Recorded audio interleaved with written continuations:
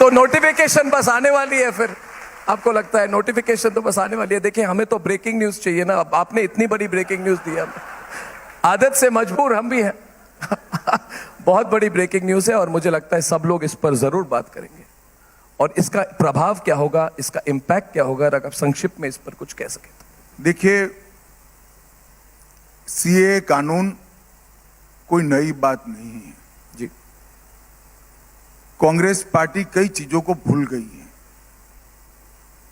मत बैंक की लालच में, वोट बैंक की लालच में कई चीजें भूल गई है। जैसे यूसीसी, जी जी, संविधान सभा का वादा था।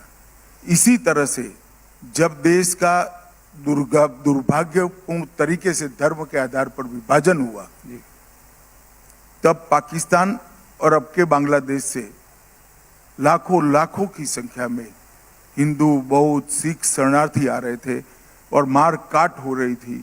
कांग्रेस के ही नेताओं ने, देश के नेताओं ने एक वादा किया था, आप धैर्य रखिए, आप कभी भी यहां आएंगे, आपको ये देश स्वीकार करेगा, आपको नागरिकता देगा।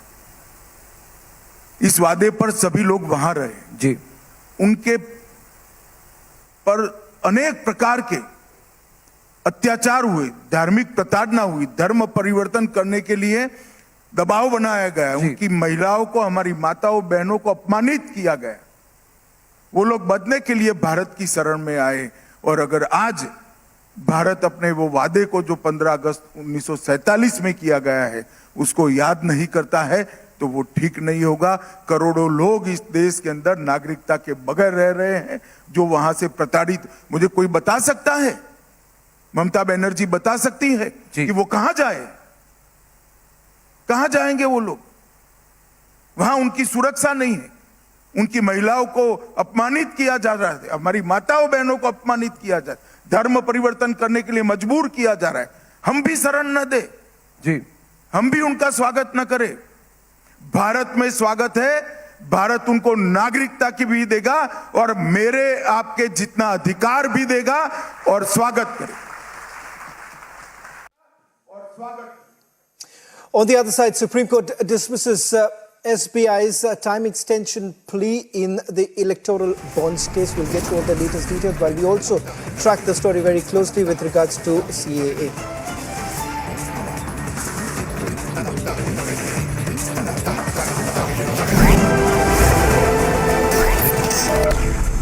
Breach parliamentary motion case that you fought for us, whether it's words from the Supreme Court or the High Court, also needs to understand that they cannot keep intimidating or getting intimidated when there are pleas before them, the bail applications. I want to ask you about this certain narrative that's created where the democracy, they say, the constitution, they say, is under threat. I remember your words when you spoke even about your guru, Palkiwala, that it's time, only time India ever suffered was the emergency. Do you think that this narrative that continues to be created in the courts needs to stop, and what's going to get these vested interests to stop? Whose constitution under threat? The constitution of certain political parties or the constitution of India? Yes. I don't see any threat to the constitution of India. Till constitution of India lives in our hearts, nobody can kill it, not the politicians, not the judges. It is India which is spirited. Who brought India out of emergency? Not the courts. The courts succumbed. It's the people of India who brought India out of emergency. Mrs. Gandhi realized she cannot continue this nonsense anymore. And that spirit has to continue till we have democracy in our heart. Today, I have seen the change in the political system. You have seen it, I have seen it. India has transitioned from and I don't mean this derisively, India has transitioned from an English-speaking public school culture to sons of the soil running the country, and running it very differently. Well said, sir. I say something. Speaking for myself, I would not be able to work if the courts went into Hindi. But should it be done? I don't see any reason why not. So, and I'm not being populist. The point is, India has to be run by Indians. People respect us now because they feel India is being run by Indians. Yes, sir. Sir, just one question before I ask Arnab to ask you a question. You've spoken about the word nepotism. You've spoken about your father was in the Congress and yet you chose to be a Solicitor General in the Vajpayee government. How did that work? One question. Second, diplomatically, we've seen the Jadhav case that you won. I also want to know today, when we get diplomatic victory in the Navy officers who've now been brought back, how is this system in India really going to be seen? See, it's always, today I don't think you see any real nepotism. And it's only, hopefully, it's in the fossils of history that it has now been put away. Yes, sir. I don't think any appointments in recent times you can point a finger and say so-and-so's nephew or so-and-so's uncle has been made. When I was to be made Solicitor General of India by the Vajpayee government, it mattered little to Vajpayee that my father was a member of parliament in the opposition party. And that's the mindset which they have to get. If you want talent, you can't hold people to silly ideas like of their ideology or their parents' ideology or their uncle's ideology. Family should become irrelevant to your movement in life. The second is, how are we seen today? Today we are seen as a powerhouse. Today India is seen as a powerhouse. And the world, look at the United Kingdom, the economy is in shambles and there is no hope in sight. Today they are most worried about their wobbly political system. We don't know. Republic Niva Bupa Studio, your one stop for all the breaking news updates, and I am Nikita Sahai.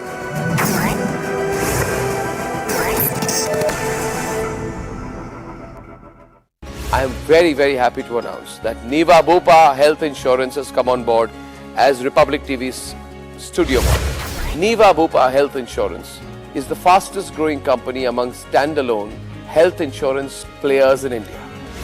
It has also provided health insurance coverage to 1.1 crore people in India and settled over 15 lakh claims, processing one claim every 60 seconds. So we are delighted to be partnering with them.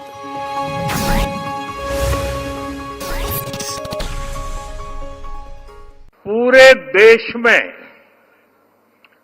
विकसित राज्य से विकसित भारत, इसका एक राष्ट्रीय उत्सव तेज गति से जारी है। आज मुझे विकसित नॉर्थ ईस्ट के इस उत्सव में नॉर्थ ईस्ट के सभी राज्यों के साथ एक साथ हिस्सेदार बनने का अवसर मिला है। नॉर्थ ईस्ट के विकास के लिए हमारा विजन अष्टलक्ष्मी का रहा है। साउथ एशिया और ईस्ट एशिया के साथ भारत के ट्रेड, टूरिज्म और दूसरे रिश्तों की एक मजबूत कड़ी, ये हमारा नॉर्थ ईस्ट बनने जा रहा है। मोदी की गारंटी, ये तो सुन ही रहे हैं आप लोग। लेकिन मोदी की गारंटी का मतलब क्या होता है, ये जरा अरुणाचल में आएंगे ना, इतने दूर सुदूर आपको साक्षात नजर आएगा। पूरा नॉर्थ ईस्ट देख रहा है कि मोदी की गारंटी कैसे काम कर रही है। अब देखिए, 2019 में यहीं से मैंने सेला टनल का शिलान्यास करने का काम किया था, याद है ना, 2019 में। और आज क्या हुआ? बन गया कि नहीं बन गया? बन गया कि नहीं बन गया? क्या इसको गारंटी कहते हैं कि नहीं कहते हैं? ये गारंटी पक्की गारंटी है कि नहीं है? साथियों, कांग्रेस ने तो बॉर्डर के गांवों को भी नजरअंदाज कर रखा था। उन्हें देश का अंतिम गांव कहकर अपने हाल पर छोड़ दिया था। हमने इन्हें आखिरी गांव नहीं, मेरे लिए तो ये देश का प्रथम गांव है, फर्स्ट विलेज। और हमने प्रथम गांव माना और वाइब्रेंट विलेज प्रोग्राम शुरू कर दिया। एक तरफ मोदी विकसित भारत के निर्माण के लिए This is Republic Niva Bhupa Studio, your one stop for all the breaking updates. I am Rakshita Mishra.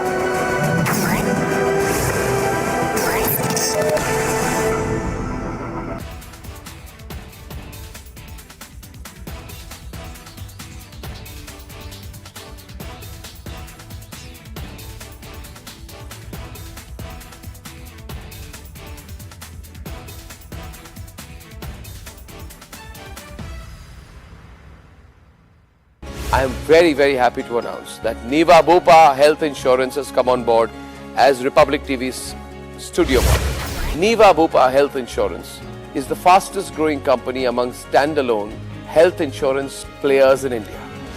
It has also provided health insurance coverage to 1.1 crore people in India and settled over 15 lakh claims, processing one claim every 60 seconds. So we are delighted to be partnering with them.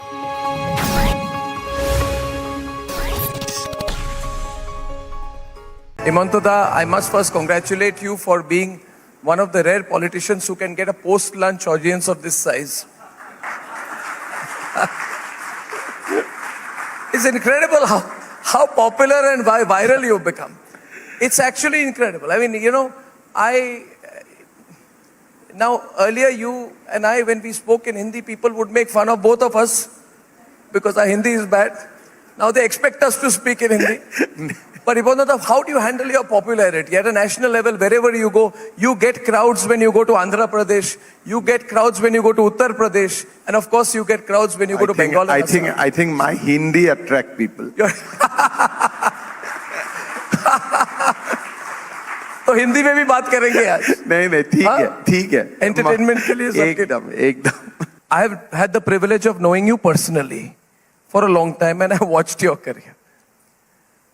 Now, you come across and everybody who's listening here, बड़े balanced व्यक्ति हैं, ठीक से plan कर रहे हैं, strategy है, असम की इकोनॉमी बढ़ रही है, मैं भी हिंदी में ट्राई कर रहा हूँ, कुछ ग्रामेटिकल मिस्टेक हो तो बता दीजिए. होना चाहिए मिस्टेक थोड़ा.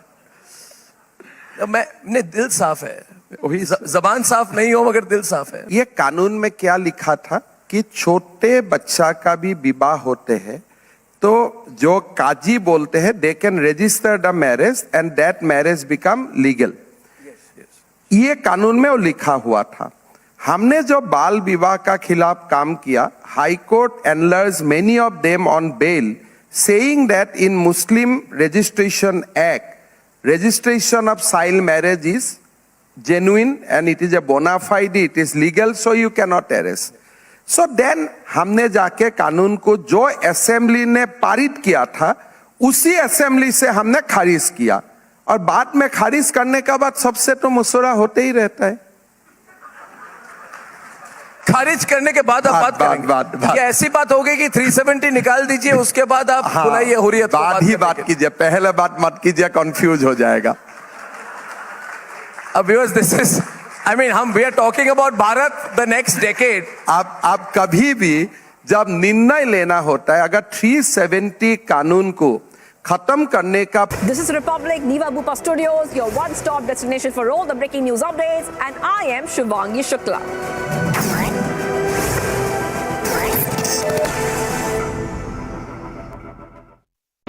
Maybe you have the 15 years stable government. 100%.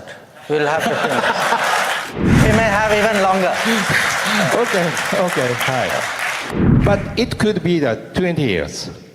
Maybe. Okay. If you have actually a reformist, a leadership with a vision, with a commitment, with a sense of wanting to do things, but that leadership is backed by a very strong political mandate. My question is about the coming general election. The result of the election will affect the Indian diplomacy, as it is likely you will have the long-term government, maybe 15 years long-term government can pursue the stable negotiation with other countries. So could you answer this question? Sorry, I didn't fully understand that. Your point was that we have a stable government? So you have the, maybe you have the 15 years stable government. For 100%. We'll have 15 years. We may have even longer. Okay, hi. But it could be the 20 years. Maybe. Okay. So could you answer the question, please? You know, it's again, I want to first begin by saying every country, every society is different. So what can apply to India need not always be the same for other countries. But our own experience was that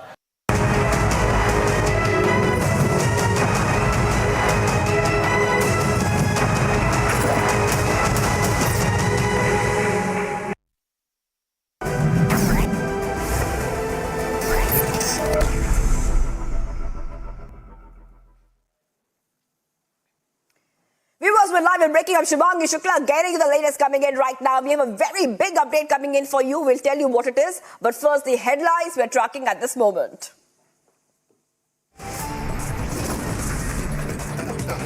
Sources within the Union Home Ministry say that the rules for the Citizenship Amendment Act are likely to be notified by today.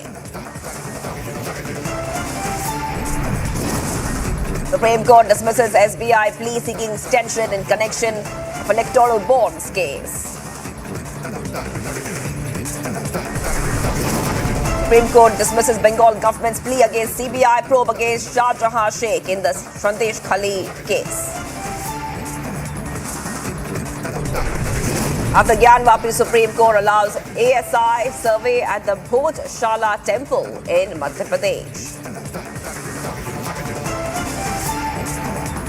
BJP set to hold crucial CAC meeting shortly. Strategy for Lok Sabha elections on the cards. Karnataka Congress leader stoops to new low, says will beat up Prime Minister Modi with footwear.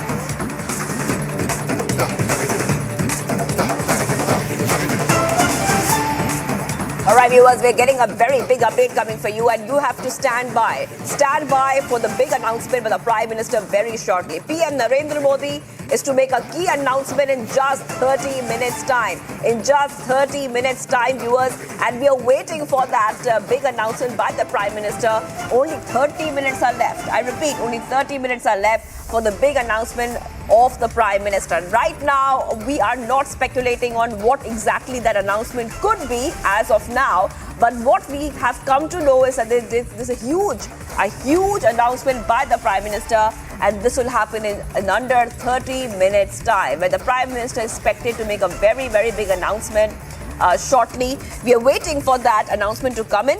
It's going to take around 30 minutes for our viewers to really come to know exactly what the Prime Minister would be saying. But we're waiting and counting down to the big announcement of the Prime Minister.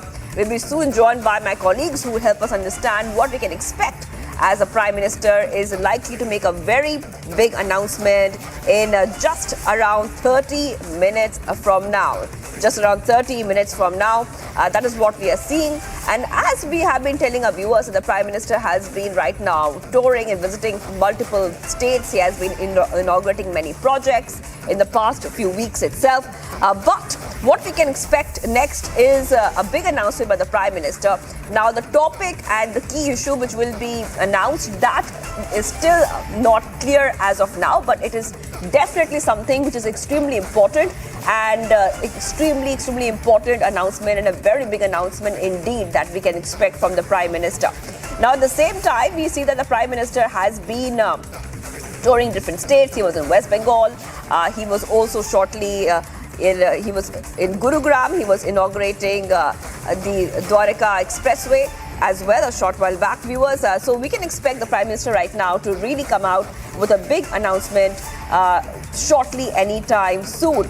So the Prime Minister will be coming out with a huge announcement, and this, of course, as he has laid the foundation stone for 112 national highway projects worth rupees 1 lakh crore just today itself. And he has been going to different states and making very big announcements. He's also been pushing for women empowerment as well. But what will this announcement be about? Well, we have to wait and watch for that.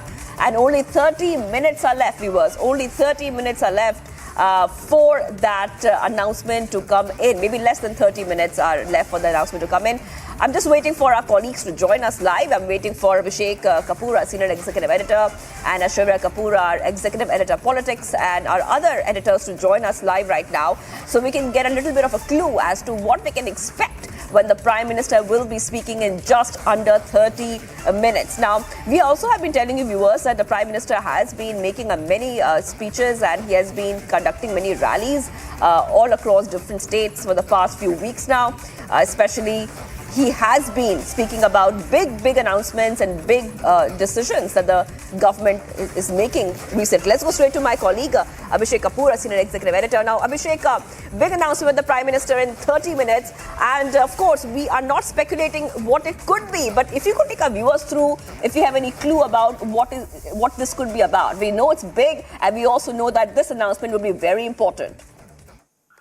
No, this is obviously going to be about the CAA, the Citizenship Amendment Act rules. The act had become a law where it was brought in 2020, and since then we have seen this debate on when would the actual rules come in, because it's only after the rules come in that the act kicks in, and the authorities can implement the act based on the rules. So I think, given the fact that it was one of the key promises of the BJP in 2014, the kind of political capital that has been invested by the government in getting the CAA through, and since then, despite the controversy, the commitment with which we have seen statements coming in from the government, the last, of course, being from the Union Home Minister Amit Shah in Republic Summit on March 7, which was just about 4 days back, where he said that the CAA rules are going to come in before elections are announced. So I think if you club all these statements and the build-up together with the reports suggesting that instructions or advisories have gone from the Ministry of Home Affairs, the Union Ministry of Home Affairs, to respective home departments in states, particularly the sensitive states, on keeping the law and order machinery on their guard and to make sure that the police is on their feet, and police are on their feet, and they are taking care of any contingencies insofar as the law and order situation is concerned. I think it would be an informed guess to make that this is about the of the Citizenship Amendment Act. Now, the Prime Minister making that announcement really gives you an idea of the kind of political capital that has gone into this and the kind of ownership that's being taken. Having said that, given the fact that elections are to be announced by this weekend, and the Prime Minister himself is coming out and speaking, it could be about some decision that the Modi government has taken. So we have to just wait for another 20 minutes or so, because it's been about 10 minutes since we were informed that the Prime Minister is going to make this very important announcement, and it's likely about a notification of the CAA rules, because we have seen the kind of build-up that's been happening, and despite all the controversy, the kind of commitment the government has really shown to roll out the CAA rules and just to kick in the law. Remember, the law is about amending the Citizenship Act of 1955, and hence it's called Citizenship Amendment Act, and make it possible for persecuted minorities from India's neighborhood in Pakistan, Afghanistan, to our west, and Bangladesh to our east, and to let them come in. And these minorities have been named as persecuted minorities from the Hindu religion, from the Parsi community, from the Sikhism, Jainism, and Buddhism religions. So I think the controversy was that this was discriminatory because it was a religion-based law, and we saw clarification from the Union Home Minister in his interaction with our Editor-in-Chief, Mr. Arnab Goswami, in the Republic Summit on March 7, where he underscored and clarified that this is not about religion, and this does not discriminate based on among India's citizens based on religion. This is about those people who are persecuted in the name of religion in our neighborhood, and to facilitate their becoming citizens of India. Plus, of course, it has a deadline, and the deadline of 2014, December 2014. All those people who have come before that, only they become citizens of India based on the fact that they have been persecuted minorities in those geographies. So I think those clarifications have come in, and despite these provisions that this comes in only to take care of people who have come in before 2014, this does not discriminate between citizens of the country based on religion in any manner. This is only to facilitate the citizenship of those who have come from these disturbed geographies that this law has been brought in. There was an attempt made to paint the government in a certain light, and in fact, street protests were done in a manner that it led to a law and order situation, not in Delhi, but even some other places like Uttar Pradesh and Assam. And that's why the advisories by the Ministry of Home Affairs and the suggestion that the law and order should be taken extra care of announcement happens. And in that backdrop, I think it's, Shivangi, it should be seen as the CAA rules being announced by the Prime Minister in the next 15, 20 minutes maybe. Abhishek, stay on with us. Also being joined right now by Executive Editor Politics, Ashwarya Kapoor is joining us. Ashwarya, I'm coming to you. And Ashwarya, if you could take our viewers through, we are still speculating. And Abhishek Kapoor, our Senior Executive Editor, says this could be about the CAA, as we are coming to know through our sources that the Home Ministry is poised to announce the rules governing the Citizenship Amendment Act. CAA, Ashwarya.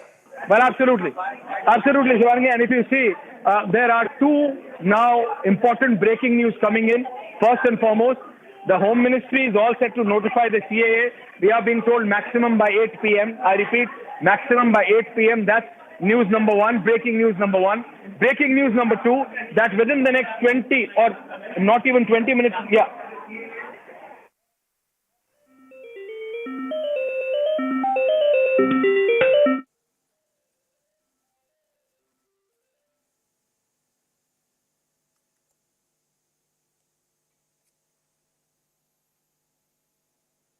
All right, we'll go back to Ashwarya Kapoor in just a moment. They're having some difficulty connecting with Ashwarya. But so basically, viewers, we can tell you that it's approximately less than 20 minutes left for the big announcement by the Prime Minister in just under 20 minutes now. And what we can also tell you, viewers, is that of course, we have been discussing this, that what could this big announcement be about? What is this important announcement could be about? Now, our Executive Editor, Abhishek Kapoor, when we were discussing with him, he is saying that it could be about the CAA notification.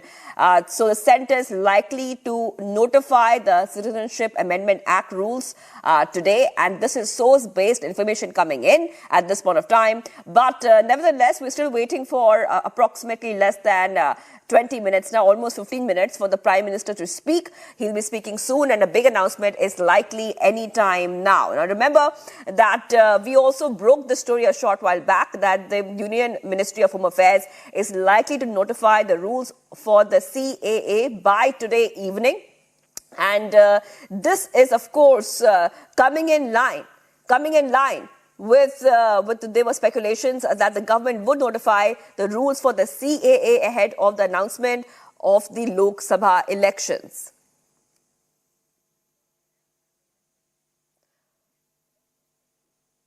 All right, viewers. So what we see right now is more details coming in. Sources are saying within the Union Home Ministry, they've indicated that the long-awaited rules for the Citizenship Amendment Act are likely to be notified by today, marking a significant development in the implementation of the controversial legislation. Now, after much anticipation, the Union Home Ministry is poised to announce the rules governing the CAA, a move that could have far-reaching implications for the citizenship norms in our country.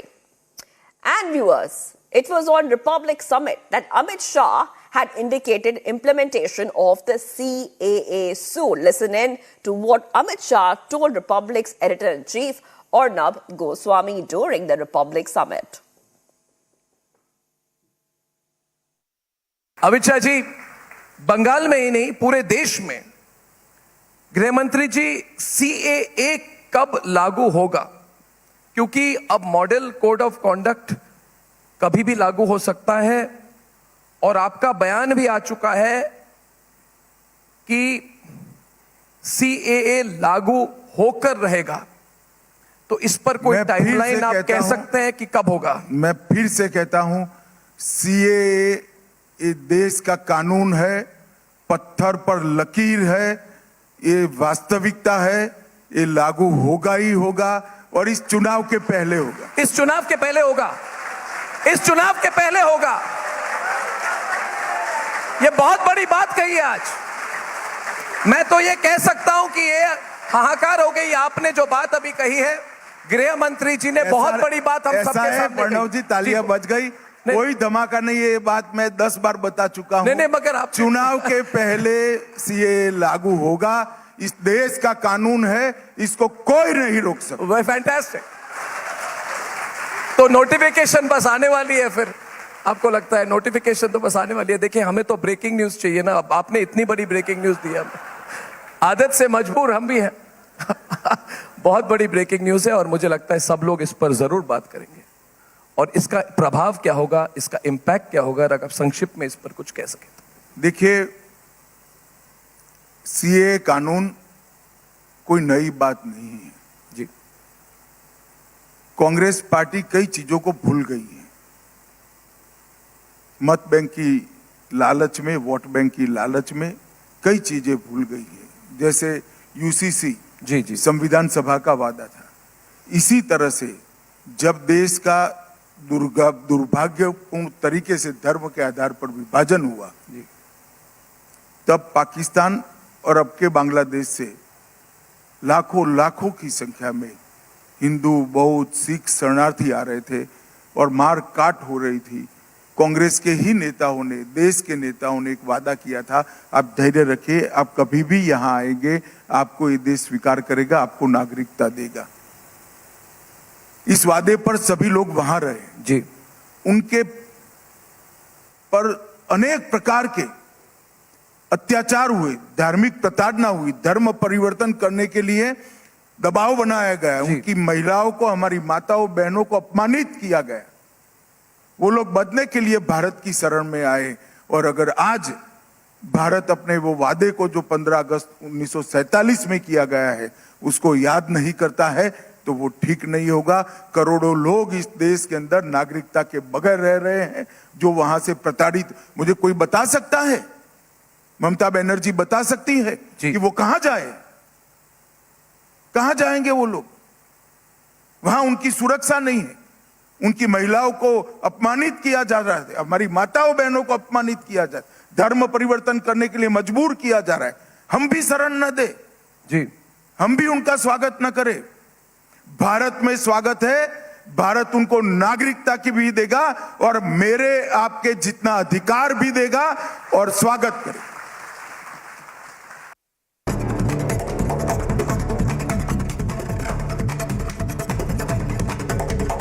Prime Minister Modi inaugurated and laid the foundation stone of 114 road projects worth about 1 lakh crore rupees in Gurugram.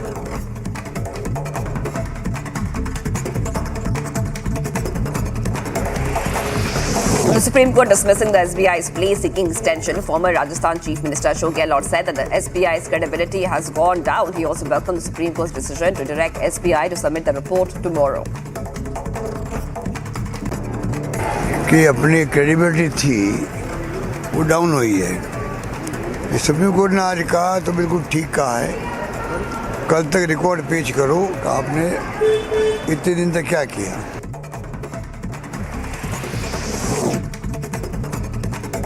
BJP leader Rahul Kaswan has joined the Congress today. The presence of party President Mallikarjun Kharge. He stated that the farmers' pleas are being neglected by the BJP, which is why he decided to leave the party. बहुत समय से feeling आने लग गई थी, घुटन होने लगी थी काफ़ी नेशनल इश्यूज़ के ऊपर भी, और जो एक रिस्पेक्ट होनी चाहिए एक लीडरशिप की और एक कार्यकर्ता के रूप में हमारी, वो कहीं हमें बहुत उससे हमें मिल नहीं रही थी, उसी का बहुत बड़ा कारण रहा। SP Chief Akhilesh Yadav mocked the BJP, saying that their electoral campaign slogan, Sabka Saath Sabka Vikas slogan, is a lie. He added that his party will fight the election to save the democracy and the constitution. ये जो नारा देते हैं सबका साथ सबका विकास, ये सबसे ज्यादा झूठ है। इसीलिए ये चुनाव संविधान बचाने का है, बाबा साहब भीमराव अम्बेडकर जी का संविधान दिया उसको बचाने का है, लोकतंत्र बचाने का है, डॉक्टर राम मनोहर लोहिया ने जो समाजवादी सपना देखा उसको बचाने का। On preparations for Lok Sabha election, Jammu and Kashmir DGP has briefed the officials that they are fully prepared for the elections, even as the ECI is on the visit to Jammu and Kashmir to take stock of the preparations. Also, the plans are underway to ensure free and fair elections. Delhi CM Arvind Kejriwal has appealed to voters to make his party win all 13 seats in Punjab in order to strengthen his numbers in the parliament. He stated that this would be Aam Aadmi Party's way to directly counter the centre's halt of Punjab state funds.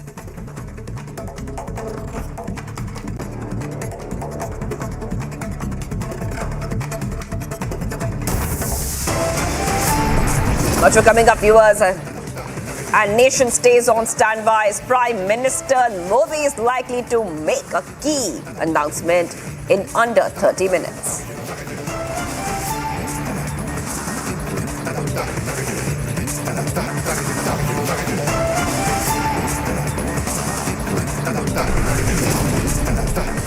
Plus, we are seeing that the BJP is holding a very important CEC meeting.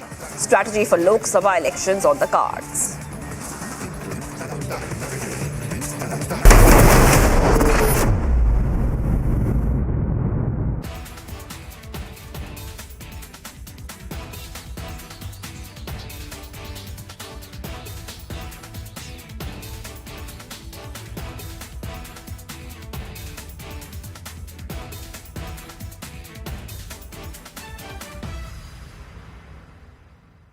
पूरे देश में विकसित राज्य से विकसित भारत, इसका एक राष्ट्रीय उत्सव तेज गति से जारी है। आज मुझे विकसित नॉर्थ ईस्ट के इस उत्सव में नॉर्थ ईस्ट के सभी राज्यों के साथ एक साथ हिस्सेदार बनने का अवसर मिला है। नॉर्थ ईस्ट के विकास के लिए हमारा विजन अष्टलक्ष्मी का रहा है। साउथ एशिया और ईस्ट एशिया के साथ भारत के ट्रेड, टूरिज्म और दूसरे रिश्तों की एक मजबूत कड़ी, ये हमारा नॉर्थ ईस्ट बनने जा रहा है। मोदी की गारंटी ये तो सुन ही रहे हैं आप लोग, लेकिन मोदी की गारंटी का मतलब क्या होता है, ये जरा अरुणाचल में आएंगे ना, इतने दूर सुदूर आपको साक्षात नजर आएगा। पूरा नॉर्थ ईस्ट देख रहा है कि मोदी की गारंटी कैसे काम कर रही है। अब देखिए 2019 में यहीं से मैंने सेला टनल का शिलान्यास करने का काम किया था, याद है ना 2019 में। और आज क्या हुआ, बन गया कि नहीं बन गया, बन गया कि नहीं बन गया? क्या इसको गारंटी कहते हैं कि नहीं कहते हैं? ये गारंटी पक्की गारंटी है कि नहीं है? साथियों, कांग्रेस ने तो बॉर्डर के गांवों को भी नजरअंदाज कर रखा था। उन्हें देश का अंतिम गांव कहकर अपने हाल पर छोड़ दिया था। हमने इन्हें आखिरी गांव नहीं, मेरे लिए तो ये देश का प्रथम गांव है, प्रथम फर्स्ट विलेज, और हमने प्रथम गांव माना और वाइब्रेंट विलेज प्रोग्राम शुरू कर दिया। एक तरफ मोदी विकसित भारत के निर्माण के लिए एक एक ईंट जोड़कर युवाओं के बेहतर फ्यूचर के लिए दिन रात काम कर रहा है, वहीं दूसरी तरफ, और मैं दिन रात कहता हूं तो मुझसे ज्यादा लोग कहते हैं कि मोदी जी इतना काम मत करो। आज ही मैं अरुणाचल प्रदेश, आसाम, बंगाल और उत्तर प्रदेश 4 राज्य में कार्यक्रम करने वाला हूं एक दिन में। वहीं दूसरी तरफ कांग्रेस के इंडी गठबंधन के परिवारवादी नेताओं ने, जब ये मैं काम कर रहा हूं ना, तो उन्होंने जरा मोदी पर हमले बढ़ा दिए हैं। और आजकल लोग पूछ रहे हैं कि मोदी का परिवार कौन है? कौन है मोदी का परिवार? कौन है मोदी का परिवार? कौन है मोदी का परिवार? कान खोल के सुनो गाली देने वालों, ये अरुणाचल के पहाड़ों में रहने वाले हर परिवार कह रहा है ये मोदी का परिवार है। मोदी के बाद से लेकर 2014 तक नॉर्थ ईस्ट में, यह आंकड़ा याद रखिए, नॉर्थ ईस्ट में 10,000 किलोमीटर नेशनल हाईवे बनाए गए थे, यानी 7 दशक में, जबकि बीते 10 वर्षों में, सिर्फ 10 वर्षों में 6,000 किलोमीटर से अधिक नेशनल हाईवे बनाए गए हैं। जितना काम 7 दशक में हुआ, उतना मैंने 1 दशक में करीब करीब किए दिया है। 2014 के बाद नॉर्थ ईस्ट में करीब 2,000 किलोमीटर नई रेल लाइन बनी है। पावर सेक्टर में भी अभूतपूर्व काम हुआ है। आज ही अरुणाचल में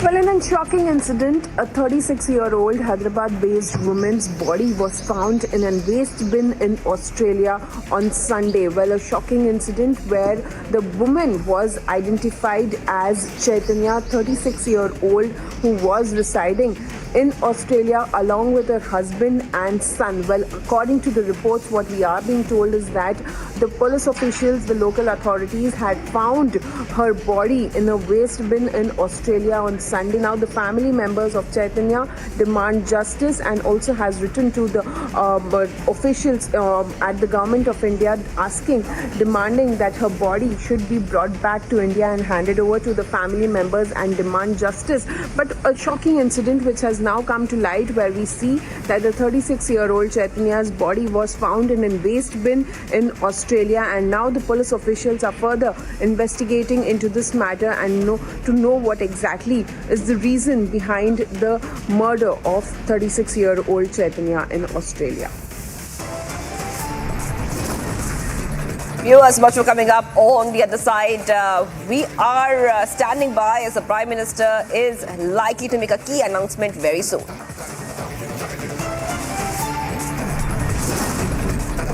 BJP is set to hold crucial CAA meeting shortly. Strategy for Lok Sabha elections on the cards.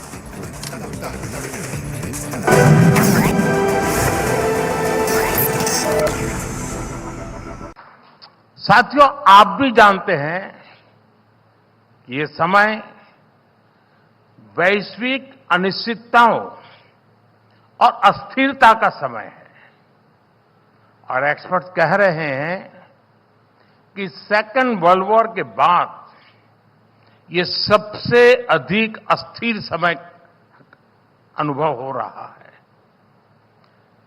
उसकी तीव्रता भी और उसका स्प्रेड भी। पूरी दुनिया में कई सरकारों को सत्ता विरोधी लहर का सामना करना पड़ रहा है, लेकिन इन सब के बीच भारत एक सशक्त लोकतंत्र के रूप में विश्वास की किरण बना हुआ है। मैं आशा की किरण नहीं कह रहा हूं, मैं विश्वास की किरण बहुत जिम्मेवारी के साथ बोल रहा हूं। और ये स्थितियां तब है जब हमने देश में बहुत सारे रिफॉर्म्स भी किए हैं। भारत ने ये साबित किया है कि गुड इकोनॉमिक्स के साथ ही गुड पॉलिटिक्स भी हो सकती है। साथियों, आज एक वैश्विक जिज्ञासा, ग्लोबल क्यूरियोसिटी है कि भारत ने ये कैसे किया।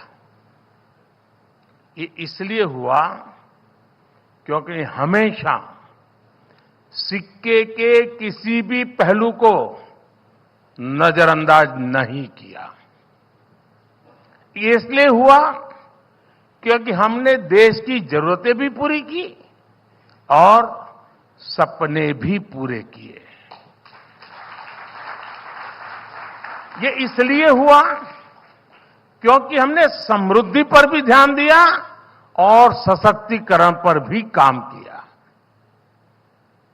जैसे हमने कॉरपोरेट टैक्स में रिकॉर्ड कमी की, लेकिन हमने ये भी सुनिश्चित किया कि पर्सनल इनकम पर भी टैक्स कम से कम हो। आज हम हाईवे, रेलवे, एयरवे, वाटरवे के निर्माण पर रिकॉर्ड इन्वेस्ट कर रहे हैं, लेकिन साथ ही हम गरीबों के लिए करोड़ों घर भी बनवा रहे हैं। उन्हें मुफ्त इलाज, मुफ्त राशन की सुविधा दे रहे हैं। हमने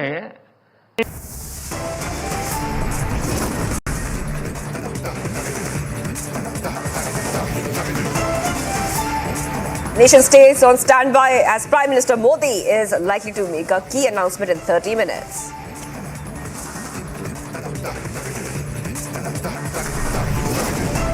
Sources within the Union Home Ministry say that rules for the Citizenship Amendment Act are likely to be notified by today.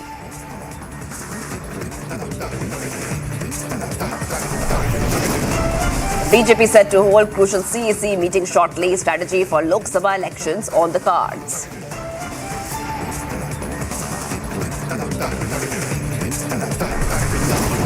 Supreme Court dismisses SBI plea seeking extension in the connection of electoral bonds case.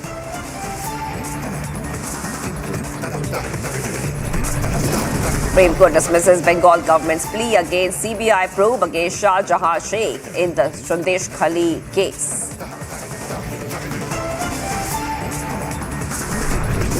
After Gyanvapi, Supreme Court allows ASI survey at the Bhojshala temple in Madhya Pradesh.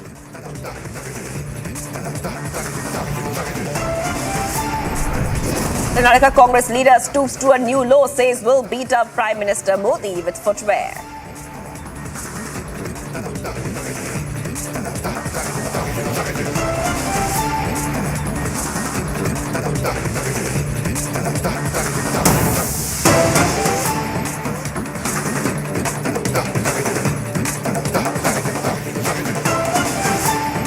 All right, viewers, any moment now, PM Modi is going to make a key announcement and we are waiting for that key announcement to come in. Now, it's supposed to happen anytime now. We are waiting for that. The address is coming just days ahead of the expected announcement of the dates of the Lok Sabha elections. And not just that, viewers, we're also seeing that multiple updates are happening simultaneously before we hear the Prime Minister speak and make a key announcement. So one is that the Lok Sabha election dates will be announced soon. Number two, we're also seeing that 2 election commissioners have to be appointed. At the same time, we are seeing multiple more details coming out. A short while back, we told you that the CAA notification is also likely today itself. So the centre is likely to notify the Citizenship Amendment Act rules today itself. So among these developments, what we are waiting for right now, viewers, is for the Prime Minister to make an important announcement, and a very big and a key announcement will be made by the Prime Minister any time now. So we told you around 30 minutes ago that the Prime Minister will be speaking in 30 minutes time, and now we can expect that the Prime Minister will be speaking any time now. And this is coming in as we broke one more big update for you, that the Union Ministry of Home Affairs is likely to notify the rules for the Citizenship Amendment Act by today evening.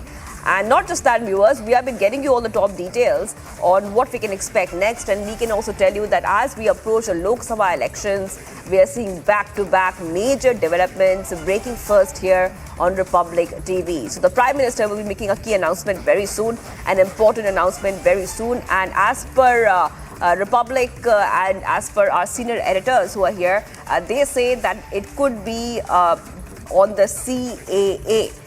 Though we're not speculating right now, but that is a possible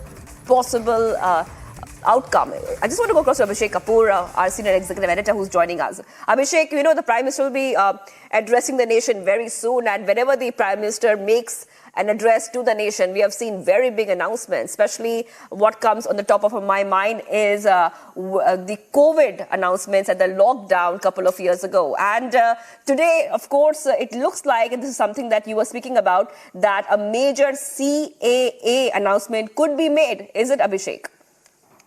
Well, you're right. Let's look at the speculation. So the earlier announcements Prime Minister has made, Shivangi, of this kind where he has addressed the nation directly. The first one was demonetization in 2016. Then there was the announcement of India's anti-satellite missile test, which was in 2019, just ahead of the elections. And then, of course, COVID, as you mentioned, in 2020, when Prime Minister announced the lockdowns. And not just once, but more than a couple of times, Prime Minister addressed the nation, because that was a situation where everyone needed assurances coming in from the topmost levels. But we have seen a build-up happening on the Citizenship Amendment Act rules over the last fortnight in terms of preparations being made. It's a serious matter because of the kind of law and order situation that had got created when the CAA was passed by the Parliament. And we saw how in Delhi, East Delhi riots happened, and how the situation became a law and order situation in some pockets of Uttar Pradesh and Bengal and Assam.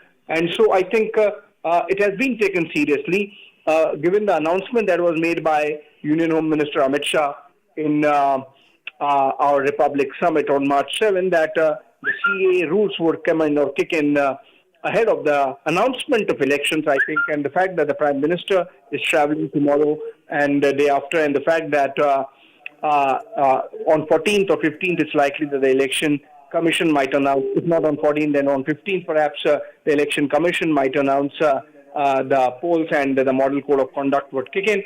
I think in that sense, it's likely that the Prime Minister might be announcing with all responsibility that the are kicking in. But as I said, this is just one of the possibilities. And we are not getting into a speculation of whether this is going to be something about India's another military test, or it is going to be about Prime Minister announcing or his government announcing the MSP guarantee, which the farmers have been wanting. So, of course, the protest has petered out over the last 10 days or so. So I think in that sense, if you believe, most likely it could be about CAA rules with the Prime Minister, with his announcement, with his with the weight of his political office, making it clear and making some misconceptions clear. Because remember, the manner in which the CAA understanding was twisted by some vested interests, which led to the law and order situation, particularly in Delhi, but many other pockets of the country. I think the Prime Minister might just use the opportunity to clear those misconceptions, assuage the concerns, particularly of a section of minorities, that this is against them, this is not. And we need to really welcome the persecuted minorities from Afghanistan, Pakistan, and Bangladesh with open arms. Also the fact that this does not discriminate between existing citizens in any manner. This law and the fact that it sort of gives nationality only to with a certain cutoff date. So it's not an amendment in perpetuity. So I think in that sense, this is going to be an important announcement. And also remember that the CAA was part of BJP's big election promise. So now if you look at it, Ram Temple is done, Article 370 is done, Uniform Civil Code, some substantial movement has taken place with one state adopting it, and at least half a dozen BJP-ruled states moving in that direction. So I think CAA happened to be one very important poll promise, which was sort of hanging in balance. The rules, that is, not the act. The act has already kicked in. So I think in that sense, anytime now we should be hearing Prime Minister coming out and making that announcement, the information for which has been shared with by the Prime Minister's office. Right. Abhishek Kapoor getting us top details coming in right now. Abhishek, any moment now, PM will be making a big announcement. But if you could take our viewers through also, the kind of developments we're seeing simultaneously. So one is we're still waiting for the appointment of 2 election commissioners. Number 2, the dates of the Lok Sabha elections are yet to be announced. And amidst all this, PM's big announcement will be something that the entire nation would be waiting for with huge anticipation. Abhishek. Well, so announcement has come, in fact, by the Prime Minister, where he's tweeted that proud of our DRDO scientists for Mission Divyastra, the first flight test of indigenous developed Agni 5 missile with multiple independent re-entry vehicle technology. Now, this is significant because what this multiple re-entry vehicle does is you go to the space and you come back. And this is a missile variant of that kind of space technology. And the Prime Minister there posting on X and saying, proud of our DRDO scientists for Mission Divyastra. So I think this is the announcement which Prime Minister is going to make, and he's putting it out on his X handle, and maybe he will share some details with the country about what this technology means in terms of the substantive achievement made by DRDO scientists, which he has informed Mission Divyastra, the first flight test of indigenously developed Agni 5 missile with multiple independently targetable re-entry vehicle technology. I think we have to go to that, break this information, I think, and put it on air. This is the announcement the Prime Minister has made for now. Now, whether he's going to just share the details and share with the nation, with the people. This is the announcement, this is the achievement made by our scientists, and we should be proud of. But again, as I said, this is just a matter of another 5 minutes before we hear it from the Prime Minister himself about what he intended to communicate with the nation. But this tweet, I think, this post on X is suggesting that this is about this achievement only, which is Mission Divyastra and the first flight test of indigenously developed Agni 5 missile with multiple independently targeted re-entry vehicle technology, which is essentially about space technology, which is essentially about next step in the direction of sending our astronauts, cosmonauts, or Gaganauts as we call them now, because we would be launching Gaganyaan mission. So this is going to be the next step of Gaganyaan, where you take our astronauts in space and bring them back. And that's the technology which it essentially is about, multiple independently targetable re-entry vehicle. And let's wait for the Prime Minister to make that announcement and share the details. Right. Very big update coming in. PM is congratulating DRDO for Mission Divyastra.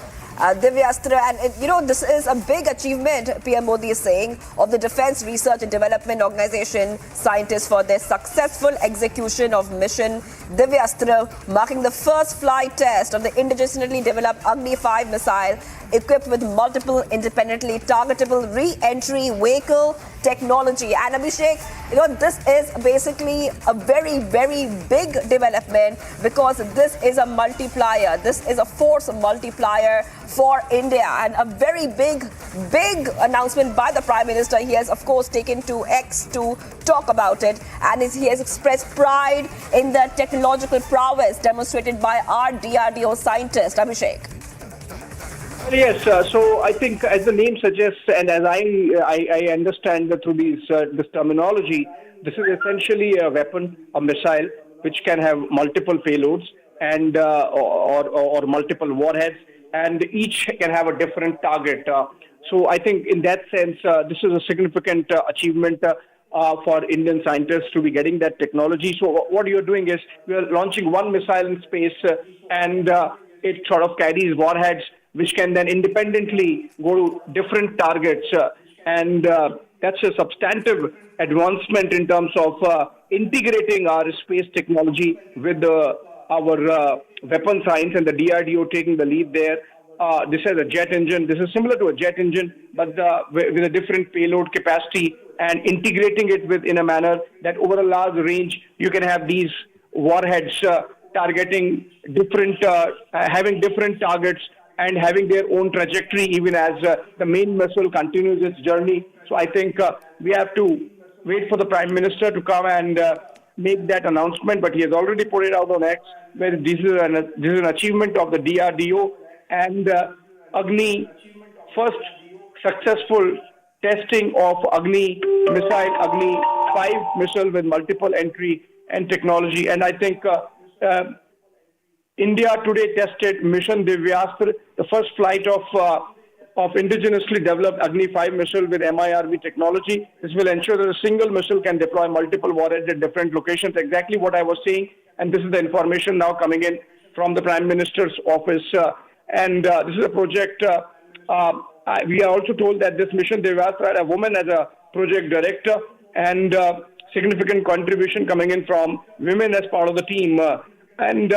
Coming back to the Mission Divyastra, as I mentioned, this is a single missile that can deploy multiple warheads at different locations. The system is equipped with indigenous avionics systems and high accuracy sensor packages. As I said, let's wait for the Prime Minister to share the details. This is some information about technical aspects of the Mission Divyastra which have been shared with us, and this is a capability in which India is a pioneer in terms of getting a missile with multiple warheads going, and capability of targeting, having multiple targets. That's been shared with us says that the project director of this Mission Divyastra was a woman. I believe the Prime Minister himself is going to share the details about the project team, the project director, with substantial, significant contribution coming in from women scientists in this breakthrough that India has made with the first successful testing of Agni 5 missile with the integrated MIRV technology, as I mentioned, Shivangi. Right. Well, Abhishek, very big announcement, historic announcement by the Prime Minister. And this is the successful test flight of Agni 5 missile with the MIRV technology. A big milestone in bolstering the country's defense preparedness and strategic capabilities. Taking a very short break, we will be back with much more. Abhishek Kapoor will stay on with us to get us more details on the big announcement by the Prime Minister.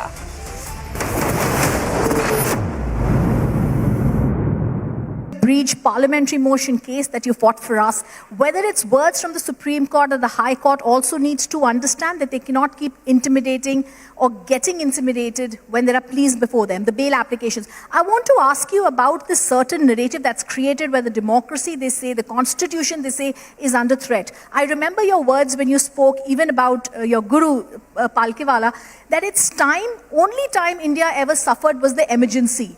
Do you think that this narrative that continues to be created in the courts needs to stop, and what's going to get these vested interests to stop? Whose constitution under threat? The constitution of certain political parties or the constitution of India? Yes. I don't see any threat to the constitution of India. Till constitution of India lives in our hearts, nobody can kill it, not the politicians, not the judges. It is India which is spirited. Who brought India out of emergency? Not the courts. The courts succumbed. It's the people of India who brought India out of emergency. Mrs. Gandhi realized she cannot continue this nonsense anymore. And that spirit has to continue till we have democracy in our heart. Today, I have seen the change in the political system. You have seen it, I have seen it. India has transitioned from and I don't mean this derisively, India has transitioned from an English-speaking public school culture to sons of the soil running the country, and running it very differently. Well said, sir. I say something. Speaking for myself, I would not be able to work if the courts went into Hindi. But should it be done? I don't see any reason why not. So, and I'm not being populist. The point is, India has to be run by Indians. People respect us now because they feel India is being run by Indians. Yes, sir. Sir, just one question before I ask Arnab to ask you a question. You've spoken about the word nepotism. You've spoken about your father was in the Congress and yet you chose to be a Solicitor General in the Vajpayee government. How did that work? One question. Second, diplomatically, we've seen the Jadhav case that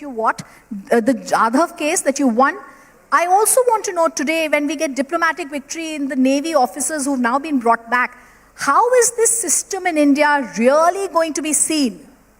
See, it's always, today I don't think you see any real nepotism.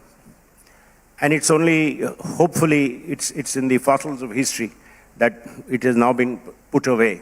Yes, sir. I don't think any appointments in recent times you can point a finger and say so-and-so's nephew or so-and-so's uncle has been made. When I was to be made Solicitor General of India by the Vajpayee government, it mattered little to Vajpayee that my father was a member of parliament in the opposition party. And that's the mindset which they have to get. If you want talent, you can't hold people to silly ideas like of their ideology or their parents' ideology or their uncle's ideology. Family should become irrelevant to your movement in life. The second is, how are we seen today? Today we are seen as a powerhouse. Today India is seen as a powerhouse. And the world, look at the United Kingdom, the economy is in shambles and there is no hope in sight. Today, they are most worried about their wobbly political system. We don't know the next elections. Will Labour win? If it wins, will it win a clear majority? Right. Or are they going to be in this mess and in the meanwhile, everything dwindles? People in England today worry about heating their homes in winter. And they call themselves a developed country. So, believe me, I mean, the infrastructure in United Kingdom is in shambles, absolute shambles. And look at us, we are changing by the day. Yes, so, sir. India is seen as a powerhouse and India is a powerhouse. Yeah. Himantoda, I must first congratulate you for being one of the rare politicians who can get a post-lunch audience of this size. It's incredible how popular and viral you've become. It's actually incredible. I mean, you know, now earlier you and I, when we spoke in Hindi, people would make fun of both of us because our Hindi is bad.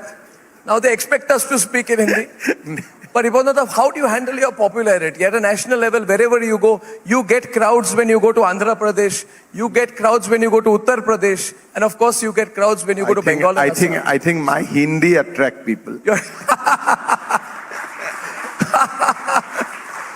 तो हिंदी में भी बात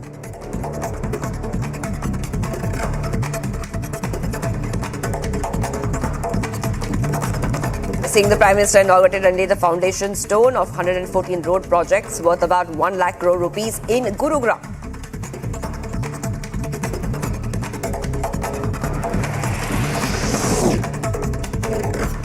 On the Supreme Court dismissing the SBI's plea seeking extension, former Rajasthan CM Ashok Gehlot said that the SBI's credibility has gone down. He also welcomed the Supreme Court's decision to direct SBI to submit the report tomorrow.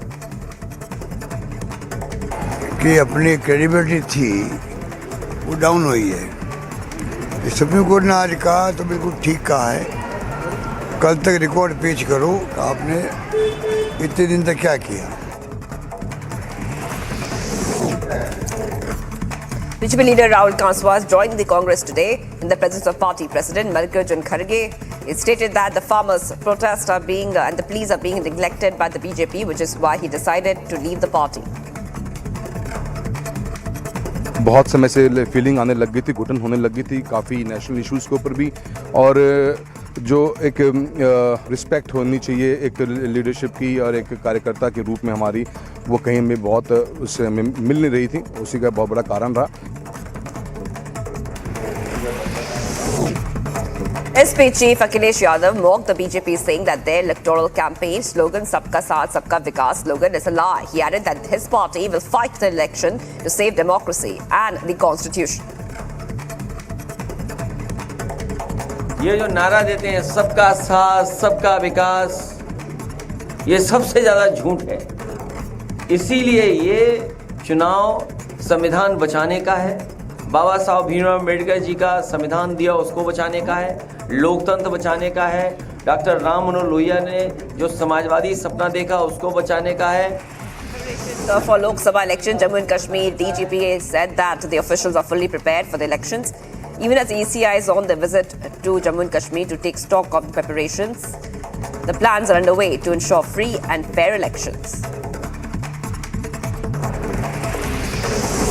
Delhi CM Arvind Kejriwal has appealed to voters to make his party win all 13 seats in Punjab in order to strengthen his numbers in parliament. He stated that this would be Aam Aadmi Party's way to directly counter the centre's halt of Punjab state funds.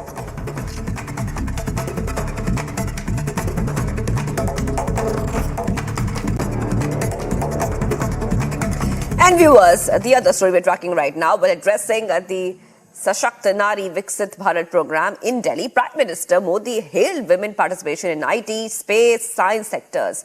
PM Modi said that the daughter of India is not behind anymore and they're making their name in different sectors. Let's listen in.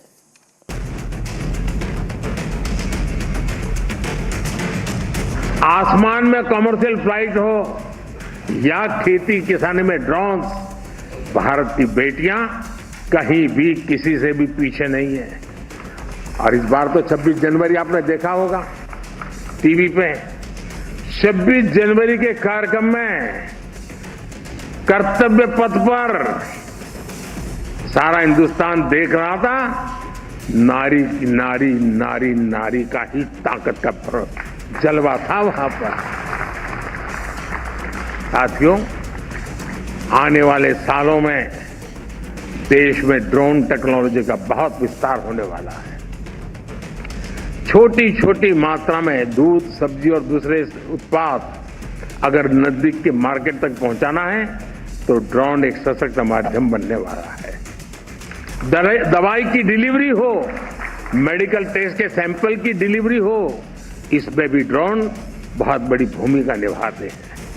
यानी नमो drone दीदी योजना से जो बहनें drone pilot बन रही हैं, उनके लिए भविष्य में अनगिनत संभावनाओं के द्वार खुलने जा रहे हैं।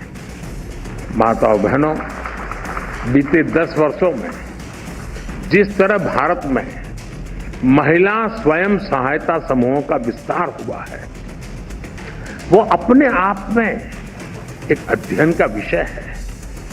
इन महिला स्वयं सहायता समूहों ने भारत में नारी सशक्तिकरण का नया इतिहास रच दिया है। आज का इस कार्यक्रम से मैं स्वयं सहायता समूह की हर बहनों को उनका मैं गौरवगान करता हूं, उनको शुभकामनाएं देता हूं। उनकी मेहनत ने महिला स्वयं सहायता समूहों को राष्ट्र निर्माण का प्रमुख समूह बना दिया है। Sources within the Union Home Ministry say that rules for the Citizenship Amendment Act are likely to be notified by today. Stay tuned.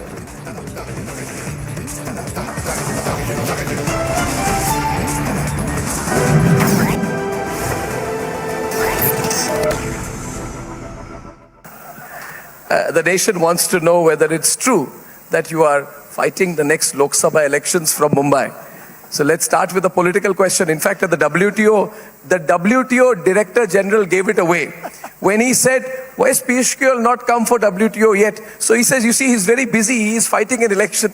So they've announced it even before the BJP at the WTO. So maybe you want to We've been fighting elections ever since the day I was born, probably. The Lok Sabha election. But I think these are decisions the party takes. We have a party parliamentary board which makes all these decisions. I can only tell you I would love to fight the election. Oh, great. If the party gives me an opportunity. Great. That's a good headline to start with.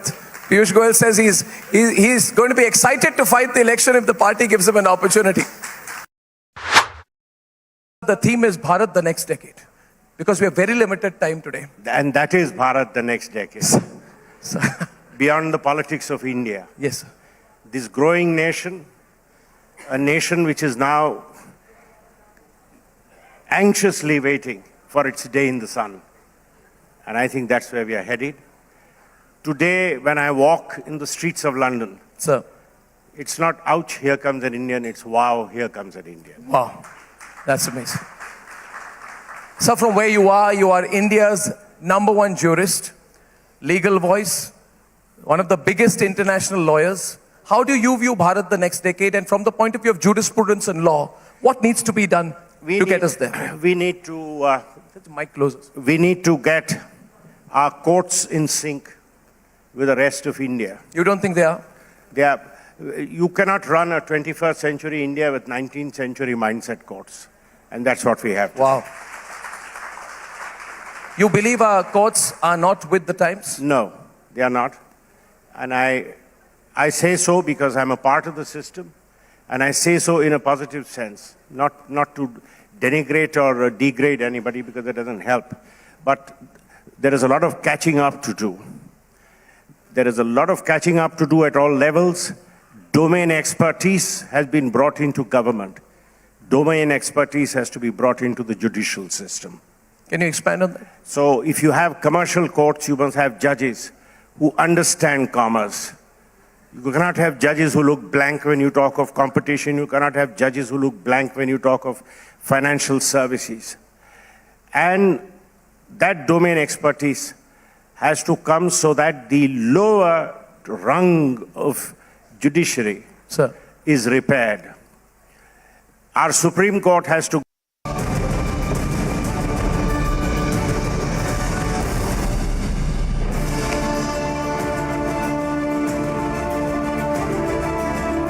Hello and welcome. You're watching the Monday edition of This Is Exclusive. That big announcement likely to be made by the Union Home Ministry with regards to the Citizenship Amendment Act. It's now going to be a reality, ladies and gentlemen. Tonight, we'll take you through all the details that are now coming in from sources within the Union Home Ministry indicating that the notification could actually come in sometime later today.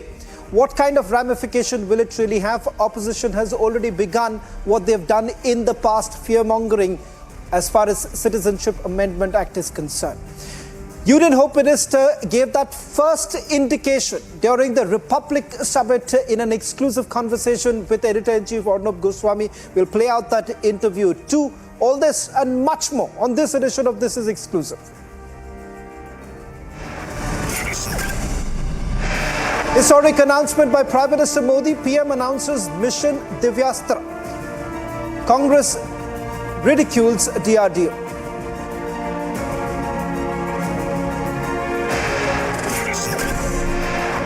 Sources within the Union Home Ministry say that rules for the Citizenship Amendment Act likely to be notified by today.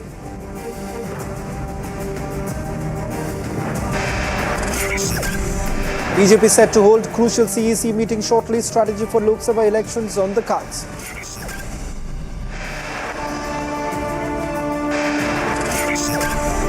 Supreme Court dismisses SBI plea seeking extension in connection with the electoral bonds case.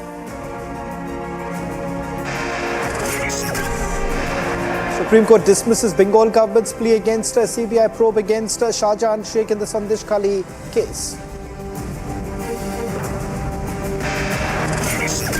After Gyanvapi, Supreme Court allows the ASI survey at Bodhshala Temple in Madhya Pradesh.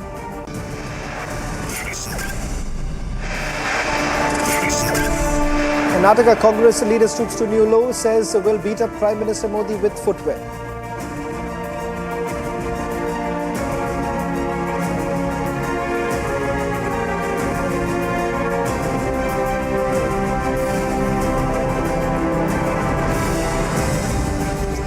Well, sources within the Union Home Ministry have indicated that the long-awaited rules for the Citizenship Amendment Act likely to be notified by today, marking a significant development in the implementation of the legislation.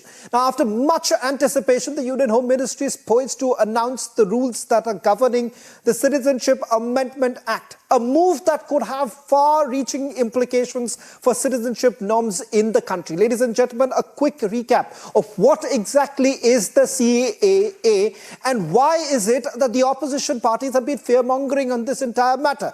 They say that the minorities will be affected. But the fact of the matter is this, that this is a citizenship norm that is going to be brought in for those who have been persecuted in our neighboring countries. And as the assurance that has come in from the Union Home Minister in an interview to Arnab Goswami, where he says that no one is going to be affected because of the CAA and not the minorities. In fact, it is for the longest time, the government has been arguing that this is to do with Hindus who have been persecuted in countries like Pakistan, Bangladesh, Afghanistan, and several other neighboring countries. And that is the reason why a cut-off date has also been brought in. Ladies and gentlemen, before we begin this edition, let's also take you through some of the details that we are picking up on that big interview. It was on Republic Summit that Amit Shah had indicated that implementation of CAA is going to be soon. Listen to what Amit Shah had told Republic's editor-in-chief Arnab Goswami during the Republic Summit. Amit Shah ji, Bengal में ही नहीं पूरे देश में गृह मंत्री जी CAA कब लागू होगा? क्योंकि अब मॉडल कोड ऑफ कॉन्डक्ट कभी भी लागू हो सकता है और आपका बयान भी आ चुका है कि CAA लागू होकर रहेगा, तो इस पर कोई टाइमलाइन आप कह सकते हैं कि कब होगा? मैं फिर से कहता हूं, CAA ये देश का कानून है, पत्थर पर लकीर है, ये वास्तविकता है, ये लागू होगा ही होगा और इस चुनाव के पहले होगा। इस चुनाव के पहले होगा, इस चुनाव के पहले होगा। ये बहुत बड़ी बात कही है आज। मैं तो ये कह सकता हूं कि ये हाहाकार हो गई। आपने जो बात अभी कही है, गृह मंत्री जी ने बहुत बड़ी बात हम सबके सामने प्रणव जी, तालियां बज गई, कोई धमाका नहीं। ये बात मैं 10 बार बता चुका हूं। नहीं, मगर आप चुनाव के पहले CAA लागू होगा। इस देश का कानून है, इसको कोई नहीं रोक सकता। फैंटास्टिक। तो नोटिफिकेशन बस आने वाली है। फिर आपको लगता है नोटिफिकेशन तो बस आने वाली है? देखिए, हमें तो ब्रेकिंग न्यूज चाहिए ना। आपने इतनी बड़ी ब्रेकिंग न्यूज दी है, आदत से मजबूर हम भी हैं। बहुत बड़ी ब्रेकिंग न्यूज है और मुझे लगता है सब लोग इस पर जरूर बात करेंगे और इसका प्रभाव क्या होगा, इसका इंपैक्ट क्या होगा, अगर आप संक्षिप्त में इस पर कुछ कह सकें तो। देखिए,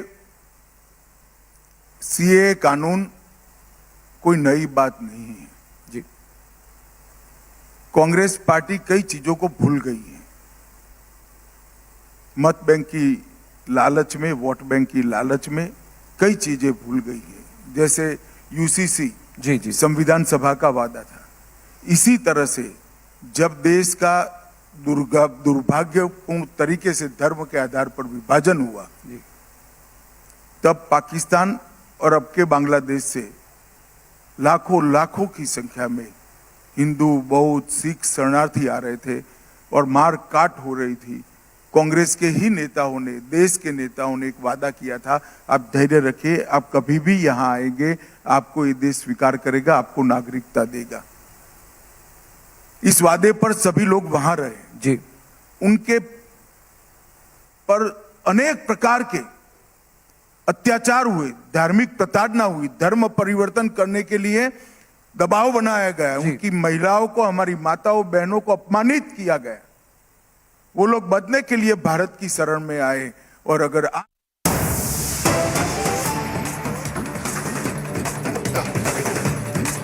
Well, that's the big news now coming in. Modi government has notified the Citizenship Amendment Act. It's now official. Details now coming in with regards to the notification that has been issued by the Modi government. Important to point out that this was Bharatiya Janata Party's part of the manifesto back in 2019, a promise that was made for those who have been persecuted in our neighboring countries. The Citizenship Amendment Act has now been notified. It the legislation comes into effect. We'll get more details of by when the implementation will actually begin. But this was an assurance that was given by the Union Home Minister that nothing is going to stop from this legislation being implemented, despite the kind of opposition coming into this entire matter. But the government has now announced implementation of the Citizenship Amendment Act, integral part of BJP's 2019 manifesto. What does this mean? This means that it is going to pave way for the persecuted to find citizenship in India. Remember, there is a cut-off date that has also been brought in. The centre has already announced CAA. We'll try and explain this to you, ladies and gentlemen. There have been widespread protests that had taken place back in 2019, leading up to both the houses passing the Citizenship Amendment Bill, and this has now become an act with the legislation brought into effect. We'll try and also go across to our reporters on the ground to get you the latest details. We'll try and first connect to Senior Executive Editor Abhishek Kapoor, who's getting us that big announcement that has been made by the Modi government. Let's just quickly take you through some of the details that are now coming in with regards to the implementation process. The government has already made the announcement. Getting us the latest details is our Senior Executive Editor Abhishek Kapoor. It's now official, Abhishek.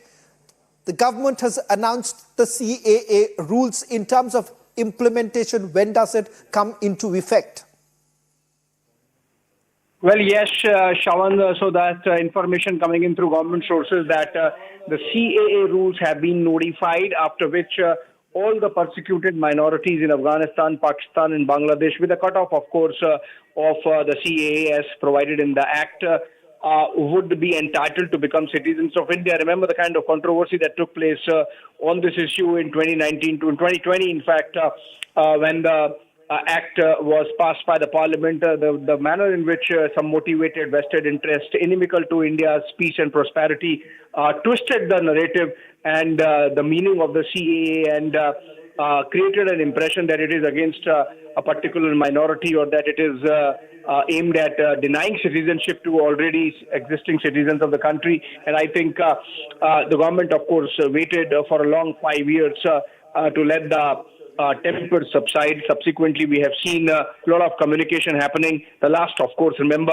Union Home Minister Amit Shah on March 7 at Republic Summit mentioning that CAA rules would be notified ahead of announcement of the elections by the Election Commission of India, and that they are not against citizens of the country or any particular section of the citizens of the country. They do not deny citizenship. They, in fact, provide citizenship to persecuted minorities, and those rules now being notified by the government. It was an important BJP promise made in 2019 election manifesto, talked about in 2014 as well, and now CAA rules getting notified. The state police forces have been asked to be on a state of alert so that the anti-social, anti-national elements do not again attempt to twist the narrative. But then I think it's going off peacefully, and the government, their sources telling us, has already notified the CAA, Citizenship Amendment Act rules, for which the government has waited for 5 years. Shawan.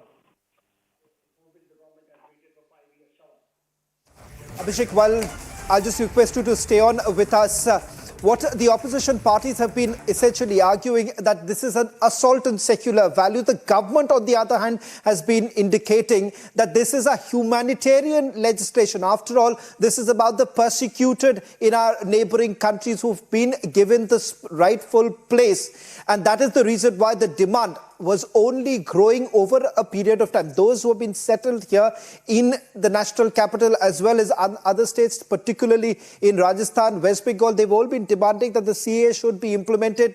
But once again, what's important to point out here is that this is yet another promise that was made by the Bharatiya Janata Party government, and particularly the party in its manifesto back in 2019. So part of various other promises, but this too has now been delivered by the government. Now, in terms of the delay that actually took place, of bringing in the notification. There was extensive consultation that was actually done by the Union Home Ministry. Abhishek, if you can just take us through some of the details in terms of the consultation that has been done and why it becomes extremely crucial for the government to make the announcement just before the Model Code of Conduct kicks in. Well, Shravan, so it had to be announced before the MCC kicks in because this is a policy measure, important policy measure, and the Model Code of Conduct prohibits making those kind of announcements. All precautionary measures in terms of keeping the state police forces in a state of readiness have been done. So far as consultation is concerned, this is essentially, remember, a position taken by the BJP that all those being persecuted in our neighborhood in Afghanistan, Pakistan, Bangladesh, and we have seen a stream of persecuted Hindu and Sikh minorities coming in from these affected geographies. In fact, remember, we have seen those pictures of the last of the Sikh community leaving Kabul and along with their Guru Granth Sahib and coming over to India and being provided shelter.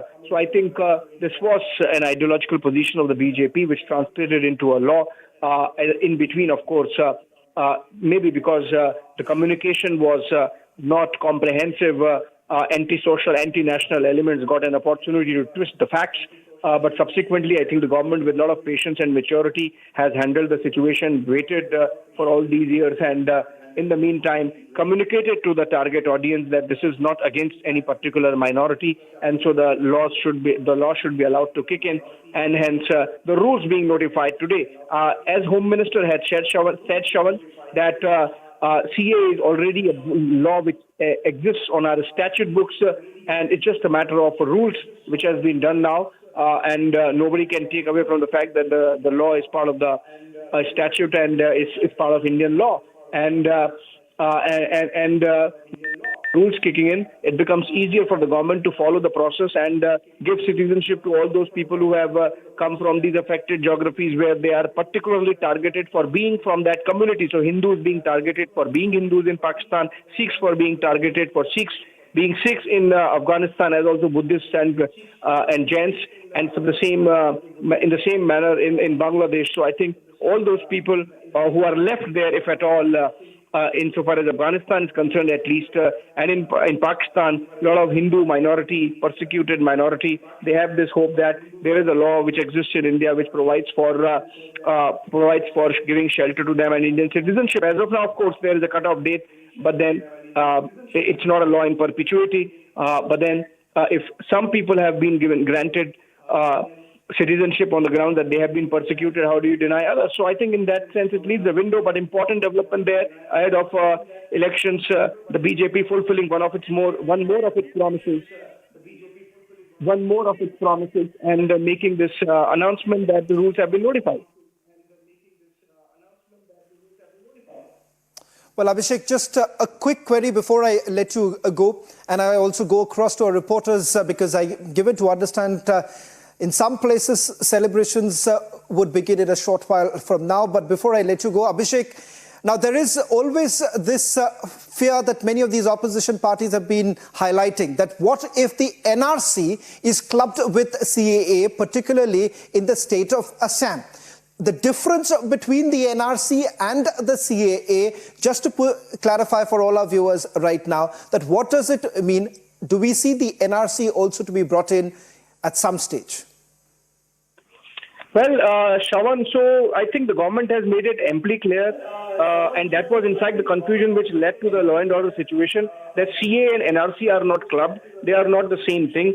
NRC is about citizens of the country and to maintain a record, and we have seen from around the world the kind of experience that nations like the United States, even some nations in Europe are having, because you don't maintain a register of who is their citizen, who is not, and leading to a lot of illegal migrants coming in. So NRC is that, particularly about Assam. If you remember, NRC is a court-driven process, right from the lowest court of Assam to the topmost court of the country. Subsequently, there has been this talk that you need some kind of registry of citizens across the country, but that's not something which has been discussed. CAA, of course, is something which is specific to those persecuted minorities specific to Afghanistan, Pakistan, and Bangladesh who are persecuted for their religious denomination. And that's why India, being a large-hearted nation and a civilizational state, wants those people who have, particularly from Indic faiths, who feel persecuted, who have been persecuted, not just feel persecuted, but have been persecuted. And day in and day out, we keep getting those pictures from Pakistan particularly, and many from Bangladesh and Afghanistan. So I think CAA is that, NRC is different. And again, the attempt, the narrative that was built to club the CAA and NRC and hence to twist the meaning, I think that should be put to rest. This is just about CAA, and NRC is very different specific to Assam as of now, and that's again a court-driven process. Well, thank you very much, Abhishek. I'll just request you to stay on with us. I'll quickly go across to Anirudh, who's joining us from Guwahati. He's getting us the first reaction. It's expected that there would be some sort of, politicking on this entire matter. Opposition parties, specifically in states like Karnataka as well as Telangana, it's expected that some sort of reaction would come in. But first to you, Anirudh, I'm told that you're joined by a guest. Let's get that first quick reaction coming in. Yes, Sawan, I'm just now right outside the headquarters of the All Assam Students Union here in Guwahati, and you can see here a lot of people have gathered outside the All Assam Students Union office.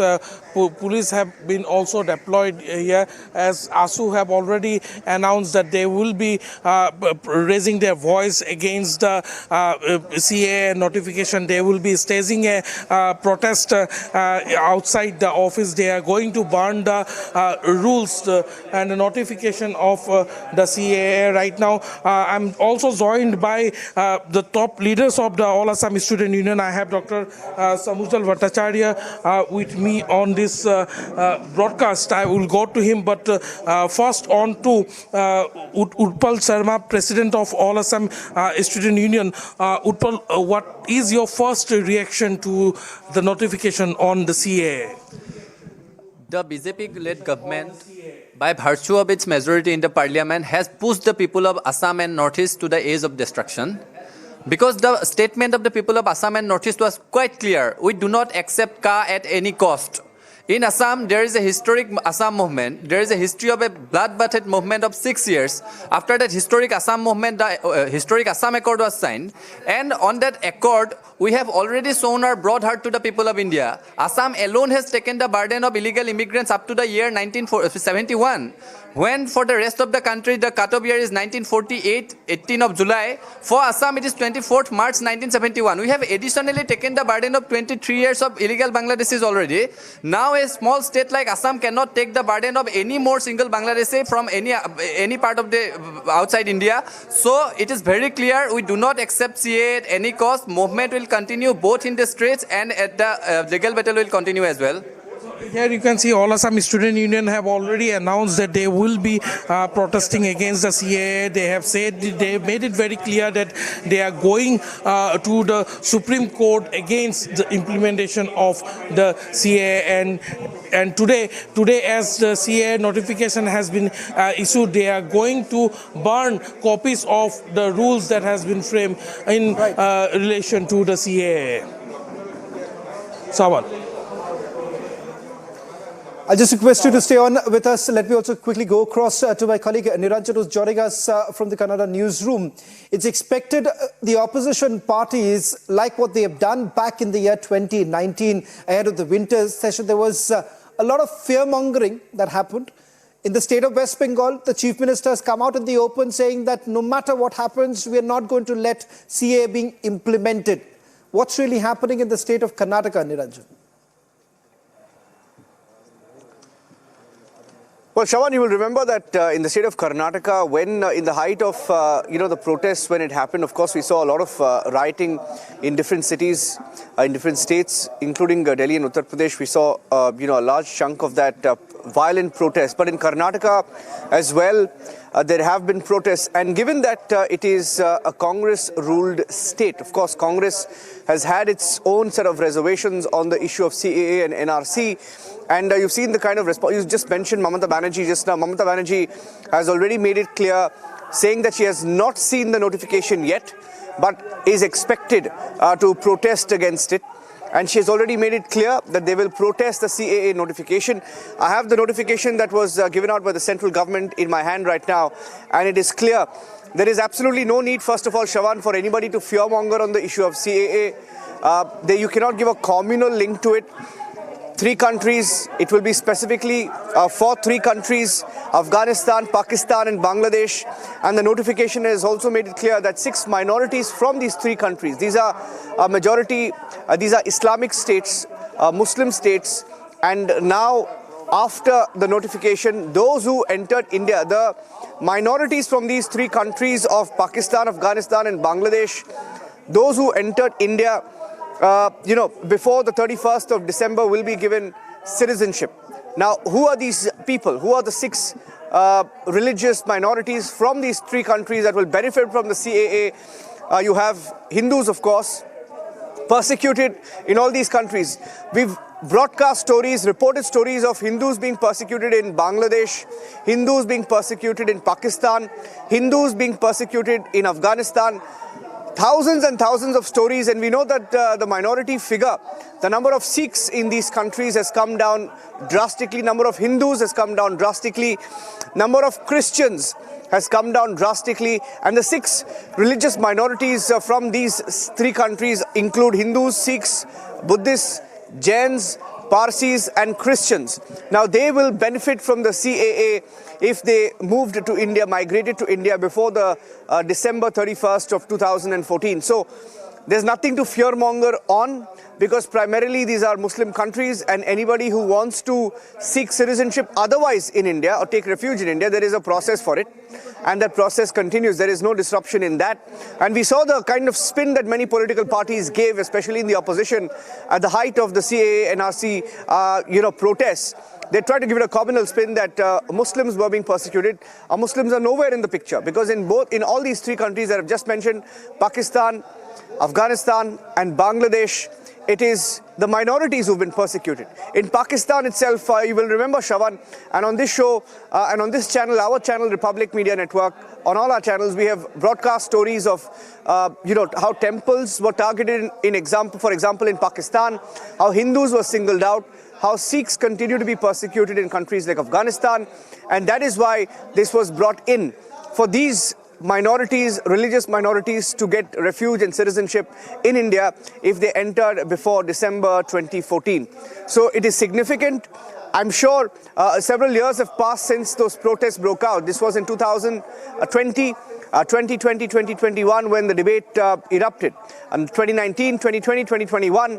And since then, it's been about 3 years now. And in 3 years, I think people have seen through the propaganda of many of these opposition parties that try to create a sense of fear, a sense of confusion, a sense of insecurity among the minorities who protested. Remember, most of these protests were primarily led by the minority community here in India when they said that they were being persecuted. But it has nothing to do with persecution of any religion.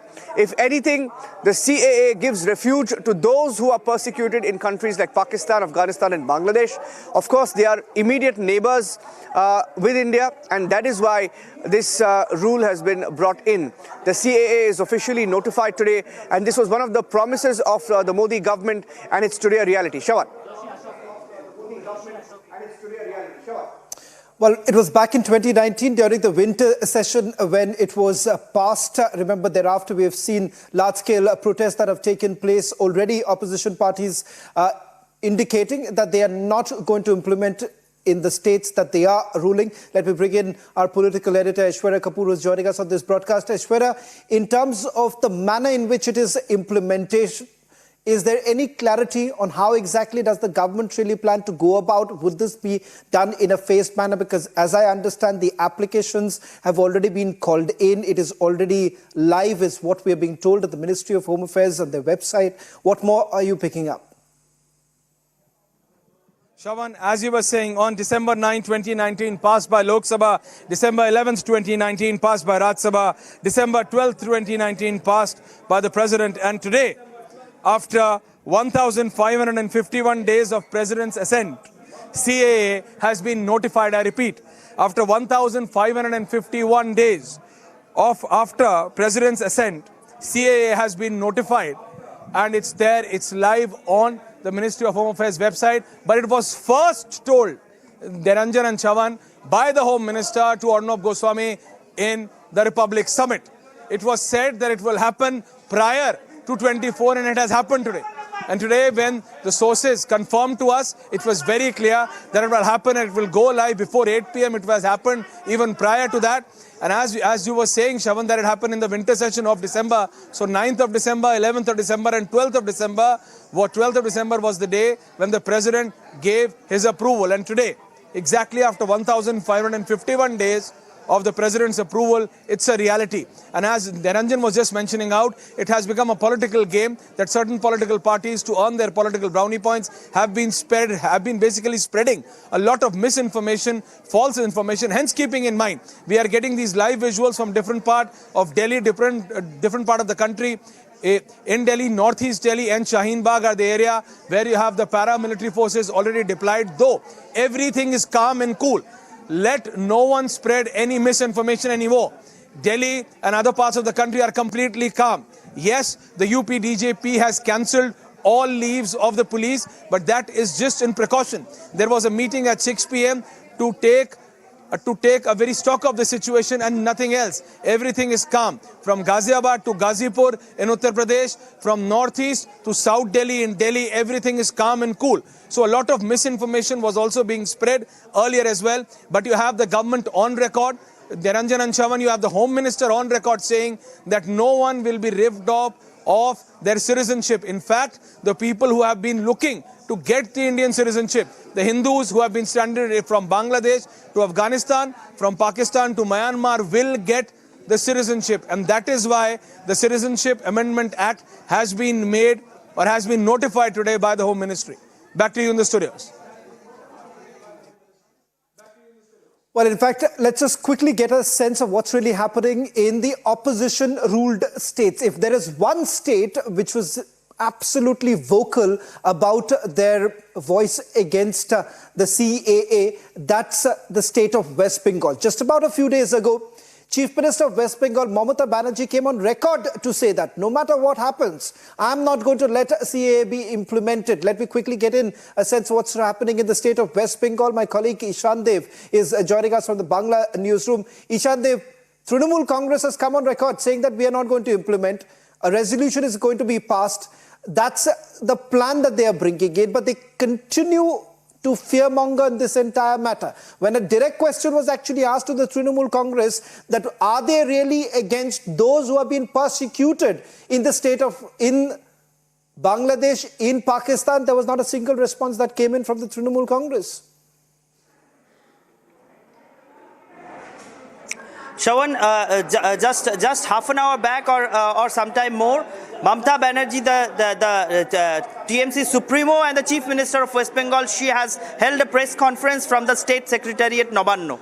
And as the speculations were there, as this was being widely discussed throughout the country that CAA, the rules of CAA may roll out any point of time, she suddenly went to the State Secretariat and she held the press meet, and she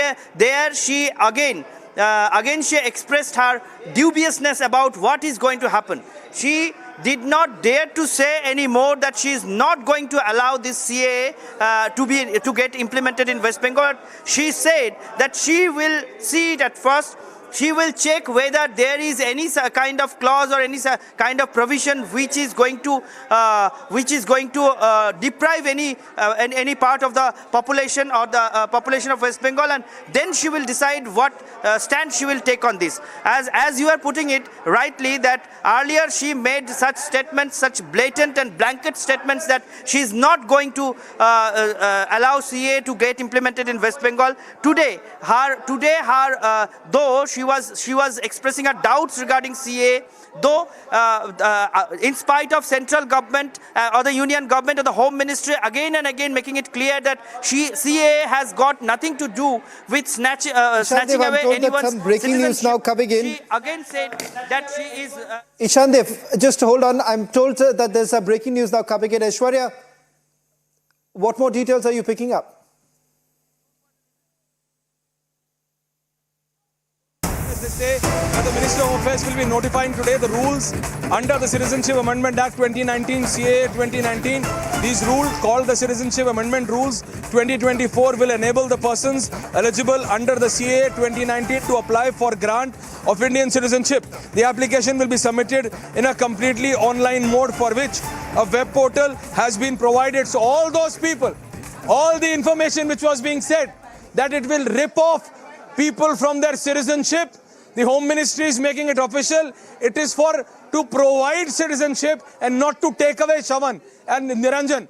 The biggest difference in the false information, Niranjan, which the opposition parties were trying to spread, Shravan, was that the CAA, which our colleague from Republic Bangla, Ishandev, was just trying to say that the West Bengal Chief Minister, Mamata Banerjee, is saying that she will analyze, she will say what are the rules. The MHA is saying to provide citizenship, the form will be online. It is active and the rules will be acted under the Amendment of Rules 2024, which will be a part of the CAA 2019. The application will be submitted in a completely online mode, for which a web portal has been provided. So a web portal has been created. It is active to provide citizenship. I repeat, Shravan, not to take it away. That's the main point. The complete opposition, specifically Mamata Banerjee, the Congress party, Rahul Gandhi came out today. You had Mallikarjun Kharge coming out today that this will take away citizenship. No, the government is once again stressing and saying it is to provide citizenship and not to take it away. Back to you in the studios.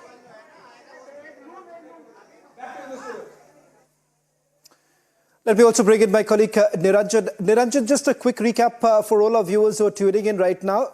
Around 6 o'clock this evening, that historic announcement being made by the Modi government that the CAA rules have been notified, which essentially means that it is going to come into effect. However, we'll have to wait for the exact details as to from when does it really come into effect and what is it that would be required in terms of procedures. But what we do know is that some applications have already been opened up. This was actually happening over the last couple of weeks or months perhaps. But the notification entails perhaps the manner in which it is going to be implemented, Niranjan.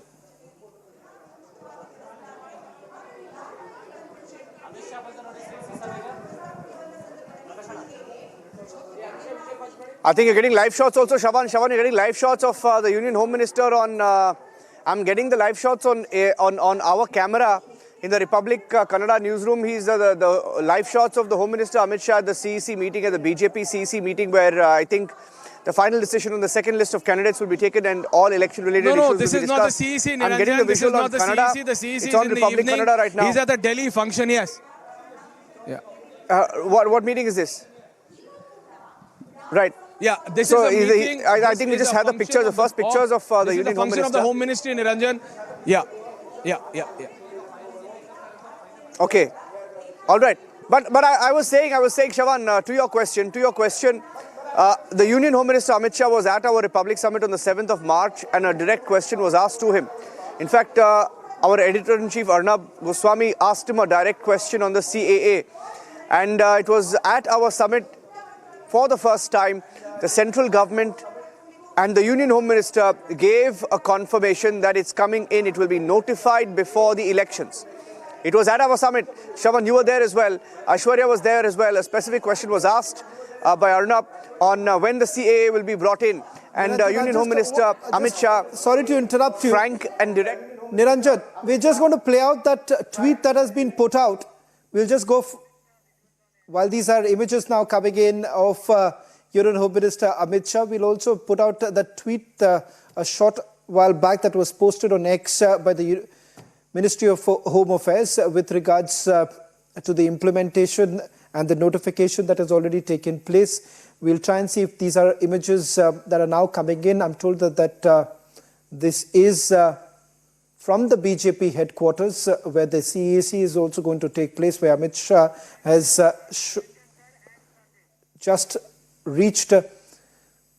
In fact, we're given to understand first there is a program that is going to be attended by the Union Home Minister, and thereafter he would be headed to the BJP headquarters, where these images are now coming in, where the CEC is slated. In a short while from now it will begin. But let me just bring in my colleague Niranjan, who's joining us on this broadcast. Niranjan, Ministry of Home Affairs have now officially put this on record that the notification has been brought in, which would essentially mean that CAA comes into immediate effect. We'll try and also go through the details of the notification, which perhaps would have more details in terms of how exactly does the government plan to take this forward, particularly in states where there has been some sort of an opposition to it. So we'll have to wait and watch as to how exactly does the government really bring CAA into opposition-ruled states, because given the fact that these norms that have been brought in, the legislation that has been brought in, it is incumbent on the state governments to also implement it. Shravan, I've just sent you a visual, Shravan. You can see that visual. If you can just open up that picture there, you have to give it to the Union Home Minister, and it's purely. I'm not sure it's that coincidental. I'm not sure it's that coincidental, Shravan. But you have the number plate of the Union Home Minister as he just arrived. The number plate says CAA. The number plate says CAA, Shravan.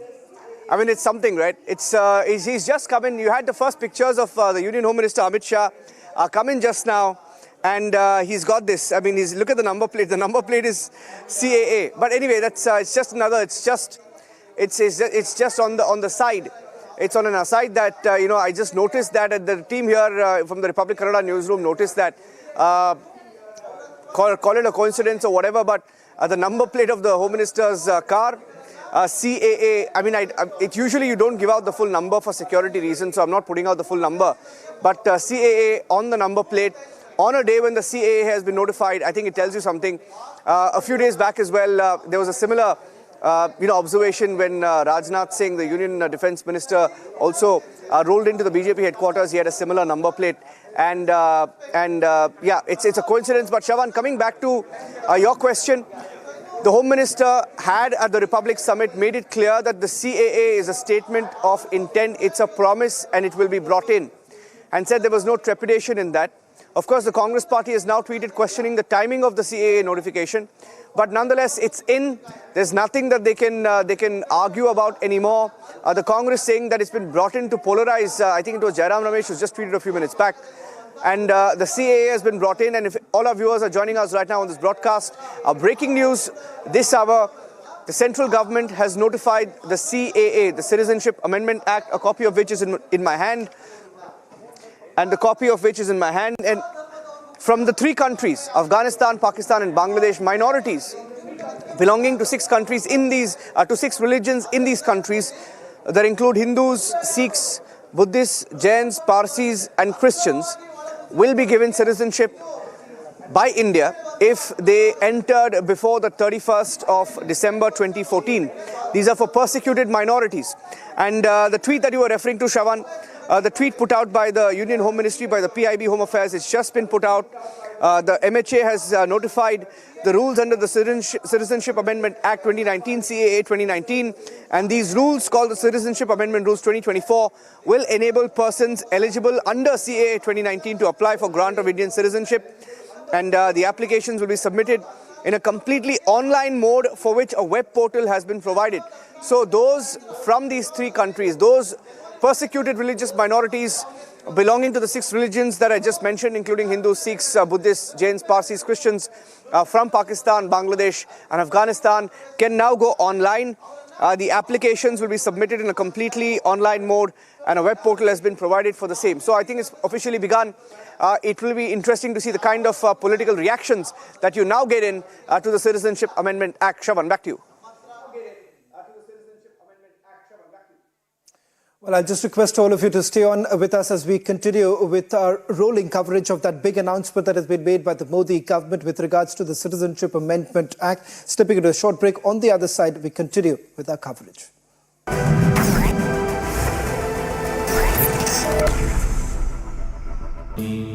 Amity has been ranked India's #1 private university for the 11th year by India Today, a testimony to Amity's world-class education whilst imbibing values and sanskars in students. Amit Shah ji, Bengal में ही नहीं पूरे देश में गृह मंत्री जी CAA कब लागू होगा?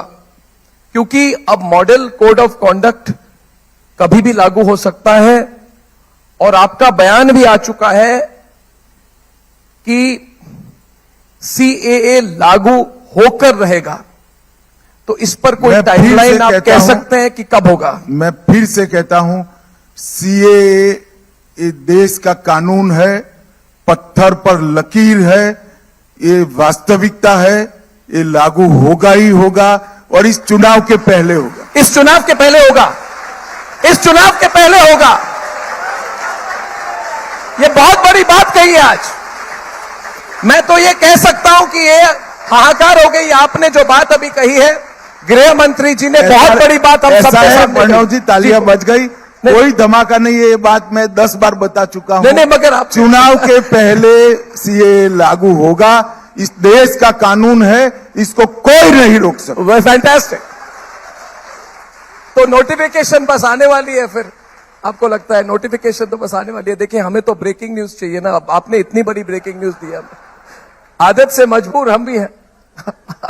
बहुत बड़ी ब्रेकिंग न्यूज है और मुझे लगता है सब लोग इस पर जरूर बात करेंगे और इसका प्रभाव क्या होगा, इसका इंपैक्ट क्या होगा, अगर आप संक्षिप्त में इस पर कुछ कह सके तो। देखिए, CAA कानून कोई नई बात नहीं है जी। कांग्रेस पार्टी कई चीजों को भूल गई है। मत बैंक की लालच में, वोट बैंक की लालच में कई चीजें भूल गई है। जैसे UCC जी संविधान सभा का वादा था, इसी तरह से जब देश का दुर्भाग्यपूर्ण तरीके से धर्म के आधार पर विभाजन हुआ, तब पाकिस्तान और अब के बांग्लादेश से लाखों की संख्या में हिंदू, बौद्ध, सिख शरणार्थी आ रहे थे और मार काट हो रही थी। कांग्रेस के ही नेताओं ने, देश के नेताओं ने एक वादा किया था, आप धैर्य रखिए, आप कभी भी यहां आएंगे, आपको ये देश स्वीकार करेगा, आपको नागरिकता देगा। इस वादे पर सभी लोग वहां रहे जी। उनके पर अनेक प्रकार के अत्याचार हुए, धार्मिक प्रताड़ना हुई, धर्म परिवर्तन करने के लिए दबाव बनाया गया, उनकी महिलाओं को, हमारी माताओं बहनों को अपमानित किया गया। वो लोग बदले के लिए भारत की शरण में आए और अगर आज भारत अपने वो वादे को जो 15 अगस्त 1947 में किया गया है उसको याद नहीं करता है तो वो ठीक नहीं होगा। करोड़ों लोग इस देश के अंदर नागरिकता के बगैर रह रहे हैं, जो वहां से प्रताड़ित, मुझे कोई बता सकता है, ममता बनर्जी बता सकती है कि वो कहां जाए, कहां जाएंगे वो लोग? वहां उनकी सुरक्षा नहीं है, उनकी महिलाओं को अपमानित किया जा रहा है, हमारी माताओं बहनों को अपमानित किया जा रहा है, धर्म परिवर्तन करने के लिए मजबूर किया जा रहा है। हम भी शरण न दे जी, हम भी उनका स्वागत न करें। भारत में स्वागत है, भारत उनको नागरिकता की भी देगा और मेरे आपके जितना अधिकार भी देगा और स्वागत करेगा।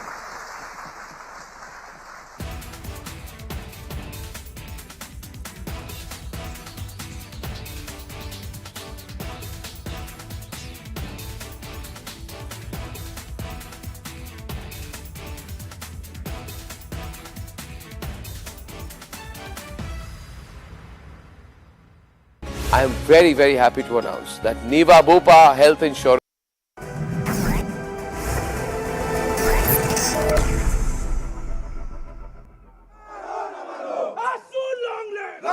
Welcome back after the break, and as we report from Guwahati, the CAA rules comes into effect, and you can see here the All Assam Students Union and the Northeast Student Organization have jointly blocked the road that leads to the Raj Bhavan in Guwahati, and they have burned the copies of the notification that has been issued by the Ministry of Home Affairs in relation to the implementation of CAA.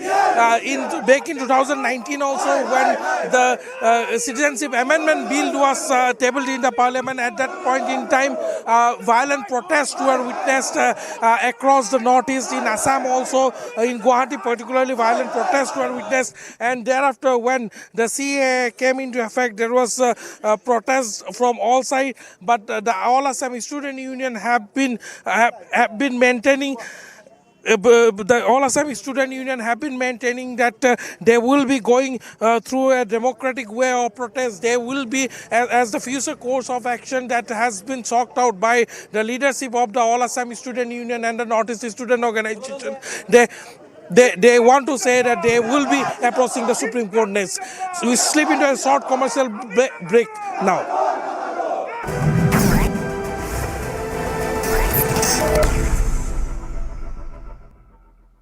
The theme is Bharat the next decade, because we have very limited time today. And that is Bharat the next decade. Beyond the politics of India. Yes, sir. This growing nation, a nation which is now anxiously waiting for its day in the sun. And I think that's where we are headed. Today, when I walk in the streets of London, sir, it's not, ouch, here comes an Indian, it's, wow, here comes an Indian. Wow, that's amazing. So from where you are India's #1 jurist, legal voice, one of the biggest international lawyers. How do you view Bharat the next decade? And from the point of view of jurisprudence and law, what needs to be done to get us there? We need to... mic closes. We need to get our courts in sync with the rest of India. You don't think they are? They are. You cannot run a 21st century India with 19th century mindset courts. And that's what we have. Wow. You believe our courts are not with the times? No, they are not. And I say so because I'm a part of the system. And I say so in a positive sense, not to denigrate or degrade anybody, because that doesn't help. But there is a lot of catching up to do. There is a lot of catching up to do at all levels. Domain expertise has been brought into government. Domain expertise has to be brought into the judicial system. Can you expand on that? So if you have commercial courts, you must have judges who understand commerce. You cannot have judges who look blank when you talk of competition. You cannot have judges who look blank when you talk of financial services. And that domain expertise has to come so that the lower rung of judiciary is repaired. Our Supreme Court has to go back to being what it was meant to be, the Supreme Court of India, not yet another court of India which pokes its nose in everything. Wow, that's going to make headlines coming from you, Mr. Salve. Rhythm would like to take that forward. It should, because today, unfortunately, the Supreme Court is hearing appeals from amending of pleadings, hearing appeals from every small little case which gets decided that way. You know, I now work in different jurisdictions, India and another jurisdiction. In United Kingdom, 9 out of 10 cases come to an end in the court of first instance. Yeah. We have to get there. Otherwise, this disrepair in our judicial system is not going to get sorted. The common man's interface with justice, you have seen this for yourself. Yes, sir. The common man's interface with justice is first in the criminal justice system with the magistrate, sir, and in the civil justice system with the district judge. And they have to be of fine fettle. Yeah. And when they are of fine fettle, the pressure on your high courts will go down. And then your high courts have to be brought up to mark. The commercial side of the high court, today Delhi High Court has some very good judges, but some very few very good judges. We need a lot more, we need a much wider base. And we have to get back the legal system into a pyramid. Today it's like a rectangular block. Everything goes from floor to floor. That's not how legal systems can work. Right. There has to be a pyramidal structure. Bulk gets sorted out at the lower level, a much smaller at mid, and right at the top, important questions Very few. of law. अगला सवाल आपके मंत्रालय से जुड़ा हुआ सवाल मेरा यह है कि पिछले 5 साल में गृह मंत्रालय ने FCRA यानी कि फॉरेन कंट्रीब्यूशन रेगुलेशन एक्ट को लेकर बहुत सख्त कार्रवाई की है। होम मिनिस्ट्री का अपना डेटा है कि 16,000 एनजीओ जो है उनके FCRA लाइसेंस को कैंसिल किया गया है। उसके साथ साथ टेरर फंडिंग, एनजीओ फंडिंग पर रोकने की कोशिश हुई है, लेकिन शायद पूरी सफलता नहीं मिली। इसके पीछे स्ट्रेटेजी क्या है? एक तो जो ओवरग्राउंड और अंडरग्राउंड सेल होते हैं, नेक्सस है, इसके फॉर्मूले को तोड़ने की कोशिश है या एनजीओस को टारगेट किया जा रहा है, वो कहते हैं। तो इस पर अगर आप देखिए अपनी अटल जी, आप दो चीजों को मिक्सअप कर रहे हैं। अच्छा, FCRA को हमने कानून में परिवर्तन किया। कानून को में परिवर्तन करने का हमारा उद्देश्य ये था कि FCRA का उपयोग कर विदेशों से चंदा लाकर, डोनेशन लाकर इस देश की डेमोग्राफी को बदलने का प्रयास नहीं होना चाहिए। एक, सेवा के लिए अगर कोई पैसा भेजता है, सेवा कार्य के लिए करता है, व्यक्ति समूह के उत्थान के लिए भेजता है तो उसका स्वागत है। हमने कठोर नियम बनाए, ऑडिट कंपलसरी किया और ऑडिट को रेगुलर किया। इसके आधार पर ये सारे रजिस्ट्रेशन कैंसिल हुए हैं। कुछ लोगों ने तो 16,000 में से 12,000 लोगों ने स्वतः ही कैंसिल करा दिया। Bharat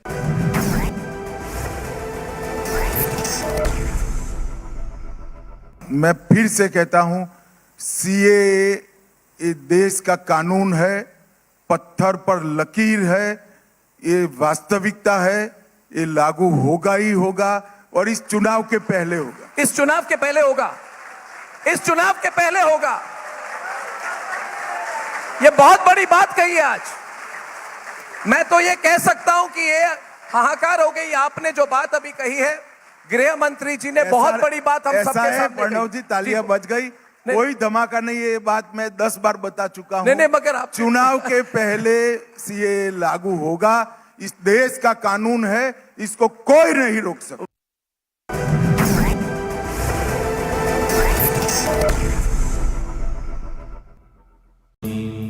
Amity has been ranked India's #1 private university for the 11th year by India Today, a testimony to Amity's world-class education whilst imbibing values and sanskars in students. Hollywood, Hollywood, you can't hide. Hollywood, Hollywood, you can't hide. Shame on you! Shame on you! Shame on you! Shame on you! Shame on you! Shame on you! Shame on you! Shame on you! Shame on you! Shame on you! Shame on you! Shame on you! Shame on you! Shame on you! Shame on you! Shame on you! Shame on you!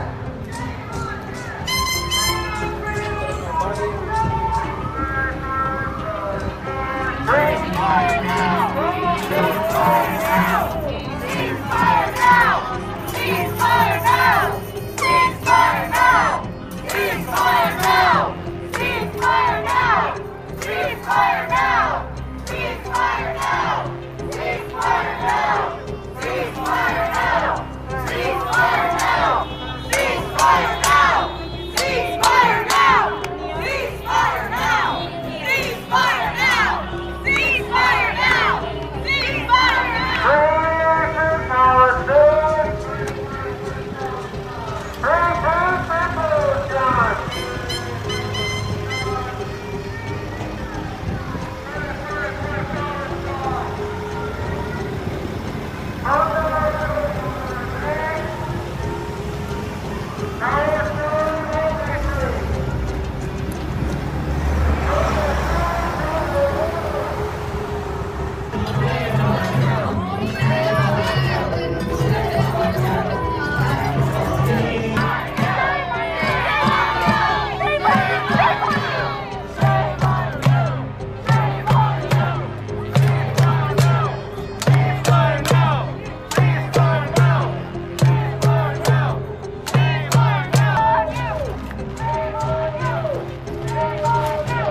Shame on you! Shame on you! Shame on you! Shame on you!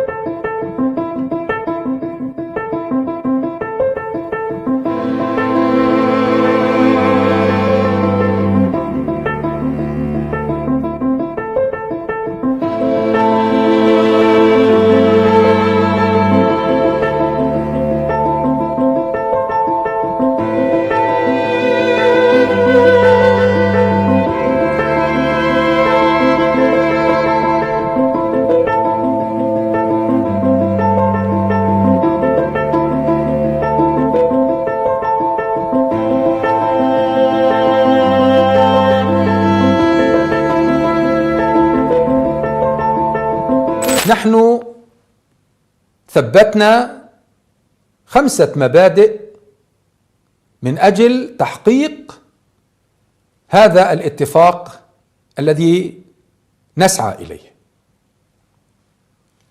هذه المبادئ متمثلة في وقف إطلاق النار الشامل وإنهاء الحرب على غزة، الانسحاب الكامل لجيش الاحتلال من كل أراضي القطاع، عودة النازحين بشكل كامل وبدون شروط إلى أماكن سكناهم، وكل القضايا أيضا الإنسانية من قبيل الإغاثة والمساعدات والإيواء والإعمار وإنهاء الحصار وكل ما يتعلق بهذا البعد الإنساني لأهلنا في القطاع.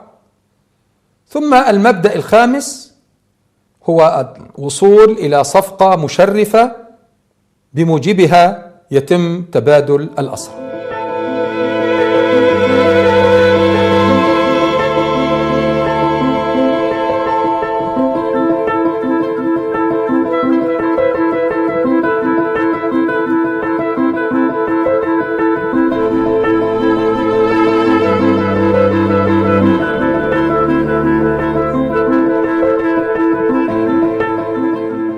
أقول اليوم إذا تسلمنا من الإخوة الوسطاء موقفا واضحا من الاحتلال بالتزامه بالانسحاب ووقف العدوان وعودة النازحين، جاهزين إلى أن نصل إلى استكمال حلقات هذا الاتفاق وأن نبدأ.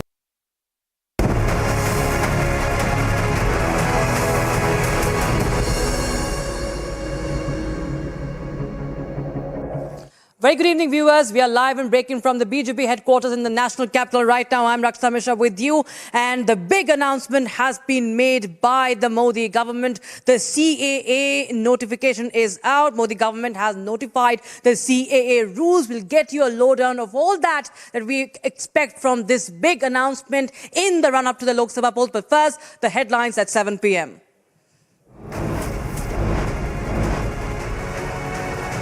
Centre implements Citizenship Amendment Act 5 years after it was passed in the Parliament. After Modi government delivers poll promise, Congress fires polarization charge.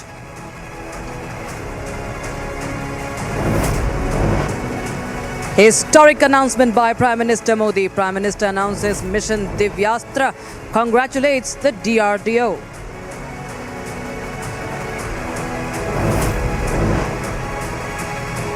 BJP set to hold crucial CEC meeting shortly. Strategy for Lok Sabha elections on the cards.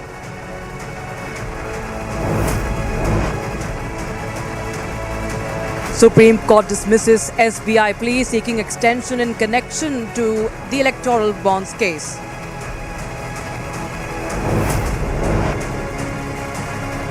And Supreme Court dismisses Bengal government's plea against CBI probe against Shahjahan Sheikh in the Shondesh Khali case.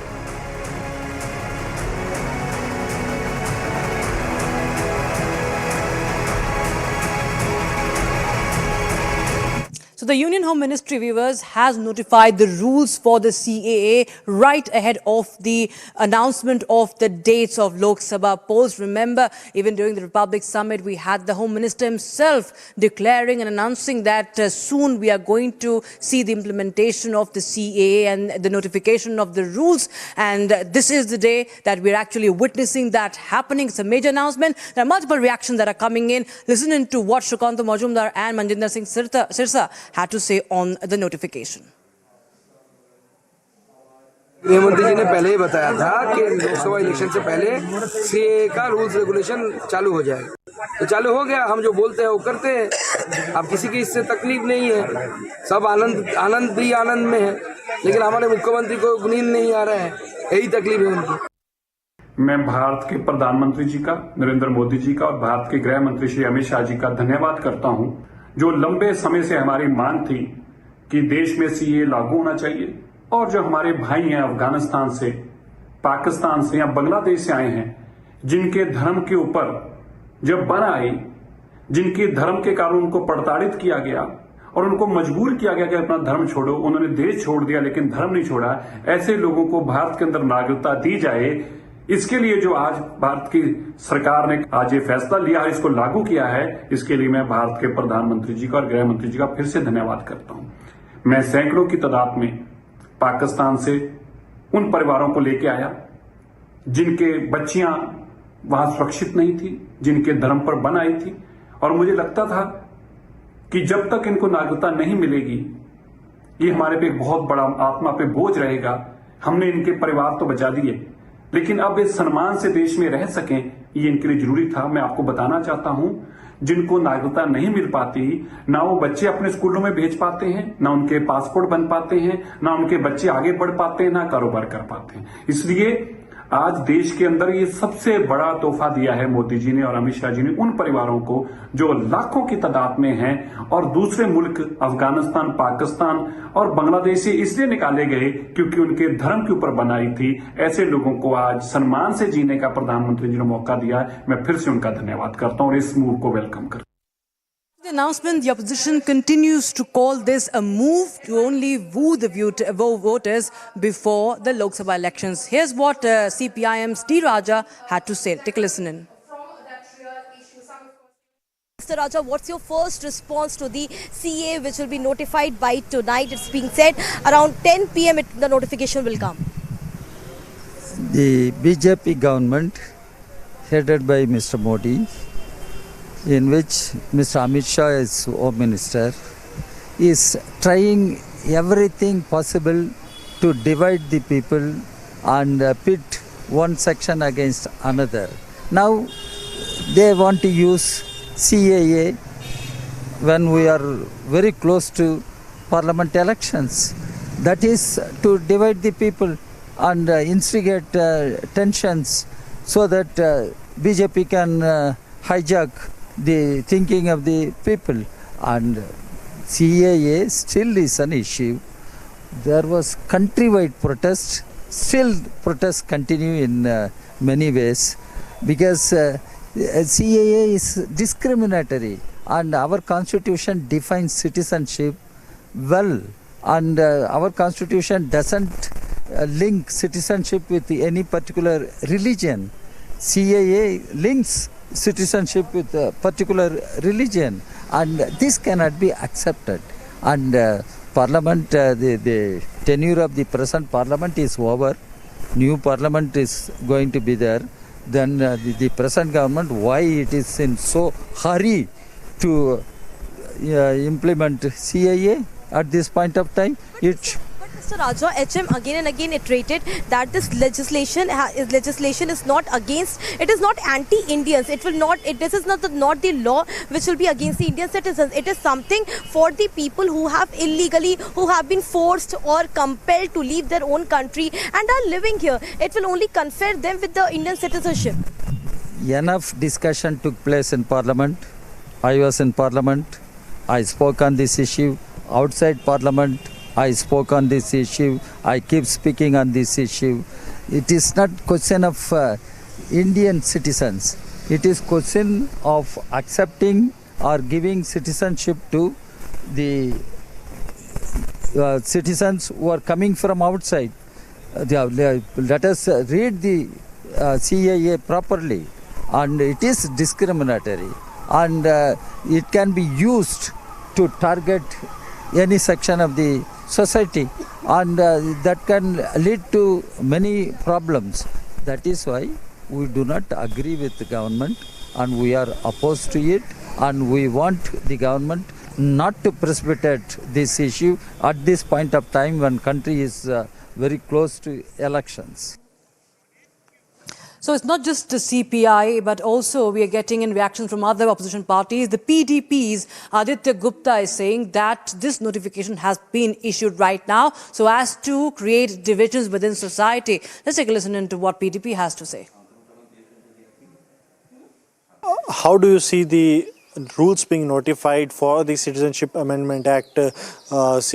Home Minister made it amply clear a couple of times that it will be implemented much before the elections itself. See, The act is already in place. It has been 4 years. It has been into place. But fact of the matter is the timing. See, this is the main crux. The government and the BJP has one agenda. They get the people to, they want to divide the country. See, for example, I'll just quote one example. There are 10 people in the center of the ocean, and you have a boat and the capacity to save all 10.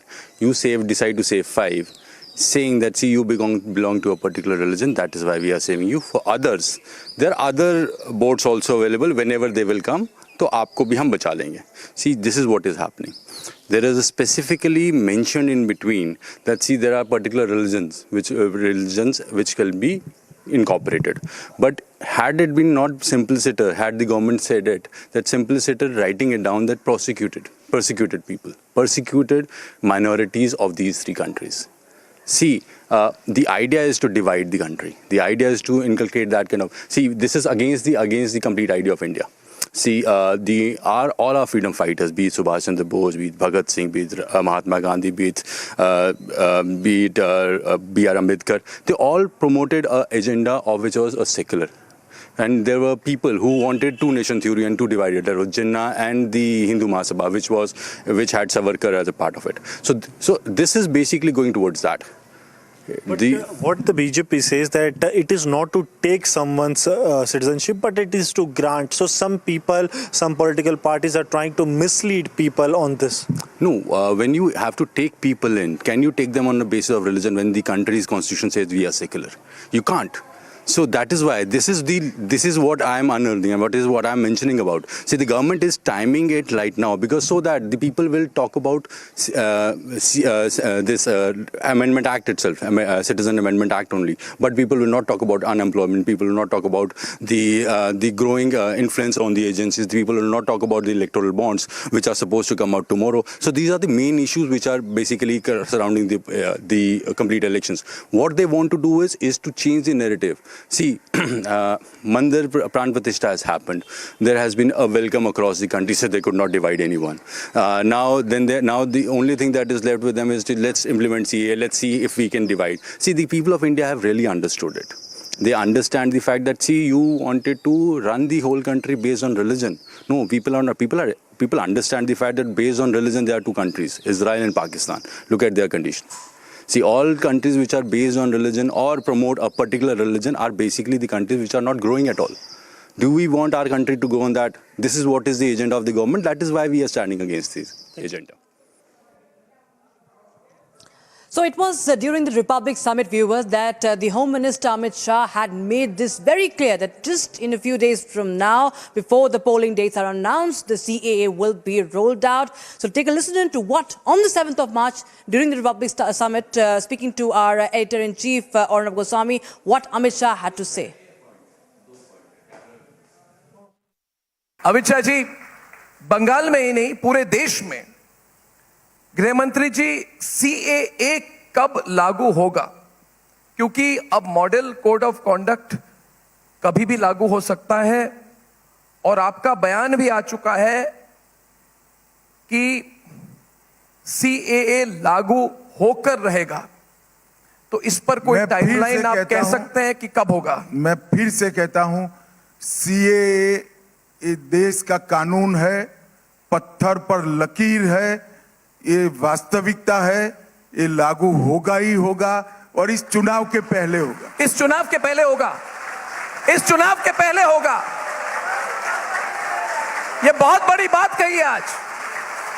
मैं तो ये कह सकता हूं कि ये हाहाकार हो गई. आपने जो बात अभी कही है, गृह मंत्री जी ने बहुत बड़ी बात हम सबके सामने. प्रणव जी, तालियां बज गई.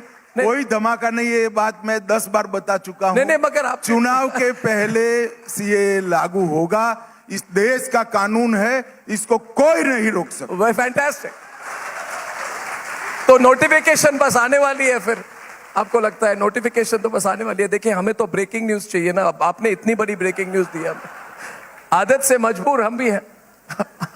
बहुत बड़ी ब्रेकिंग न्यूज है और मुझे लगता है सब लोग इस पर जरूर बात करेंगे और इसका प्रभाव क्या होगा, इसका इंपैक्ट क्या होगा, अगर आप संक्षिप्त में इस पर कुछ कह सकें. देखिए, CAA कानून कोई नई बात नहीं है जी. कांग्रेस पार्टी कई चीजों को भूल गई है.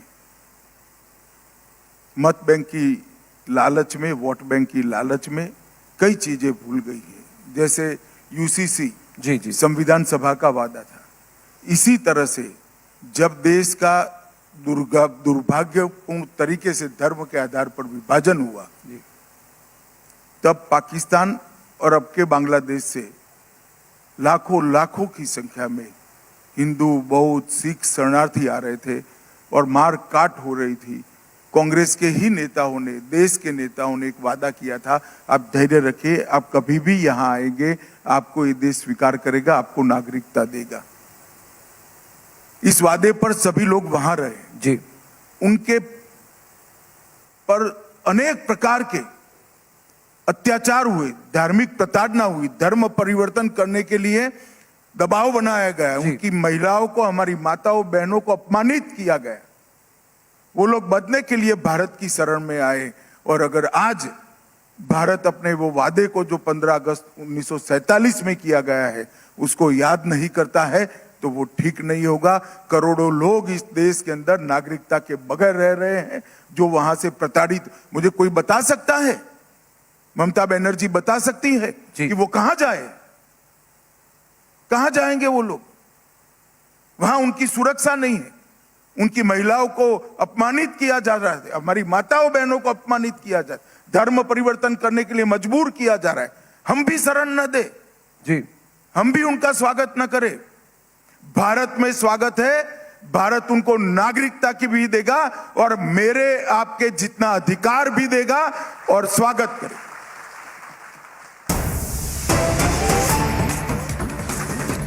Right, we have some breaking news coming in as we speak.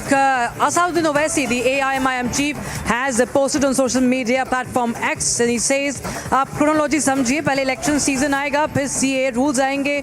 Our objections, he says, I quote him here, our objections to CAA remain the same. CAA is divisive and based on Godse's thought that wanted to reduce Muslims to second-class citizens. Give asylum to anyone who is persecuted, but citizenship must not be based on religion or nationality. The government should explain why it kept these rules pending for 5 years and why is it implementing it now. Along with NPR, NRC, CAA is meant to only target Muslims," Owaisi says. "It serves no other purpose," he writes. Indians who came out on the streets, now viewers, listen to this, what he's saying. Indians who came out on the streets to oppose the CAA, the NPR and NRC will have no choice but to oppose it again. My colleague Aneri joins us live from Hyderabad for more. Aneri, clearly we are seeing that, what Owaisi is trying to say, the opposition parties continue with their criticism. CAA was already enacted in 2019 and now it has been implemented. But Owaisi, his statement, of course, reeks of provocation and, we see the critical, how he is trying to say that why was it pending? Once again, he is raising the same issue that it is being done for political mileage. Well, that's right, Rakshita. We have been seeing how the CAA implementation has now come after a long wait, and finally CAA is now a reality. But then opposition parties still continue to question the Modi government, to question the central government over the implementation of CAA and also the timing of the CAA notification being announced today. Well, they say that just few days from now we will be seeing election notifications being announced, and amid that the central government is announcing the CAA. Well, one of the persons is AIMIM chief Asauddin Owaisi, who has been now once again questioning the Modi government. And also remember, back then in 2019, after the CAA bill was passed in the parliament, we had seen that how there was a massive protest which had broken out in the streets of Hyderabad, where thousands of people had come on the streets protesting against the CAA. And right now, once again, we are seeing AIMIM chief Asauddin Owaisi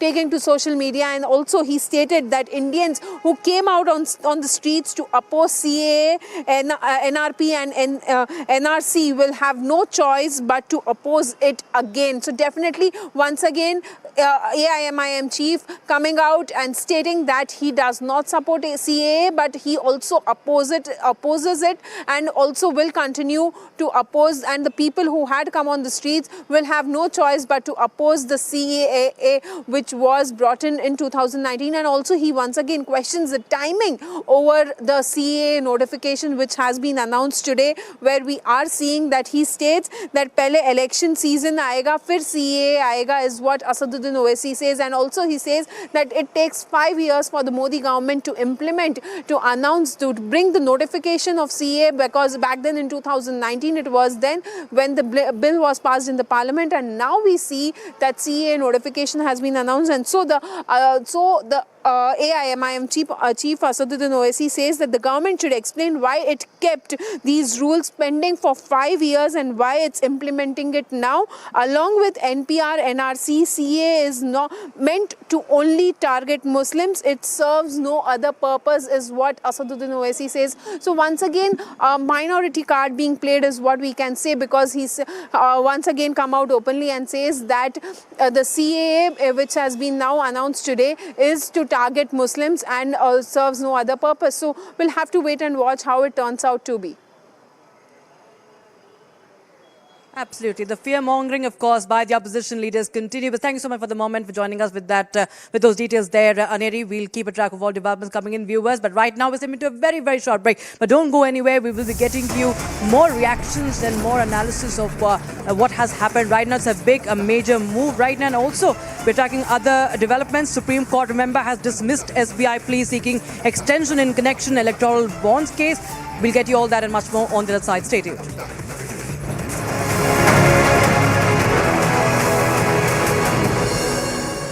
आज Ramgarh Tal film shooting का और वहां पे selfie का एक बेहतरीन point बना हुआ है। रामगढ़ ताल के ही ठीक किनारे रवि किशन जी ने एक मकान हथिया लिया, पैसा लिया उन्होंने, पैसे से खरीदा है। रामगढ़ ताल जहां लोग डरते थे, आज भोजपुरी के सुपरस्टार रवि किशन वहां पे अपना आवाज बना के बह रहे हैं। सिटी के अंदर हर मोहल्ले में अच्छी सड़क बने, वहां पे जल निकासी की व्यवस्था हो। पहले आधा गोरखपुर शहर गुड़दवा नाले के नाते चौक हो जाता था। आज नाला भी बहुत अच्छा बन रहा है, बहुत चौड़ा नाला बन रहा है। दोनों तरफ सिविल लाइन भी जा रही है, दोनों तरफ सड़क भी बन रही है, स्ट्रीट लाइट भी होगी। जहां पहले लोग झांकने नहीं जाते थे, जहां पहले शहर का कचरा इकट्ठा होता था, आज वहां पे लोग सेल्फी लेने के लिए जाएंगे जिस दिन वो नाला वहां पे तैयार हो जाएगा। आप दुनिया को दिखाएंगे जैसे रामगढ़ ताल था ना, आज से 7 साल पहले क्या था, गंदगी और अपराध का गढ़ था। आज रामगढ़ ताल फिल्म शूटिंग का और वहां पे सेल्फी का एक बेहतरीन पॉइंट बना हुआ है। लोग परिवार के साथ घूमने के लिए जाते हैं। पहले रामगढ़ ताल का नाम लेने पर लोग डरते थे। कोई वीआईपी आता था गोरखपुर में और सर्किट हाउस में ठहराना होता था, तो हम पहले ये व्यवस्था करते थे वहां पीएसी है कि नहीं है, सुरक्षा की पुख्ता व्यवस्था है कि नहीं है। और आज रामगढ़ ताल के ही ठीक किनारे रवि किशन जी ने एक मकान हथिया लिया, पैसा लिया उन्होंने, पैसे से खरीदा है। बहुत सुंदर मकान बनाया। आप में से कितने लोग हैं उनके घर में? खिलाए क्या वहां पे कुछ? अगली बार भोजन के लिए बुलाएं क्या लोगों को? अब भोजन के लिए बुला रहे हैं आपको, इसलिए वहां पे आप उनके साथ फिल्म में शूटिंग में भी भाग लीजिए और वहां शानदार भोजन भी खाइए, ठीक है? तो देखो ये इतनी सुविधा आपको बैठे बैठे मिल गई। तो रामगढ़ ताल जहां लोग डरते थे, आज भोजपुरी के सुपरस्टार रवि किशन वहां पे अपना आवाज बना के बह रहे हैं। ये है सुविधा। ऐसे गुड़दवा नाले के किनारे भी जो लोग बसे होंगे, पहले नारकीय जीवन था, अब उनको लगेगा कि वास्तव में धरती का स्वर्ग कहीं पे है। तो और अब नाला नहीं रहेगा बल्कि एक नदी के रूप में सामने आ रहा है। भव्य स्वरूप, दिव्य स्वरूप, ट्रैफिक की व्यवस्था, अधिक से अधिक खुलापन, लोगों को बेहतरीन सुविधा, ये कुछ ना कुछ नया करना चाहिए। और इसमें जनसहभागिता जितनी हो सकती है, वृक्षारोपण। इस बार जब गुड़दवा नाला पूरा तैयार हो जाएगा, जब दोनों तरफ व्यापक पैमाने पर वृक्षारोपण करिए, हरा भरा दिखना चाहिए।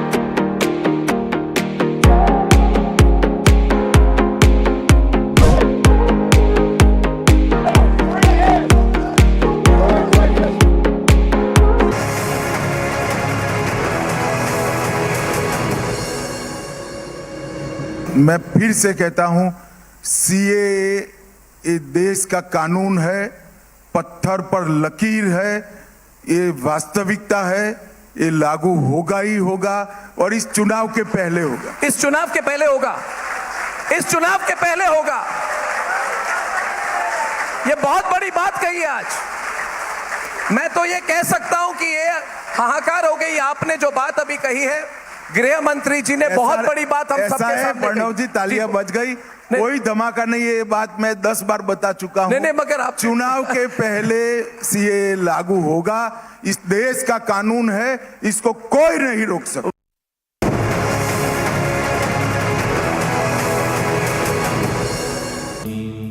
Amity has been ranked India's #1 private university for the 11th year by India Today, a testimony to Amity's world-class education whilst imbibing values and sanskars in students.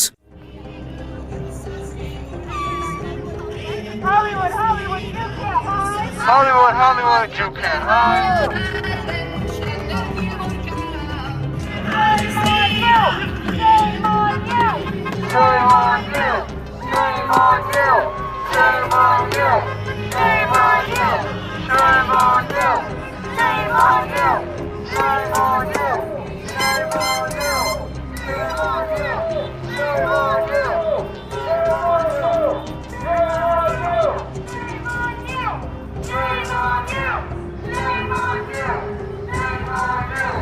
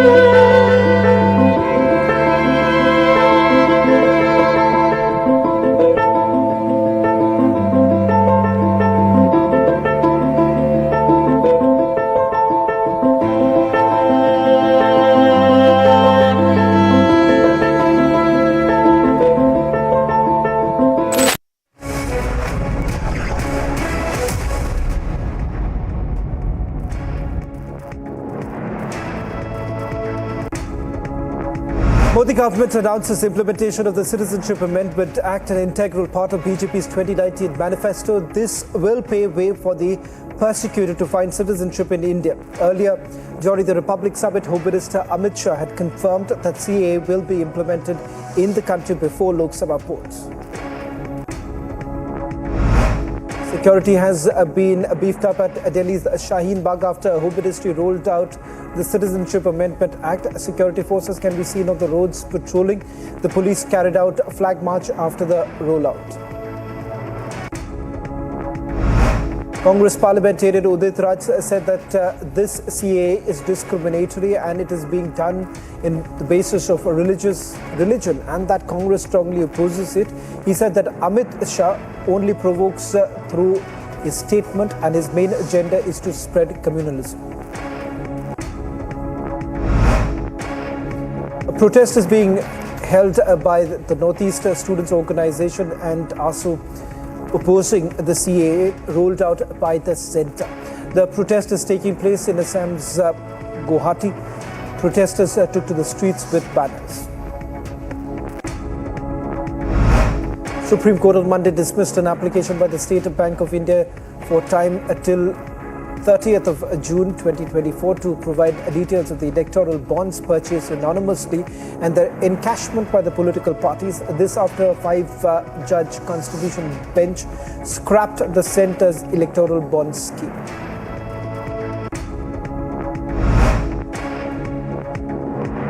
Pulling up the SBI for willful disobedience, the Supreme Court asked the bank to disclose the details by the close of business hours on 12th of March. The Supreme Court said SBI only had to open the sealed cover, collate the details and give the information to the Election Commission. Congress President Mallikarjun Kharge slammed the Modi government and said that the Modi government has been trying to use the electoral bonds to hide their misdeeds. On Supreme Court dismissing the SBI's plea for an extension of the electoral bond stays, CPM General Secretary Sitaram Yechuri welcomed Supreme Court's dismissal of the SBI's plea. He said that this is in the interest of transparency of the political funding in the country, particularly electoral funding.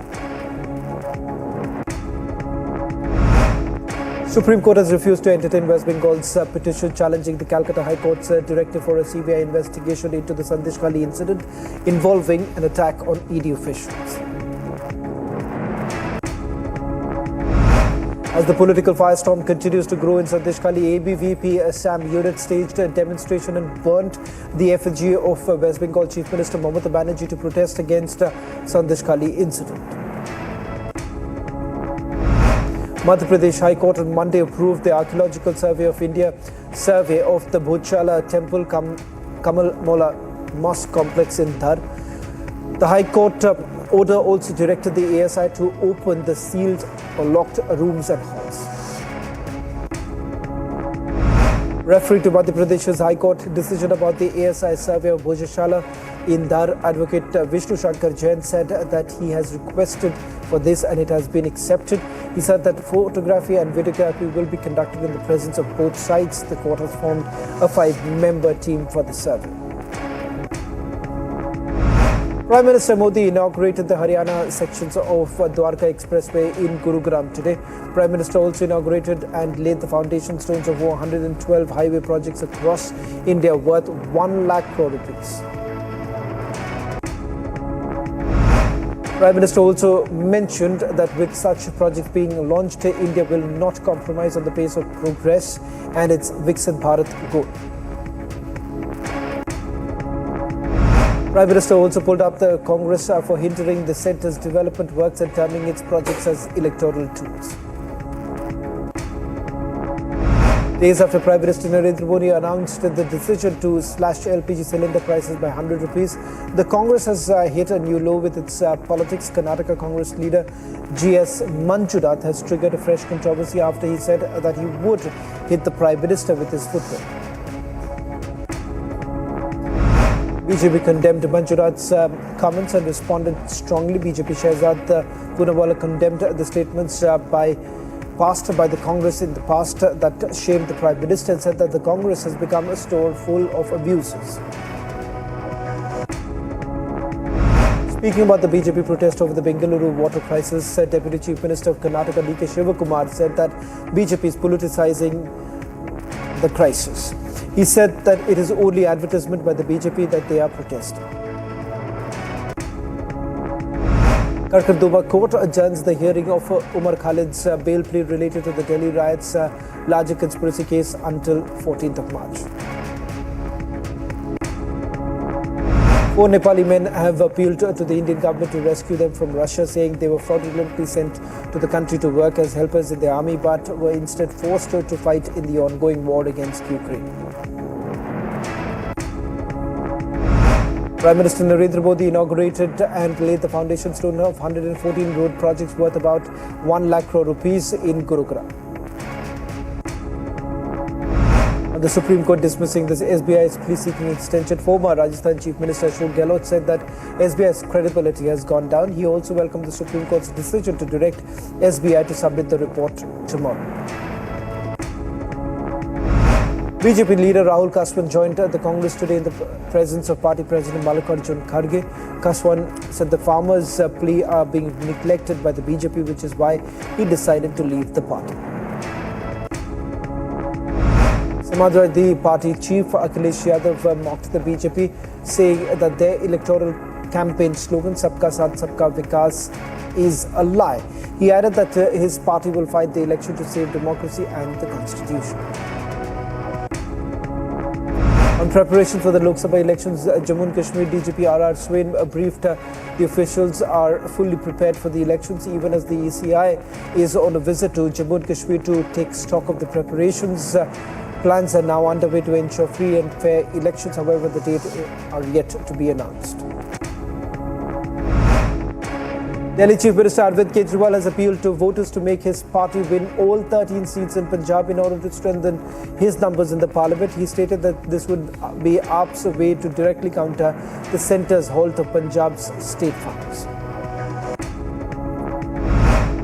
Supreme Court hears Sharad Pawar-led factions plea to challenge ECI's decision granting clock party symbol to Ajit Pawar and recognizing his group of MLAs as the rebel NCP. In Parliament security breach case, a Delhi court granted 45 more days to Delhi police to complete the investigation. Special cell of Delhi police last week moved an application sought an extension of 90 days to complete the probe, stating that the case is sensitive and certain reports are still awaited. Union Minister Rajiv Chandrasekhar declared the development of indigenous foundational models amidst global chatter surrounding ChatGPT and OpenAI. The minister pushed on building a model leveraging local languages. Prime Minister Narendra Modi inaugurated the new integrated Terminal T3 at Lucknow's Chaudhry Charan Singh International Airport. Built at a cost of 2,400 crore rupees, this world-class terminal can handle 4,000 passengers during peak hours and 8 million passengers annually in its first phase. It will cater to both domestic and international flights. The new terminal boasts several passengers-friendly features, including more check-in counters, immigration counters, and boarding gates. Technologies like the DigiYatra will also ease the travel. The design incorporates Uttar Pradesh's art and architecture, offering a unique travel experience. The airport prioritizes sustainability and will become a multimodal travel hub in the future. This expansion is expected to significantly boost Uttar Pradesh's economy and connectivity. An Israeli airstrike leveled apartments buildings and injured at least 6 people in a refugee camp near Gaza City. Footage from Jabalia camp showed widespread destruction following multiple airstrikes by the Israeli Air Force. A ship belonging to Spanish aid group Open Arms is set to make a pilot voyage to Gaza from Cyprus. The ship carrying 200 tons of food aid will be the first to test Gaza Sea Corridor, which is backed by the EU, United States of America and the UAE.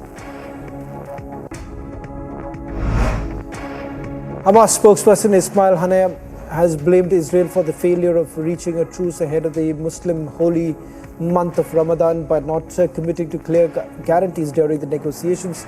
His comments comes after the Palestinian Authority's government was dissolved. Displaced people in Khan Yunis in the Gaza Strip have begun preparations for the Muslim holy month of Ramadan. Thousands of displaced Gaza civilians seeking refuge were seen stringing decorative lights along the camp and engaging in Ramadan songs in their tents.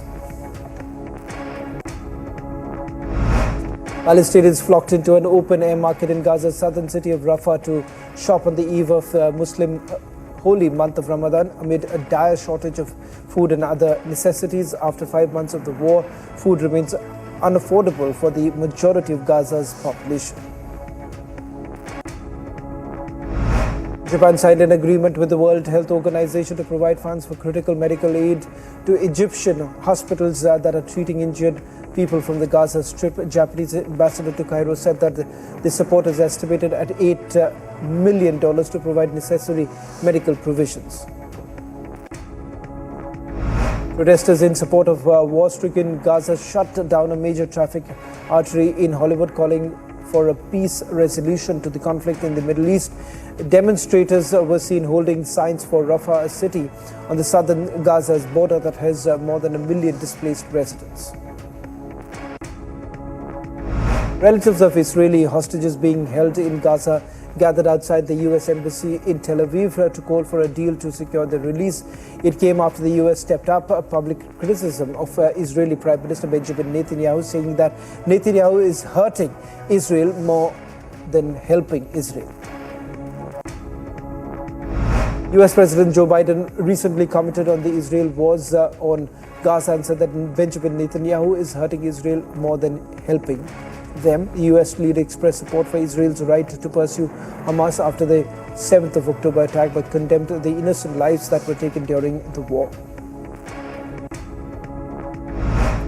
Israel Defense Minister Yoav Gallant sailed with Israel's Navy next to shores of the Gaza Strip to take a closer look at the work being done on the sea corridor to the enclave. 19th-member cabinet of Pakistan's newly elected Prime Minister Shehbaz Sharif was sworn in today. During a brief ceremony, President Asif Ali Zardari administered the minister's oath at the presidency in the capital, Islamabad, with Prime Minister Sharif in attendance. Sharif is expected to assign portfolios to his ministers. Democratic Alliance leader Luis Montenegro claimed a victory in the Portuguese general election. The centre-right Social Democratic-led Democratic Alliance won 79 of the seats in the 230-seat National Assembly after all votes cast were counted. Portugal's Socialist Party Leander Pedro Santos addressed his supporters to announce that he would be conceding the vote in the country's general election. He said that despite the marginal difference between his party and the AD, the Socialist Party will not be forming the government. A climate activist group threw red paint at the facade of Lisbon Hotel, serving as the headquarters of the AD coalition. As members of the Democratic Alliance were awaiting the election results, the group called on the population to join climate resistance. 4 people were also detained following the action. Vietnamese Prime Minister held talks with New Zealand counterpart Christopher Luxon in Wellington, focusing on boosting trade links between the two nations. The meeting also reinforced their mutual commitment to their existing free trade agreements. The film Oppenheimer dominated the 96th Academy Awards with 7 wins. Actors Cillian Murphy and Robert Downey Jr. won the Best Actor and Best Supporting Actor respectively, while Christopher Nolan won the award in the Best Director category. A humanitarian NGO said that its rescued ship was denied permission to help 40 migrants stranded on a Tunisian gas platform. In a statement, NGO Emergency explained that the ship had received a mayday call from the Frontex aircraft Sparrow 4 and then went to the scene in the Gulf of Gibbs, which is in international waters, is the Maltese search and rescue zone. The heads of the Libyan Presidential Council, Tripoli-based Supreme Council of State, and the Speaker of the East-based House of Representatives met with the Arab League chief in Cairo. During the meeting, Libyan leaders and the Secretary General of the League of the Arab Nation States discussed the Libyan political process and ways to resolve the most contested issues to enable successful elections. Pope Francis said Ukraine, facing a possible defeat, should have the courage to negotiate an end to the war with Russia and not to be ashamed to sit at the same table to carry out peace talks. Recently, Ukraine rebuffed Pope Francis's call to negotiate. Sweden raised the NATO flag in Stockholm on Monday to mark the country's accession to the military alliance. Once neutral Sweden and neighboring Finland decided to seek NATO membership after Russia's invasion of Ukraine in February 2022.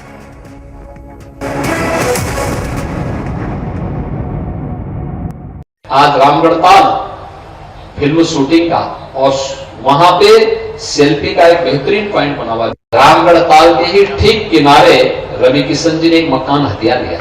पैसा लिया उन्होंने, पैसे से खरीदा है। रामगढ़ ताल जहां लोग डरते थे, आज भोजपुरी के सुपरस्टार रवि किशन वहां पे अपना आवाज बना के रह रहे हैं।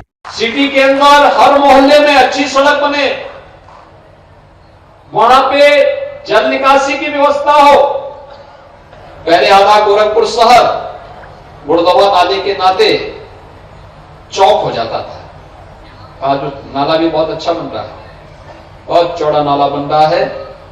दोनों तरफ सिविल लाइन भी जा रही है, दोनों तरफ सड़क भी बन रही है, स्ट्रीट लाइट भी होगी। जहां पहले लोग झांकने नहीं जाते थे, जहां पहले शहर का कचरा इकट्ठा होता था, आज वहां पे लोग सेल्फी लेने के लिए जाएंगे जिस दिन वो नाला वहां पे तैयार हो जाएगा। आप दुनिया को दिखाएंगे जैसे रामगढ़ ताल था ना, आज से 7 साल पहले क्या था? गंदगी और अपराध का गढ़ था। आज रामगढ़ ताल फिल्म शूटिंग का और वहां पे सेल्फी का एक बेहतरीन पॉइंट बना हुआ है। लोग परिवार के साथ घूमने के लिए जाते हैं। पहले रामगढ़ ताल का नाम लेने पर लोग डरते थे। कोई वीआईपी आता था गोरखपुर में और सर्किट हाउस में ठहराना होता था तो हम पहले ये व्यवस्था करते थे कि वहां पीएसी है कि नहीं है, सुरक्षा की पुख्ता व्यवस्था है कि नहीं है। और आज रामगढ़ ताल के ही ठीक किनारे रवि किशन जी ने एक मकान हथिया लिया। पैसा लिया उन्होंने, पैसे से खरीदा है। बहुत सुंदर मकान बनाए। आप में से कितने लोग हैं उनके घर में? खिलाए क्या वहां पे कुछ?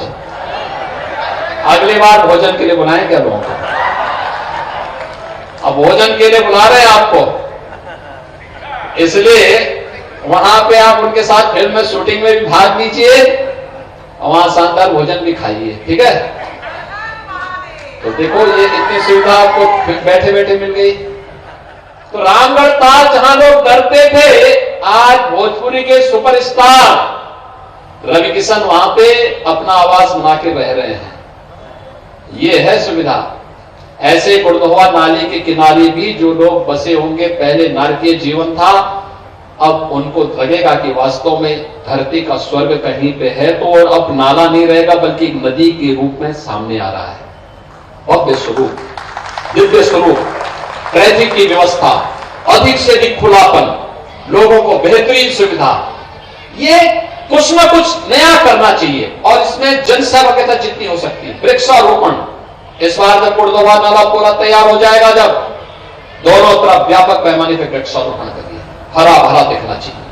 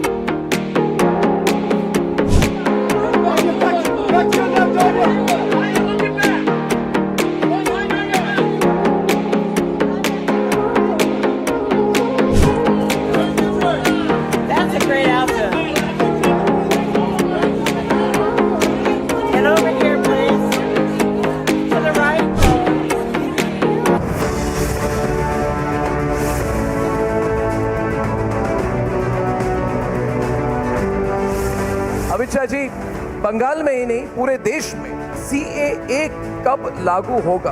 CAA ये देश का कानून है, पत्थर पर लकीर है, ये वास्तविकता है, ये लागू होगा ही होगा और इस चुनाव के पहले होगा। इस चुनाव के पहले होगा, इस चुनाव के पहले होगा। ये बहुत बड़ी बात कही है आज। चुनाव के पहले CAA लागू होगा। इस देश का कानून है, इसको कोई नहीं रोक सकता।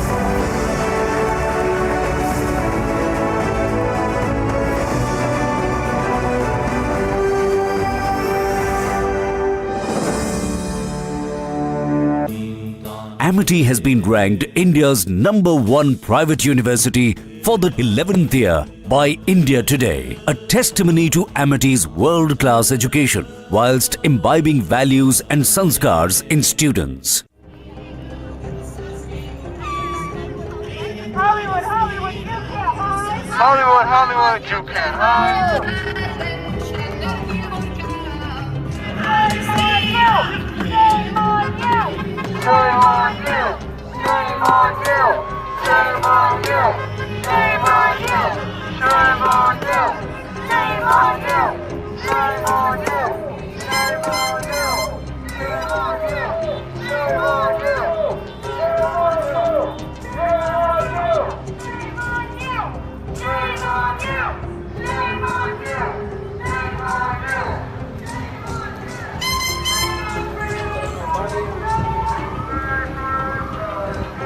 Ceasefire now! Ceasefire now! Ceasefire now! Ceasefire now! Ceasefire now! Ceasefire now! Ceasefire now! Ceasefire now! Ceasefire now! Ceasefire now! Ceasefire now! Ceasefire now! Ceasefire now! Ceasefire now! Ceasefire now! Ceasefire now! Ceasefire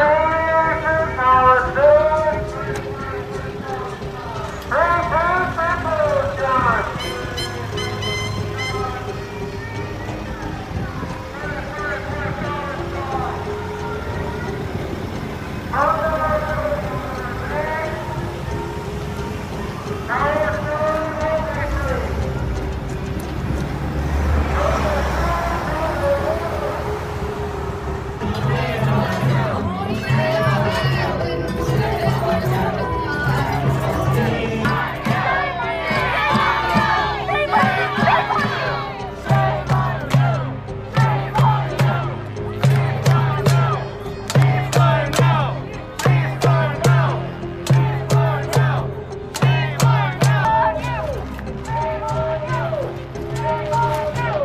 Shame on you! Shame on you! Shame on you!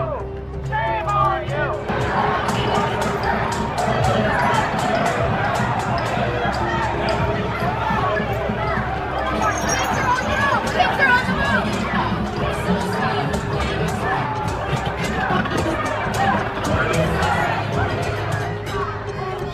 on you! No more! No more! Shame on you!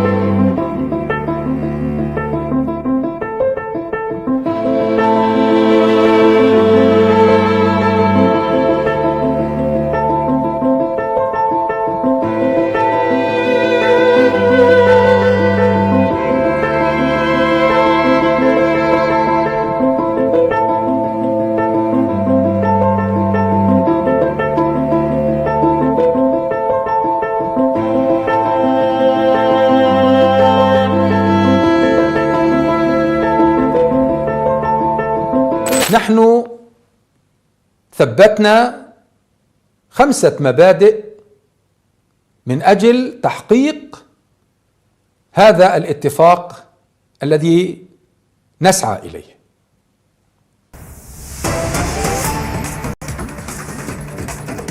All right, so right now, the Prime Minister has just arrived at the BJP headquarters in central Delhi at the DDO Marg, and this is for the CEC meeting. This is for the second candidate list of the BJP for the Lok Sabha polls.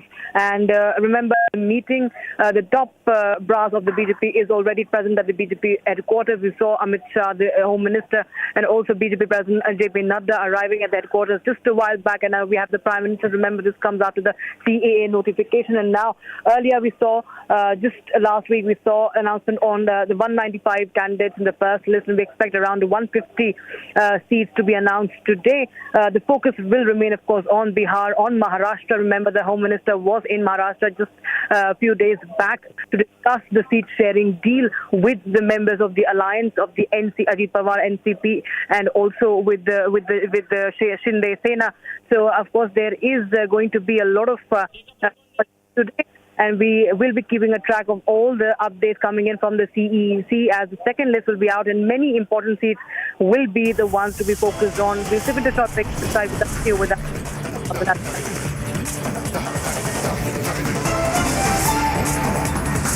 आज Ramgarhtal film shooting का और वहां पे selfie का एक बेहतरीन point बना हुआ है। रामगढ़ताल के ही ठीक किनारे रवि किशन जी ने एक मकान हथिया लिया।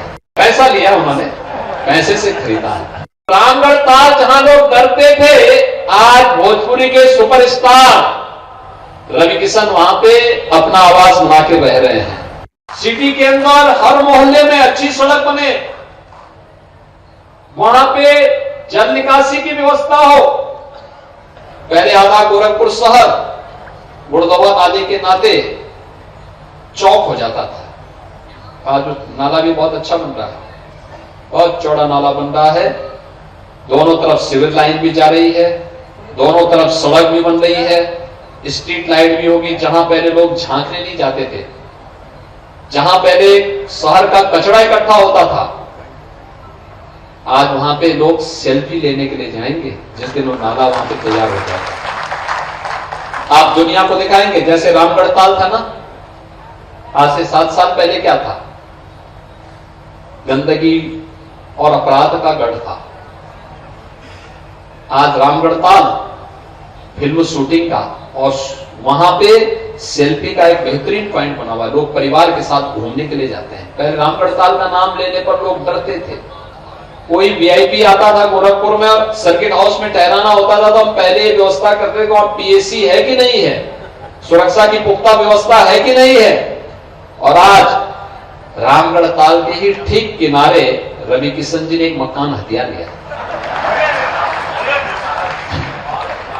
पैसा लिया उन्होंने, पैसे से खरीदा है। बहुत सुंदर मकान बनाए। आप में से कितने लोग हैं उनके घर में? खिलाए क्या वहां पे कुछ? अगली बार भोजन के लिए बुलाएं क्या लोगों को? अब भोजन के लिए बुला रहे हैं आपको, इसलिए वहां पे आप उनके साथ फिल्म में शूटिंग में भी भाग लीजिए और वहां शानदार भोजन भी खाइए, ठीक है? तो देखो ये इतनी सुविधा आपको बैठे बैठे मिल गई। तो रामगढ़ताल जहां लोग डरते थे, आज भोजपुरी के सुपरस्टार रवि किशन वहां पे अपना आवाज बना के रह रहे हैं। ये है सुविधा।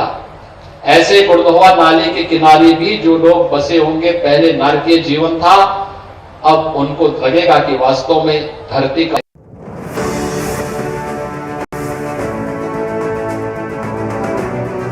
If you look at India in the next decade, I see its future determined by the application of technology in different domains of our life, and then making an impact in the society.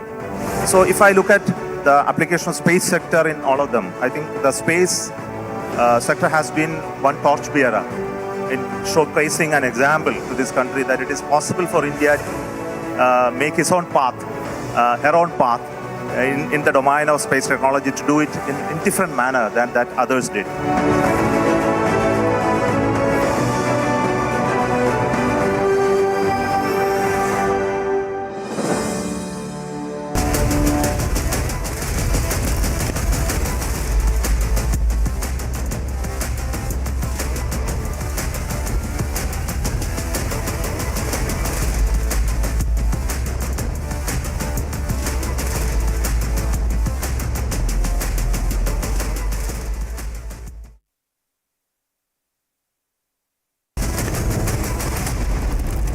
Modi government notifies CAA, Centre implements Citizenship Amendment Act 5 years after it was passed in the parliament, viewers.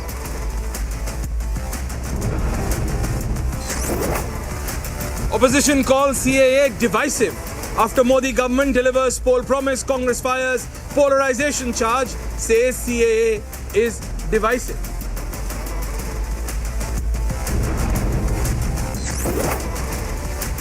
DRDO's mission Divyastra. Historic announcement by the Prime Minister. PM announces mission Divyastra congratulates the DRDO.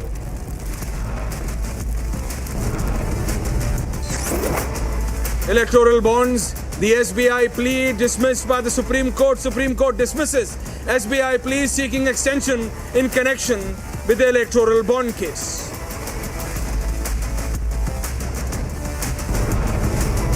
Supreme Court dismisses Bengal government's plea against the CBI probe against Shah Jahan Sheikh in the Sandesh Kali case.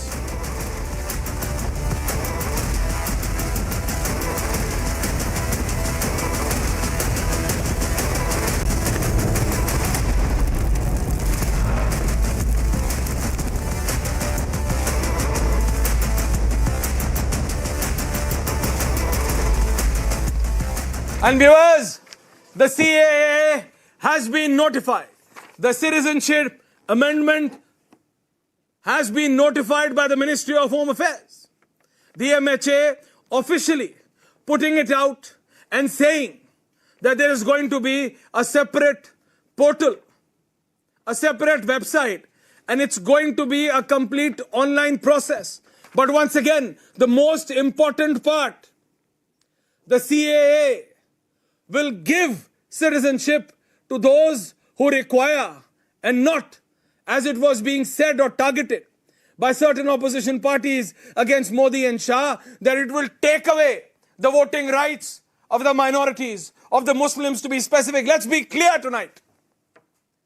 The opposition, from Congress to TMC, from SP to the left, everyone was only trying to play around the rhetoric that CAA will come and it will take away the voting rights of the people who oppose the BJP. But today, viewers, when CAA is a reality, when CAA has been notified exactly after 1,551 days, 1,551 days after the president made it or approved it on 12th of December 2019, it is still giving citizenship and not taking away. So all that plethora of lies which was being said by the opposition, by the parties who have not, and mark my words when I say, have not been able to defeat Modi in electoral politics, were trying to only spread fake or false narrative. Why? Why? Today, the people of this country should understand that CAA is for those who have asked for citizenship of India before 2014 because of the problems they have been suffering in their own countries, to be specific, Bangladesh, Pakistan and Afghanistan. 3 countries, because of their religion, because of our Hindus, brothers and sisters who have been suffering in Bangladesh, Pakistan and Afghanistan, and because of rules the government of India was not able to provide them with citizenship. CAA is to give citizenship to them, not to take away from anyone, specifically from the minorities, specifically from the Muslims. No. All that narrative which was being built up, my full panel is there with me. Nigat Abbas, Vineet Goenka, Ratinder Singh Bhatia, Mumtaz Alam Rizvi, Atikur Rahman. All of this narrative which was being which was being spread by the opposition parties, today they say, okay, we'll see. Mamata Banerjee today says, okay, let me read it. Because you see, what is in black and white cannot change. they are unable to defeat the Modi and Shah machinery of the BJP and the frustration they take out on the people. But the people should know the reality. The CAA has been brought. It's a reality, been notified, but it is to give citizenship, viewers, not to take away. Nigat, I begin with you first. Nigat. Absolutely. First of all, from your debate, through your debate, Ashwarya, I'd like to thank the Modi government, and I, as an Indian Muslim, would like to welcome wholeheartedly that today the much awaited bill has come and the notification for that is up here. It was an important thing it was very important for the people who were persecuted in different countries like Afghanistan, Pakistan and Bangladesh to be given a citizenship. And it was supposed to happen years back. But sadly, none of the government, none of the UPA government, no other opposition party literally thought about it. Now, when Modi ji's government has thought about it, implemented, I think it's a day to celebrate. Reason, now this is the time our country is going to be celebrated all across the world, because our country is going to be seen as a very kind, generous and a humble government and a humble country, because we are the ones who have recognized, the Modi government is the one who have recognized the persecuted minorities all across these countries. There always has been speculations about who is going to show their cards, who will have to show their, the Aadhaar card and all the documents. People need to very well understand this fact that this is not a bill and it is not something which you have to, where you have to show your Aadhaar cards or you have to show your documents. This is something where the citizenship would be given to the people who have come before 2014, who were persecuted in different countries. Yes. Ye nagrikta that's the lene point. ka kaanoon nahi hai, dene ka kaanoon hai. Yet again, we are back at that the is the same point. thing. These are opening comments. I'm going to everyone. About that. Absolutely, Nigat. And Atikur Rahman and Ratinder Bhatia. Atikur Rahman, CAA is giving the citizenship to those who sought prior to 2014. They have been suffering in Bangladesh, Pakistan, Afghanistan primarily. It is not to take away the citizenship for the people who oppose BJP.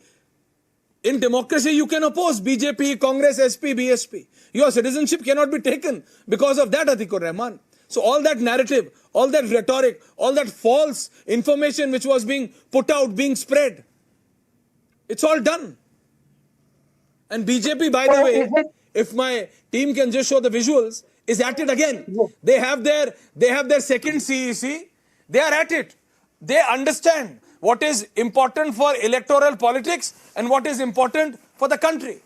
You see, they are at it. They fulfill their promises and then they are again at it. The problem with the opposition is only because you are frustrated, you can't defeat Modi, you try to spread false narrative, false information. It doesn't help. Neither the opposition parties nor the people of this country, Atikur Rahman. Please, sir, clarify today. So, Ashwarya, is it a false narrative when we say that the CAA is based on religion, communalism and sectarian approach by the BJP government? It's based on religion. Never in the history of India, any government has passed a law to give at least the citizenship to other country people on the basis of religion.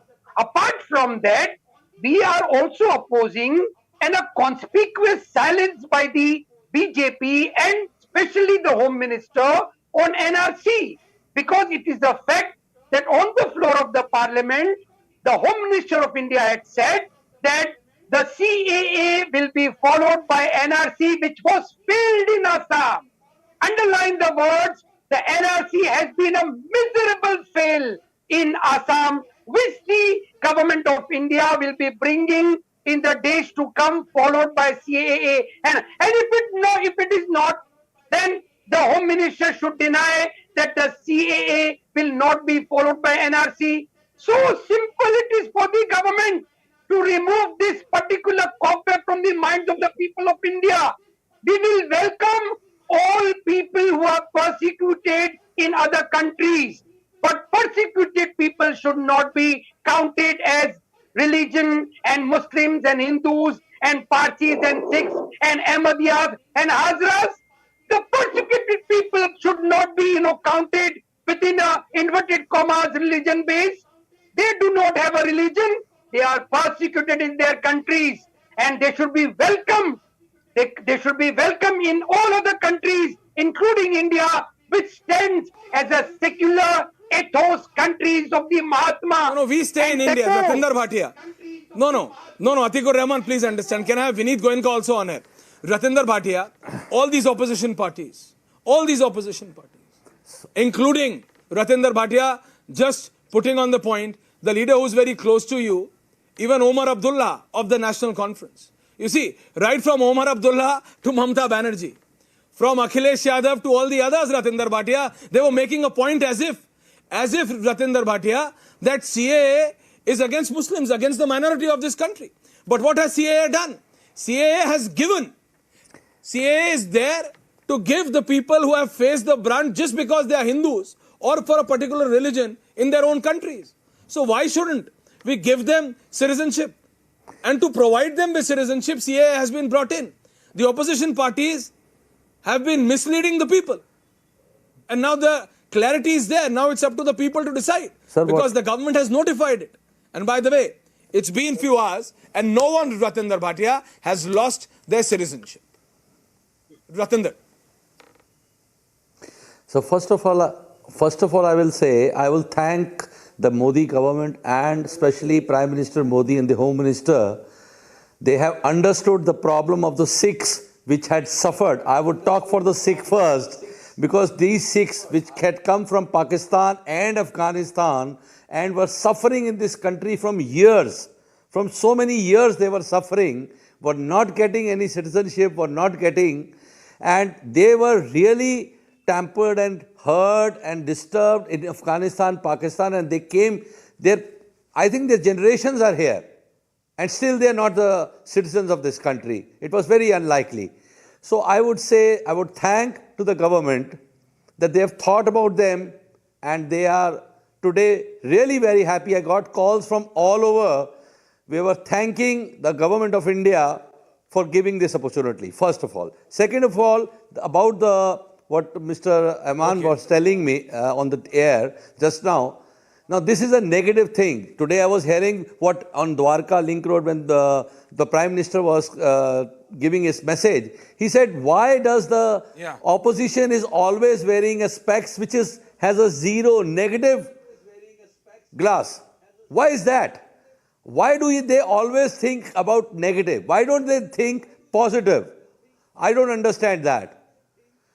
This is a very good move what the BJP government has thought about the people of the country, about the people who have suffered in this country, from living in this country in different places. I thank them and I welcome this.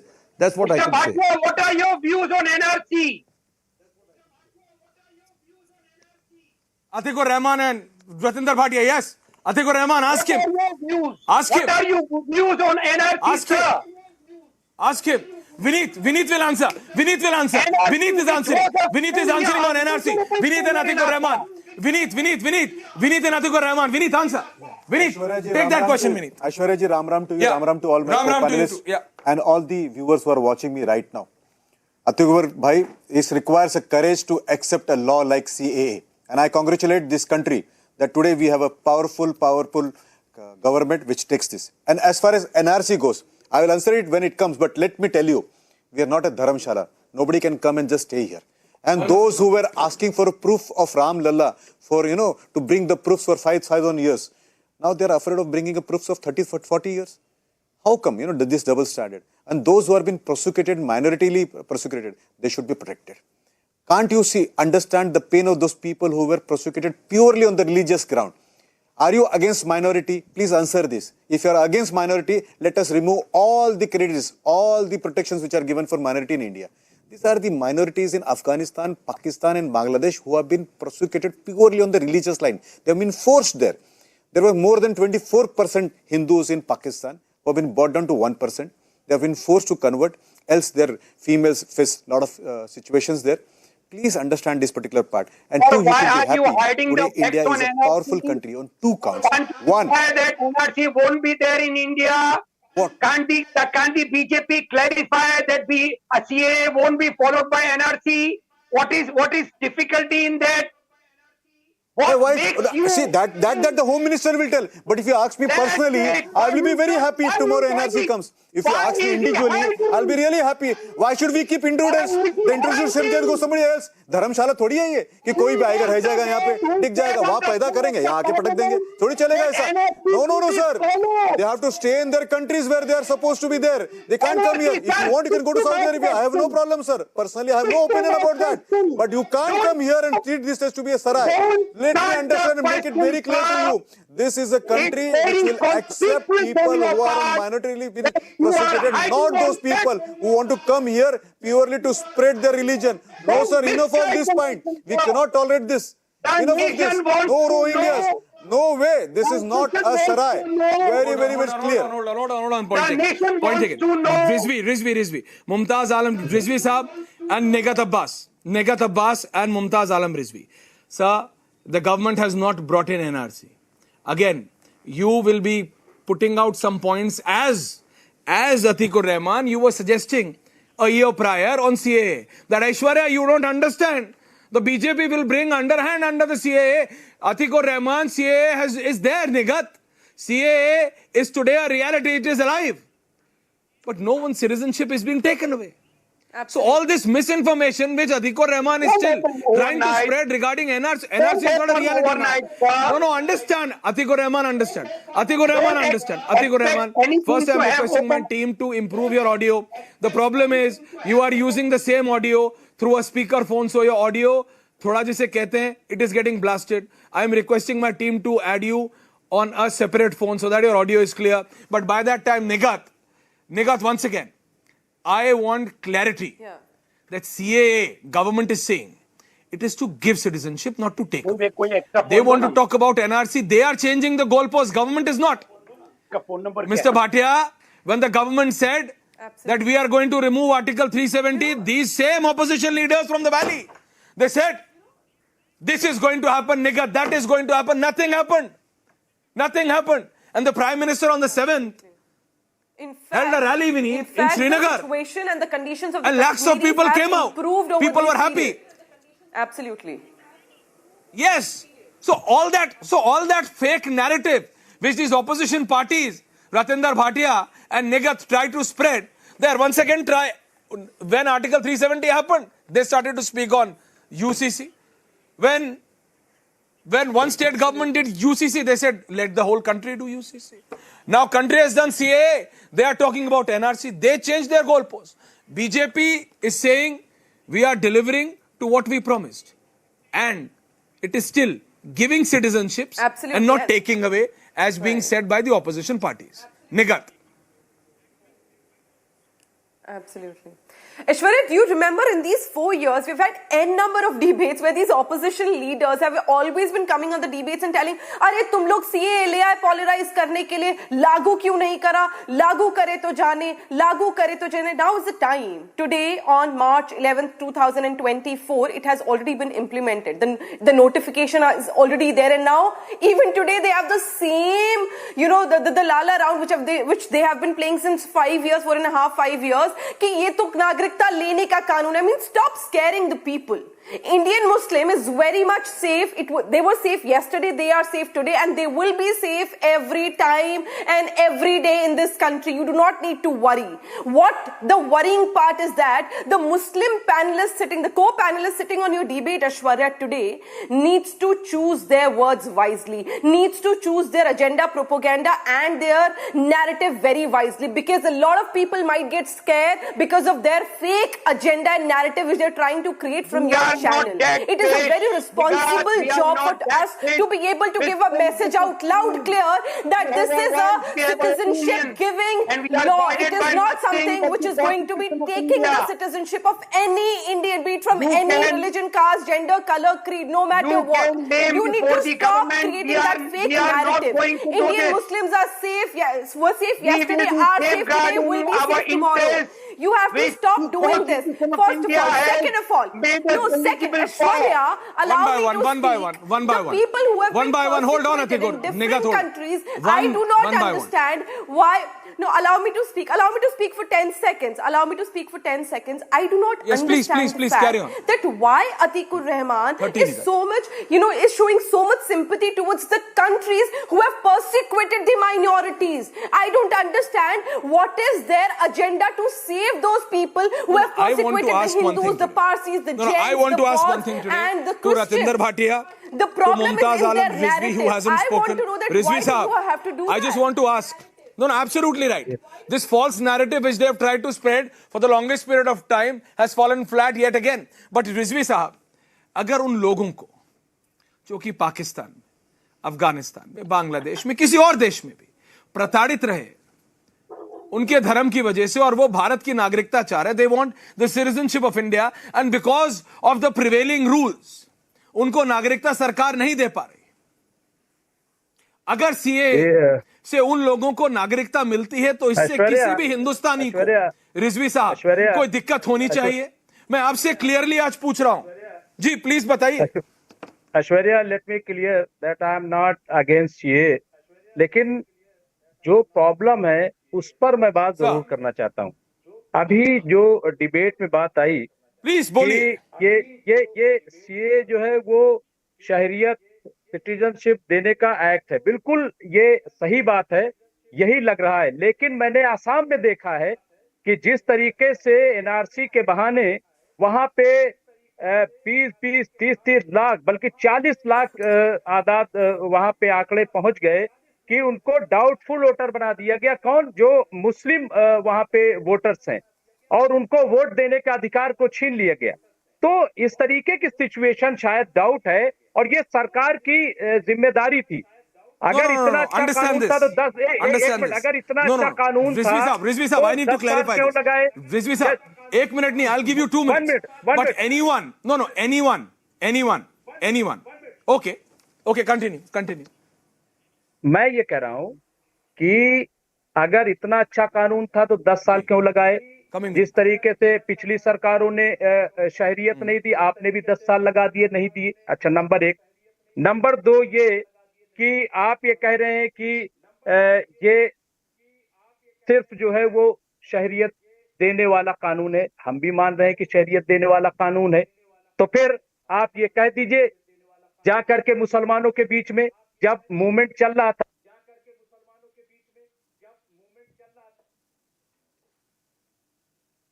किसान के साथ, आप 13 मरतबा बात, ये movement चला, लेकिन आप नहीं गए. तो इसका मतलब ये कि आपके दिल में कुछ है, इसीलिए आप नहीं गए. वरना कम से कम कोई नहीं जाता तो शहनवाज हुसैन को भेज देते, मुख्तार अब्बास नकवी को भेज देते.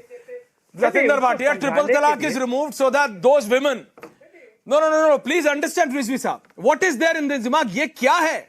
ये क्या मुगालफा? What is this? What is this thought that you and the others are trying to slowly and steadily for the last 10 years trying to spread that this government, this Modi government, is against the minority? And to be very specific, let's be clear today, against the Muslim. Tell me one decision which has been taken was triple talaq against the Muslim women.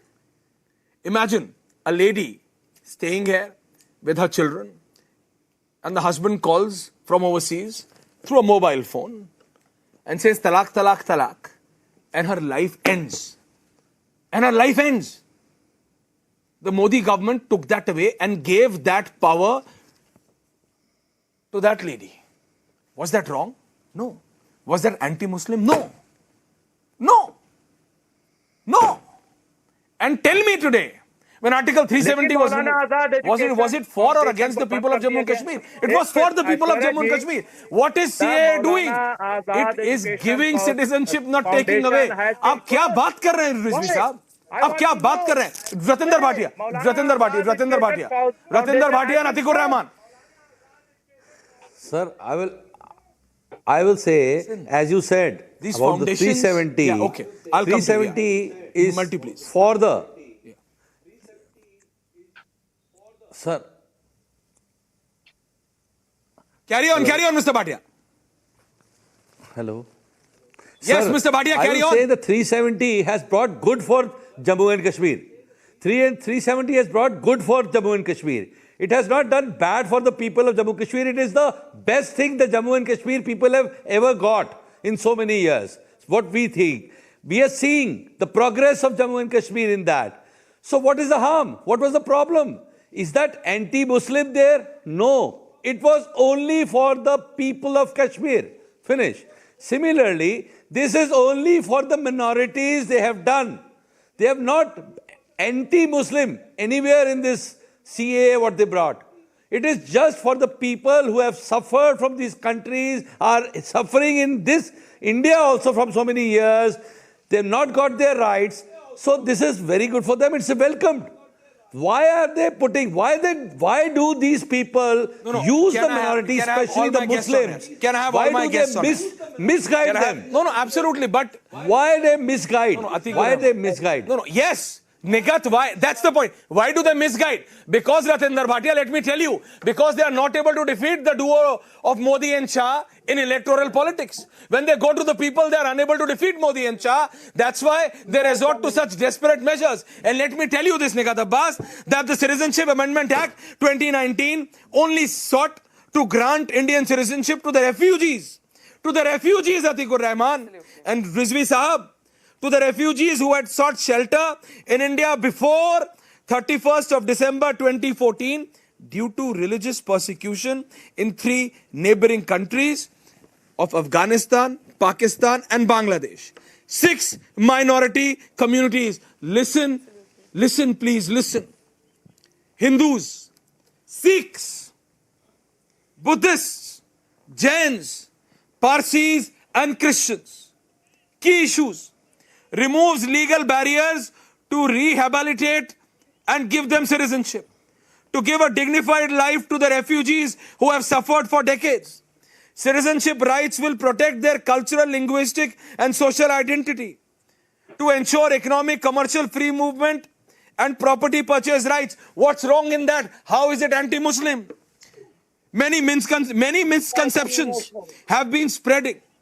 Atikur Rahman, I'm coming to you, but give me 30 seconds and listen to the next 3 points. The misconception point 1, sir. The law to give citizenship CAA will not take away citizenship of any Indian citizen. Vineet. The act is only for those who have suffered persecution for years and have no other shelter in the world except India, Ratinder Bhatia and Nigat Abbas. The Constitution of India grants us the right to provide religious persecuted refugees with fundamental rights and to grant citizenship from a humanitarian perspective. The implementation of Citizenship Amendment Act was delayed due to the COVID pandemic and nothing else, and the government is now implementing it. You need to understand. Atikur Rahman, you're raising your finger, but please tell me in one point which I have made, that this is anti-Muslim or anti-minority. Are our Sikh, Hindu, Buddhist, Jain, Parsi, Christian brothers and sisters not ours? They're also ours. Yes, Atikur Rahman, please. Ashwar, I am so thankful to Mr. Vineet that he accepted that he is not going to talk on NRC, which primarily I am telling him to clarify, because this is the issue on the floor of the parliament. The Home Minister, Mr. Amit Shah, said that CAA will be followed by NRC. If that was a jumla, he should deny it. We will welcome CAA, though we have apprehensions that religion-based CAA giving citizenship on the basis of such sectarian and communal things should not be done in India, because this goes against the ethos of the Constitution of India. Mr. Vineet, you should clarify, otherwise we will be raising our fingers and this will be challenged in the courts, and in the years to come, in the months to come, CAA will be repealed by the courts. Mind my words, Aishwarya, because this is a conspicuous, a challenge to the Muslim community, that from the back door, the Hindus will be invited and the Muslims will be put in detention centers followed by NRC. Please clarify on this. Our apprehensions are very, very disturbing. Could you ask this point to me? One, I will not get into the trap which you are trying to lie. Today it's a day of CAA and we are all celebrating it. Only those who are against minority will oppose CAA. Only those who are against humanity will oppose CAA. And those weak heart cowards who converted under the swords, want other converts to do this kind of atrocities on the minorities in those countries should understand one thing. Those minorities who are prosecuted there, brave people did not convert under the threat of the swords.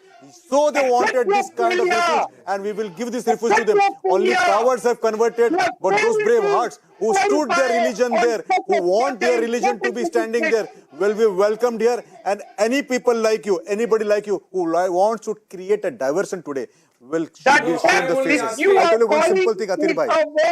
Whatever diversion you want to try it.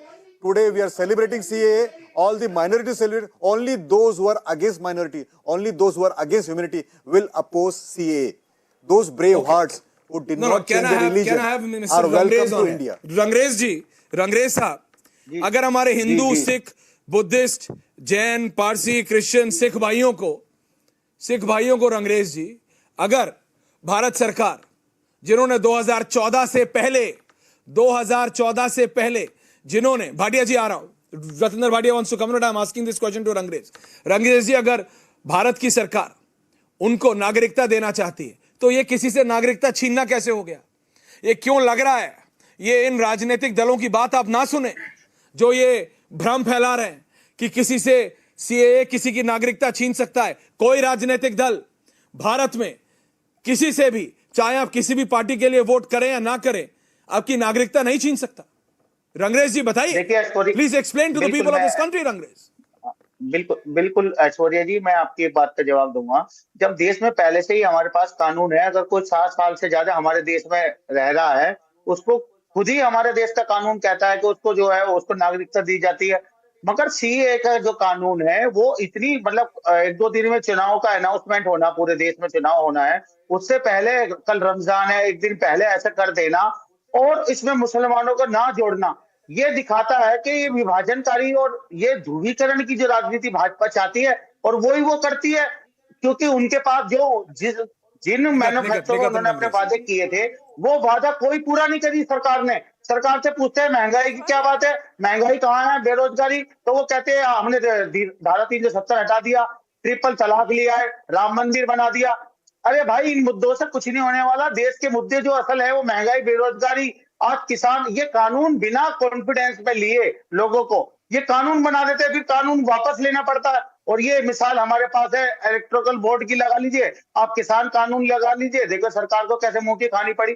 तो सरकार जब तक सबका confidence नहीं जीतेगी और सबके साथ मिलजुल के बात नहीं करेगी और कोई कानून थोपने का काम करेगी, तब तक उसका विरोध होगा और हम इसका विरोध सड़क से लेकर अदालत तक करेंगे सीएए कानून का। निगत one versus one now. Rangrez साहब, मेरा एक सवाल है। You just heard रंगरेज साहब, मेरा एक सवाल है। आप लगातार इस बात को कह रहे हैं कि जब तक सरकार बैठकर बात नहीं करेगी, मिलजुल कर बात नहीं करेगी, किससे मिलजुल कर बात करने की बात करें?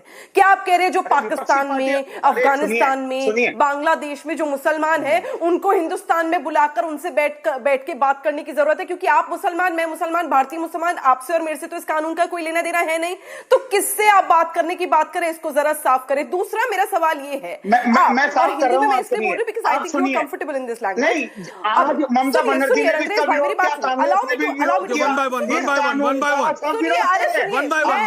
रंगरेज जी एक करके, रंगरेज जी एक करके,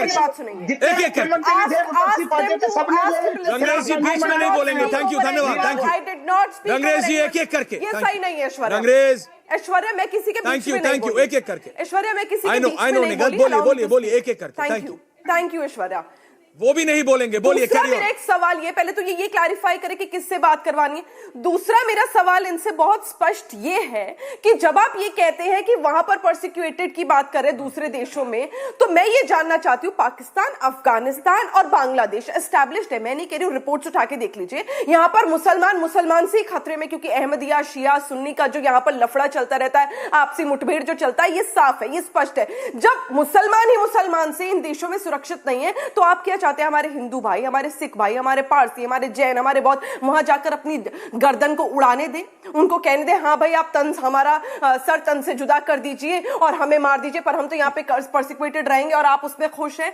तो आप कहना क्या चाहते हैं मैं वो समझ नहीं पा रही हूँ, क्योंकि सरकार ने तो अपना स्टैंड क्लियर कर दिया। सरकार is very much form, the government is very much form कि ये हम लोग सिटीजनशिप देंगे, हम नागरिकता लेंगे नहीं। अरे आप समझाइए ना, मैं वही समझना चाहती हूँ, आपकी जग जाहिर बात है, बीजेपी की तरफ से आप बीजेपी की पिच पे बैटिंग करती हैं, जग जाहिर बात है, सबको पता है ये बात। और आप तो जब तक इसकी बड़ाई नहीं करेंगे क्योंकि फिर आपको जो है पद और होदा नहीं मिलेगा। आपके लिए तो कोई नहीं कहता कि आप कांग्रेस में बैटिंग कर रहे हैं, नहीं मिलेगा कहीं। नहीं, आप जब ट्रिपल तलाक का विरोध करते हैं तब तो कोई नहीं कहता कि आप एंटी वुमेन है। Rangrez ji please understand, hold on everyone, I am coming for ending comments to everyone. I am coming for ending. Hold on. Vineet. One by one, peacefully. Thank you. I thank the government to welcome those prosecuted minorities who stood there bravely against those people who were waving swords on their head, yet did not change their religion.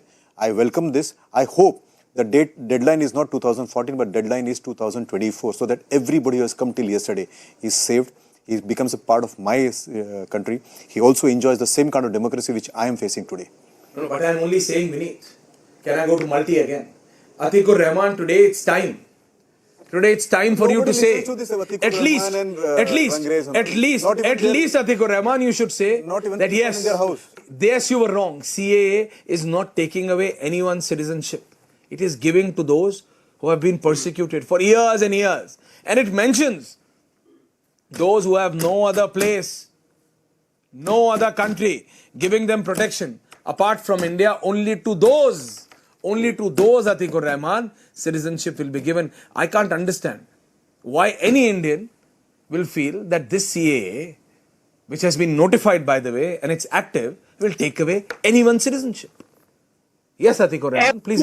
Every persecuted person should get a citizenship in the entire globe, any country of the nation, without any prejudice to sectarian and communal and religion. Herein we are opposing the CAA because it's a conspiracy hoped by the BJP, because it will be followed by NRC. This anybody will come. Rohingyas will come, we'll take them. Followed by NRC. What is this? And NRC, the officials of the government of India will be putting the Muslims into detention centers. We have understood your conspiracy, Mr. Vineet. You are hiding the facts. No, don't create this kind of narrative, please. No, what are you saying, Atikur Rahman? No, you are wrong. You are wrong. That's you why are wrong. I'm again saying you are again wrong. Hold on, Vineet.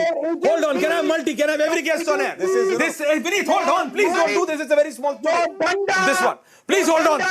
Hold on, Atikur Rahman. Hold on, Atikur Rahman. What did you just say? Hold on, Atikur Rahman. I think it's a two-way communication which we are having. Hold on, Atikur Rahman, you can hear me. And deliberately you are not stopping because you know what have you said. It's wrong. It's spreading false narrative. It's spreading fake information. So don't do it. You are a senior person. Don't do it. I am repeating. Don't do it. Don't spread fake information. Atikur Rahman, don't do it. Don't do it.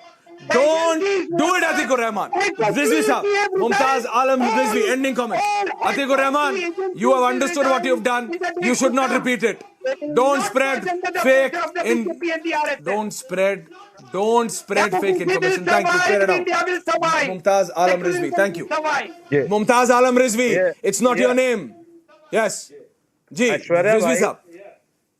Ji Rizvi हमें कोई problem नहीं है ये से, ठीक है, लेकिन मैं उस वक्त जरूर आपसे पूछूंगा जब यहाँ पे एक बड़ी तादाद को डाउटफुल करने की कोशिश की जाएगी, उन्हें वोट देने से रोका जाएगा, जैसा कि आसाम में हुआ है। क्यों आपको ऐसा लगता है दादा? तो नहीं, अगर नहीं होगा तो आप दीजिए। देखिए ऐसा आपको ऐसा क्यों कि अगर 5 जो हमारे रिलीजियस और प्रताड़ित जिसको कहते हैं सफरर जो हैं, अगर वो आते हैं और वो हैं, उनको आप दीजिए।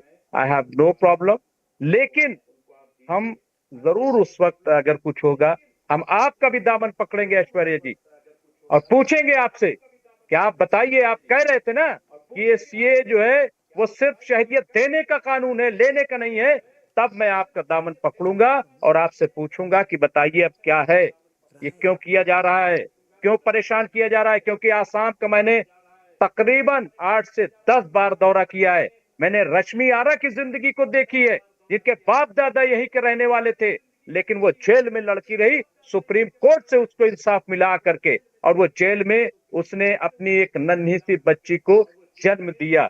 वहां पे मैंने जाकर के जेल में देखा। इसलिए मैं कह रहा हूं, मुझे कोई परेशानी नहीं है, जो लोग सफरर है वो आए, उनको शहरियत दी जाए। और जैसा कि अभी हमारे एक भाई कह रहे थे, मैं अभी नाम भूल रहा हूं उनका, कि ये कोई धर्मशाला नहीं है, तो माफ कीजिएगा, हिंदुस्तान का बहुत बड़ा दिल है, ये भारत है, दुनिया से सबसे अच्छा देश भारत है। और यहाँ पे धर्मशाला नहीं है सर, धर्मशाला नहीं है। ये तो आप देखिए जाकर। Nighat okay, point taken. Nighat ending comments. Rangrez आ रहा हूं आपके पास। Yes Nighat ending comments please. Yes Nighat Aishwarya, high time the message from the Indian Muslim needs to be clear out there. And the message is that this is the law, this is a bill where the citizenship is going to be given, not to be taken. You need to change your fake narrative and come to a natural, real point so that the people aren't scared of you. People should not be scared of you sitting on this panel and, setting a fake propaganda. First of all, you were sitting with equal rights, what every Hindu or every other religion or caste has this in the country. Today you're saying बहुत सारे लोगों को, it's a misconception and a miscommunication and a misinformation कि आप ये कह रहे कि जब चुनाव है पूरे देश में तो कुछ लोगों को रोक दिया जाएगा मतदान देने से. So I think you should not no please you should stop spreading the fake propaganda. And I think also the police can ask you questions against this, because this is not the right thing to say. मैं मुसलमान हूं, आप मुसलमान हो, अगर आपको रोका जाएगा अपना मत देने से तो आप सवाल उठाइएगा ऐश्वर्या, हम सबसे पूछिएगा, लेकिन यहाँ पर किसी को रोका नहीं जाएगा, सब अपना मत देंगे. हाँ, पर जो लोग अवैध तरीके से भारत में रह रहे हैं, जो भारत में आकर आतंकवादी संगठनों को समर्थन दे रहे हैं, उनके खिलाफ जरूर कार्रवाई होगी. और मुझे नहीं लगता कि भारतीय मुसलमान को उस पर कोई आपत्ति. Point taken Nighat. Please peacefully, शांति से बोलिए रंगरेज जी, बोलिए. चश्मा उतर गया आपका अचानक. जी रंगरेज जी बोलिए. ऑडियो नहीं आ रहा है, म्यूट है आपका, अनम्यूट कीजिए. म्यूट है रंगरेज भाई, अनम्यूट कीजिए. अच्छा हो गया सर. मैं कह रहा था 2014 से पहले के जो लोग आए हुए हैं हमारे, हो गया, बोलिए. जो भाई हैं उनको नागरिकता मिलेगी, मगर जो अब आना चाहते हैं उनको नागरिकता नहीं मिलेगी. ये कैसा कानून है, ये कैसा कानून है? क्या मैं बार बार कह रहा हूँ, इसलिए मैं कह रहा हूँ जिसको नागरिकता देनी है दीजिए, मगर ढोल मत बजाइए उसका, और उसमें मुसलमानों को भी ऐड कर लीजिए. भाई क्या दिक्कत है? कोई आना चाहता है, अगर किसी को ज्यादा दिक्कत है कि मुस्लिम कंट्रियों में कोई हिंदू भाई परेशान है तो वो विदेश भी जा सकते हैं. धर्मशाला है. Ending comments. ओके रंगरेज, आपका पॉइंट लिया मैंने. आज भारत का शीश जो है पूरी दुनिया में ऊंचा उठा है कि जो लोग हैं, जो प्रताड़ित लोग हैं, उनको भारत लेगा. मुझे लगता है बड़ी अच्छी दिन है. It is a good day where India will accept those people who have been religiously been persecuted. Ratinder Bhatia, ending comments. Now this is the time we should call ourselves a powerful nation. Ratinder Bhatia, 30 seconds. Ending comments, then I need to end. Ratinder Bhatia. Sir, we are very thankful to the government what steps they have taken, and what Mr. Rahman and other speakers I heard, they were saying that every country should take people. I would request them, please, आप ऐसा करिए, जिनको भड़का रहे हैं जिन Muslims को, उनको लेके अमेरिका जाइए ना, देखिए वो आपको लेते हैं कि नहीं लेते. Let us see if they take you or not. They are down to earth. Let us see. They are down to earth. Why only in India? Down to earth. Anti-Muslim, anti-Islam. Shame on this government. Their communal agenda won't survive. I will say they are anti-Indian. The speaker here is an anti-Indian. No. I'll say he's an anti-Indian. I am saying only one line. He's an anti-Indian. Thank you, Ratinder Bhatia, Nigat Abbas, Rangresh ji, Rizvi Sahab, and Atikur Rahman. The only thing I am saying and I am repeating, CAA, Atikur Rahman, calm down. CAA is to give citizenship and not take away. Let's understand this. It's very simple. It's to give citizenship, not to take away. Thank you very much. Thank you very much, everyone. Don't go anywhere because right after the break, it's the man himself, Arnab Goswami, on the debate tonight. Thank you once again, viewers. Thank you.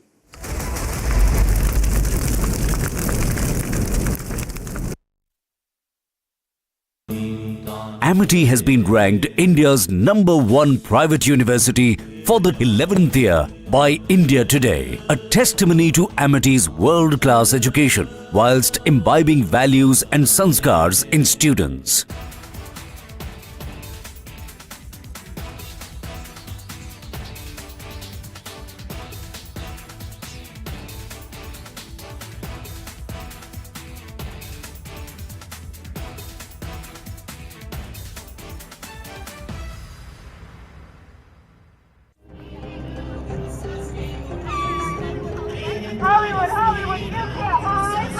Hollywood, you can't hide. Shame on you! Shame on you! Shame on you! Shame on you! Shame on you! Shame on you! Shame on you! Shame on you! Shame on you! Shame on you! Shame on you! Shame on you! Shame on you! Shame on you! Shame on you! Shame on you! Shame on you! Shame on you!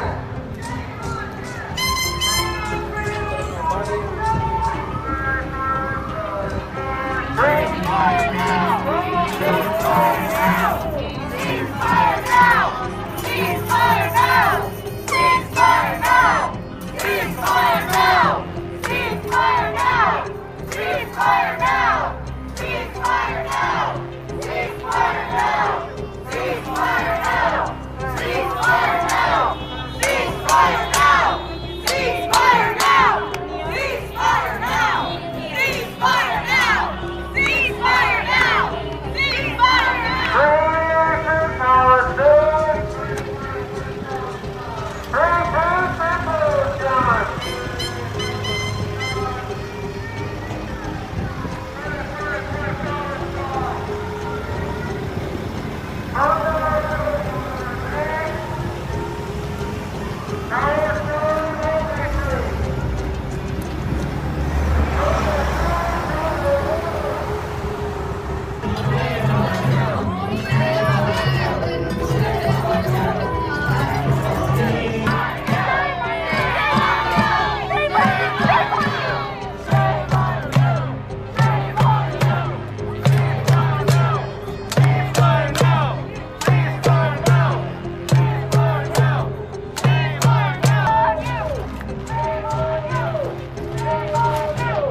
Shame on you! Shame on you! Shame on you! Shame on you!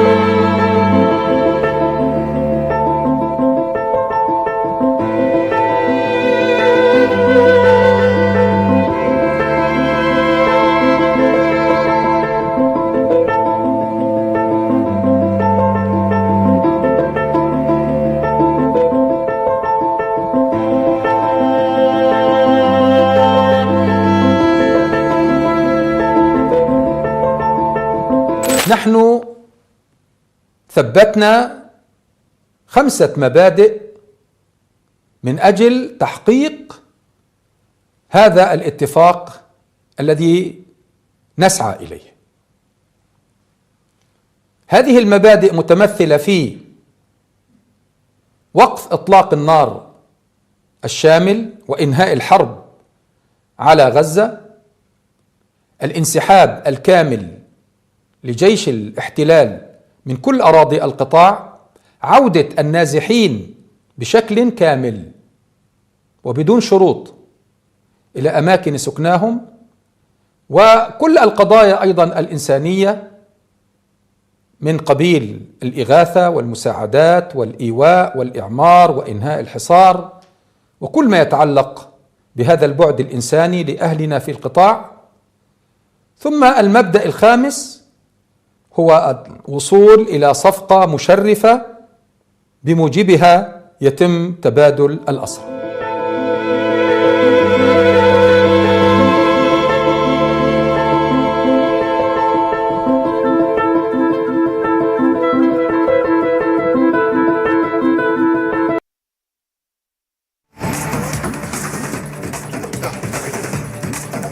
All right, big breaking development for you viewers. First pictures of the Agni 5 test that was carried out today by the DRDO. Successful mission Divya Shakti test, which was announced by the Prime Minister, which essentially gives India capability to hit multiple targets in a long range. Remember, Agni 5 is a intercontinental ballistic missile, can reach northernmost parts of China and can carry multiple warheads, if need be, multiple nuclear warheads. And India joins a select group of just 5 nations apart from India: United States, United Kingdom, Russia, France, and China, which have this capability of using one missile for multiple and, if need be, for even nuclear warheads. This is a big development for India's defense establishment, and Prime Minister, they are announcing successful launch of Agni 5 MIRV. And the pictures on screen for you viewers.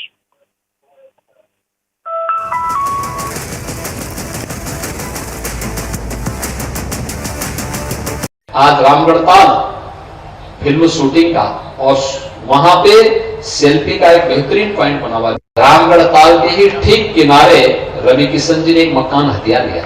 पैसा लिया उन्होंने, पैसे से खरीदा है। रामगढ़ताल जहां लोग डरते थे, आज भोजपुरी के सुपरस्टार रवि किशन वहां पे अपना आवास बना के रह रहे हैं। सिटी के अंदर हर मोहल्ले में अच्छी सड़क बने, वहां पे जल निकासी की व्यवस्था हो। पहले आधा गोरखपुर शहर गुड़दवा नाले के नाते चौक हो जाता था। आज नाला भी बहुत अच्छा बन रहा है, बहुत चौड़ा नाला बन रहा है। दोनों तरफ सिविल लाइन भी जा रही है, दोनों तरफ सड़क भी बन रही है, स्ट्रीट लाइट भी होगी। जहां पहले लोग झांकने नहीं जाते थे, जहां पहले शहर का कचरा इकट्ठा होता था, आज वहां पे लोग सेल्फी लेने के लिए जाएंगे जिस दिन वो नाला वहां पे तैयार हो जाएगा। आप दुनिया को दिखाएंगे जैसे रामगढ़ताल था ना, आज से 7 साल पहले क्या था? गंदगी और अपराध का गढ़ था। आज रामगढ़ताल फिल्म शूटिंग का और वहां पे सेल्फी का एक बेहतरीन पॉइंट बना हुआ है। लोग परिवार के साथ घूमने के लिए जाते हैं। पहले रामगढ़ताल का नाम लेने पर लोग डरते थे। कोई वीआईपी आता था गोरखपुर में और सर्किट हाउस में ठहराना होता था, तो हम पहले ये व्यवस्था करते थे वहां पीएसी है कि नहीं है, सुरक्षा की पुख्ता व्यवस्था है कि नहीं है।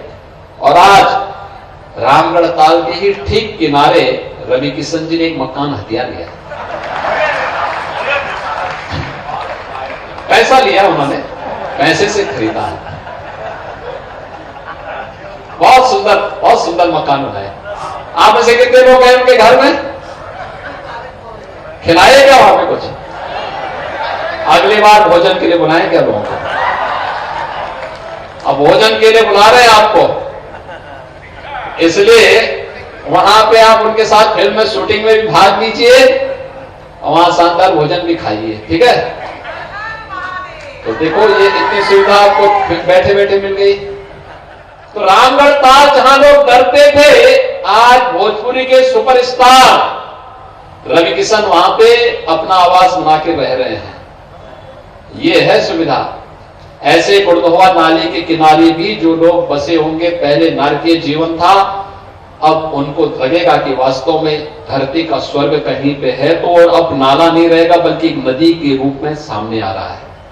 भव्य स्वरूप, दिव्य स्वरूप, ट्रैफिक की व्यवस्था, अधिक से अधिक खुलापन, लोगों को बेहतरीन सुविधा, ये कुछ ना कुछ नया करना चाहिए और इसमें जनसहभागिता जितनी हो सकती है। वृक्षारोपण, इस बार जब कुर्दोबा नाला पूरा तैयार हो जाएगा, जब दोनों तरफ व्यापक पैमाने पर वृक्षारोपण करिए, हरा भरा दिखना चाहिए।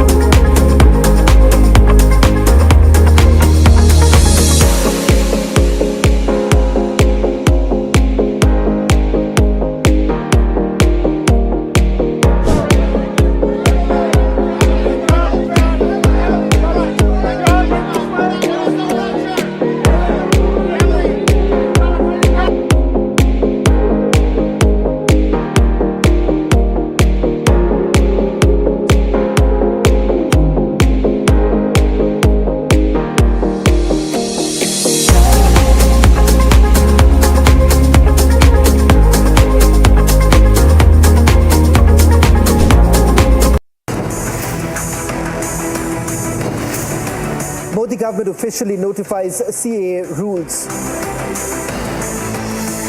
Opposition alleges CAA rolled out to polarize polls. Why is the opposition having a meltdown? Debating at 9 p.m.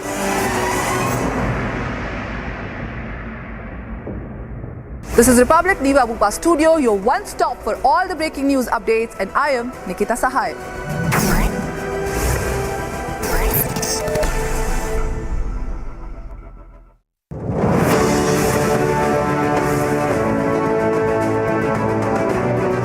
If you look at the India in the next decade, I see its future determined by the application of technology in different domains of our life and then making an impact in the society. So if I look at the application of space sector in all of them, I think the space sector has been one torchbearer in showcasing an example to this country that it is possible for India to make its own path, her own path in the domain of space technology, to do it in different manner than that others did.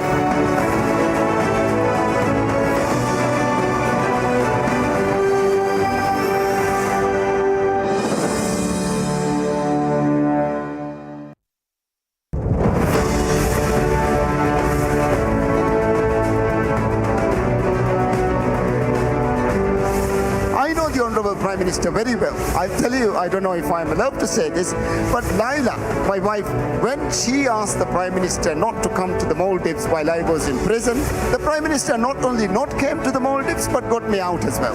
Our relationship with the Honorable Prime Minister is very rich, very friendly, and I am sure it will continue.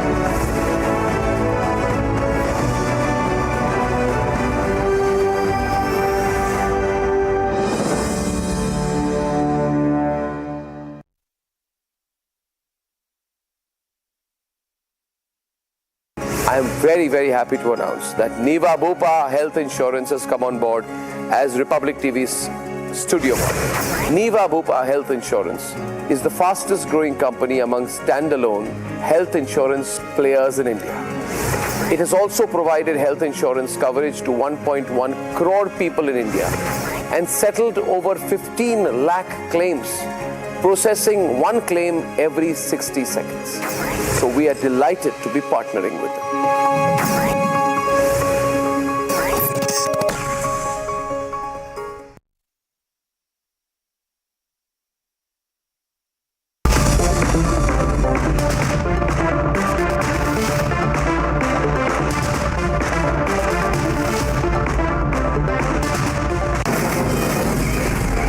From the Delhi studios of Republic TV, it's time for Arnab Goswami on the debate.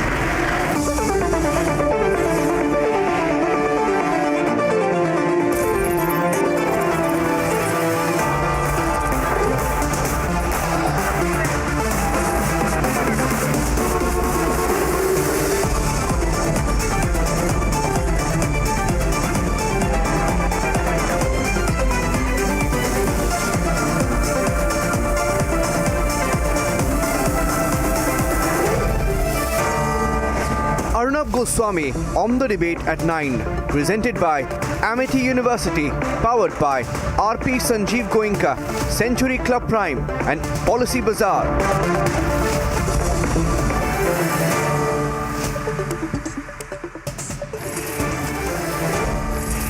Good evening and welcome, ladies and gentlemen. Amit Shah said it to me on the 7th of March. And tonight, the breaking news is that the Citizenship Amendment Act, the CAA, has been notified. I welcome it wholeheartedly. And in this time, I want to begin by saying that we must not give in.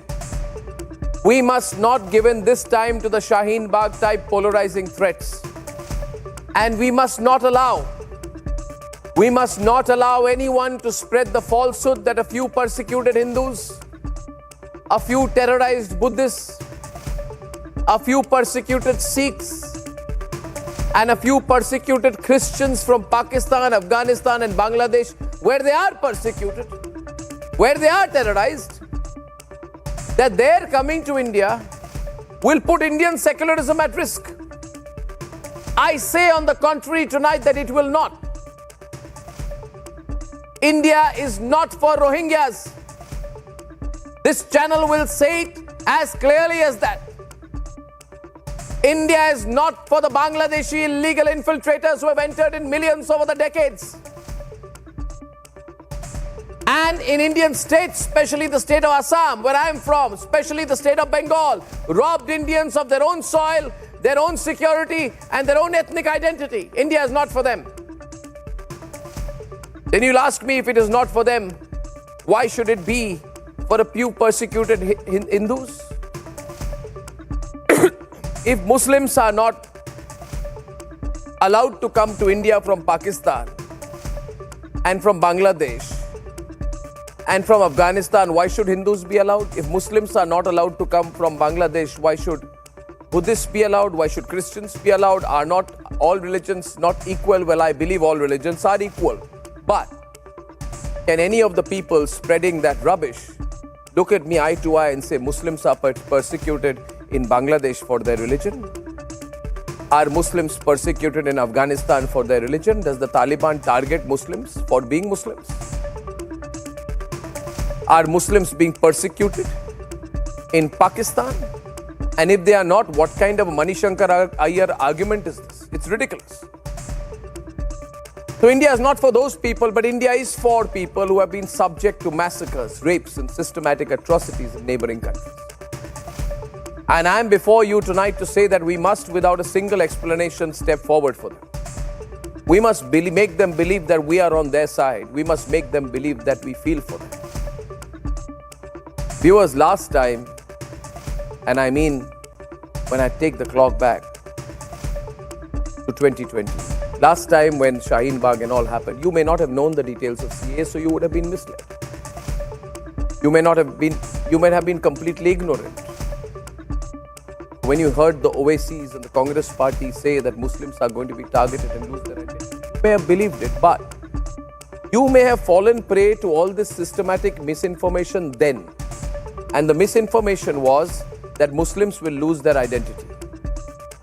But then since then, have you not seen OAC cornered after that? Have you not seen that Kapil Sibal?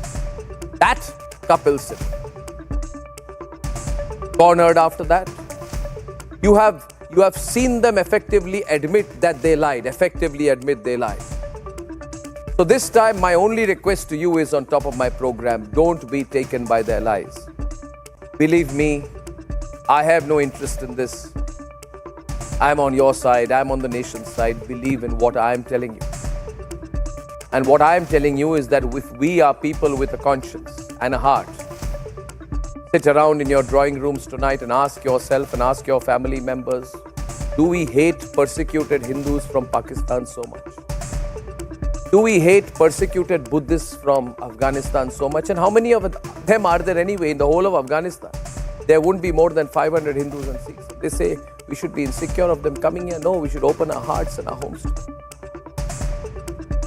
That if you have a heart and if you have a conscience, then you should say tonight with me that we have delayed CAA by at least a century. Now Narendra Modi and Amit Shah are fixing those mistakes of the past. Let the course correction happen. Let the course correction happen now and not later. Ladies and gentlemen, this is a humanitarian issue. Debate 1 tonight. Modi government delivering on it, which I believe is a very, very humanitarian gesture before the general election. Debate 2 this evening. We have Agni 5 being successfully test launched. That's huge. That gives us huge ICBM capacity. Ladies and gentlemen, this is a lethal missile. The Chinese are very nervous tonight. And debate 3 this evening, the top court is setting the record straight on political funding, transparency. It asks the CBI to disclose the poll bonds details soon, which means we'll know which company was giving how much money to which political party. That's at 10:30 p.m. in terms of ramifications. And here are the headlines this Monday evening on the debate tonight.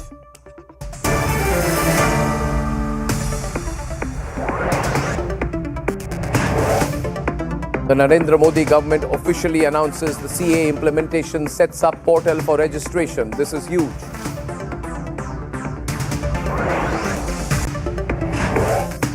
Asaduddin Owaisi provokes yet again, says those who hit the streets earlier will oppose CAA once again.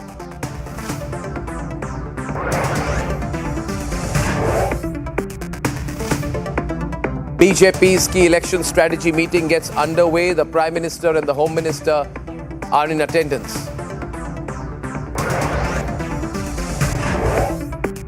The Prime Minister announces mission Divyastra, the success of the mission, as India successfully test fires one of its most lethal missiles, the Agni 5. and the Supreme Court dismisses the SBI plea, the State Bank of India plea, seeking extension in connection of the electoral bonds case, asked to disclose the sensitive data tomorrow. And finally, opposition welcomes the Supreme Court's decision, says the move is necessary for fair elections this time.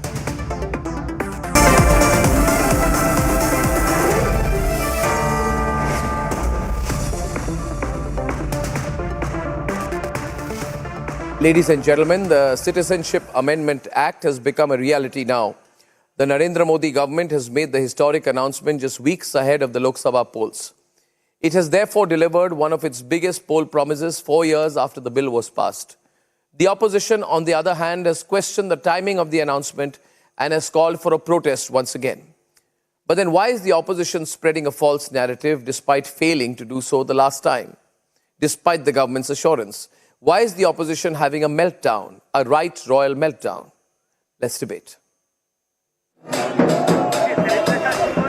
4 years after the bill was passed, the game-changer citizenship law is now a reality.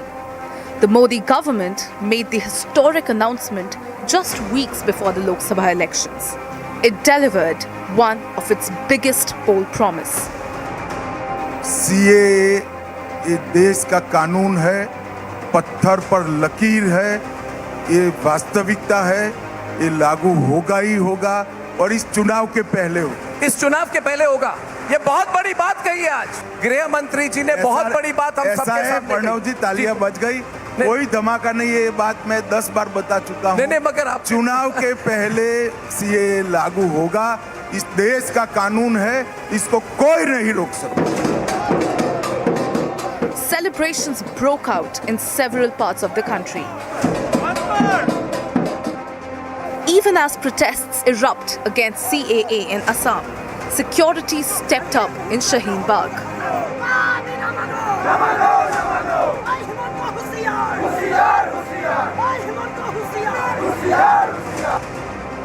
The Union Home Ministry has cleared the air once again amid fears of deportation of Muslim immigration. The centre has stated clearly that both the CAA and NRC have nothing to do with deportation.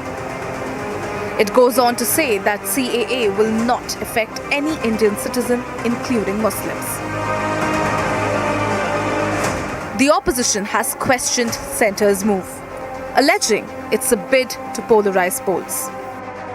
Rules notification में अगर हम देखेंगे कि ये deprive कर रहा है लोगों का अधिकार को, हम जब रूल्स निकालेंगे हम उसको स्टडी करके जो बताना है कल बताएंगे। लेकिन मैं आज बोल दिया कि एक बीजेपी का इलेक्शन पब्लिसिटी है, nothing is there. Amit Shah is known for making such provocative statements. Amit Shah is known for provoking people and pitting against one section against another. That is what he wants. At the time of elections, there should be communal tensions, conflicts in the country. It is discriminatory. And of course, on the basis of religion, Citizen Amendment Act is going to be implemented. With the biggest reform now a reality, why is opposition having a meltdown? Let's debate.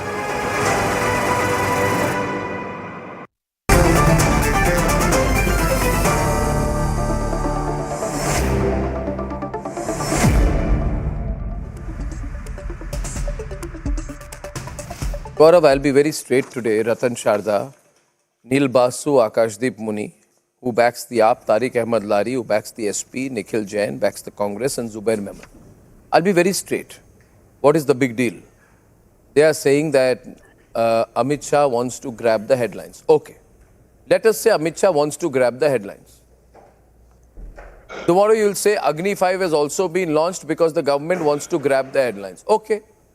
Government wants to grab the headlines, but if something good is being done and headlines are being grabbed, what is the problem? What is this grab the headlines, this stupid argument? Government wants to grab the headlines. Can I come in? ये कोई argument नहीं है.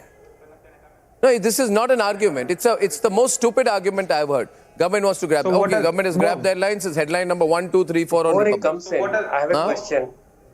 Yes. Since Congress asked for CAA for Hindu refugees from Pakistan and Bangladesh, Is it not part of the manifesto? Did Manmohan Singh say that we should have law for Hindu refugees or minority refugees coming from Bangladesh and other parts of Pakistan? He said so, right? So what is your fire today? Fire behind is on fire. I don't understand. Secondly, what is this love for our Muslim leaders, for Muslims of Pakistan, when they say that why Muslims of Pakistan cannot be brought under CAA? My dear friend, Muslims asked for Nobody is Pakistan. They talking went to about Pakistan. that. Those wish to People go talked to about Pakistan. Muslims. And if they're fighting with each other, are we responsible? Did Qatar, Saudi Arabia give place to Muslims? Did Egypt, Jordan give place to Gaza refugees? They did not. And you want us to give them place? So minorities in India are increasing numbers because we have good law, and minorities in Pakistan, Bangladesh, Afghanistan are disappearing.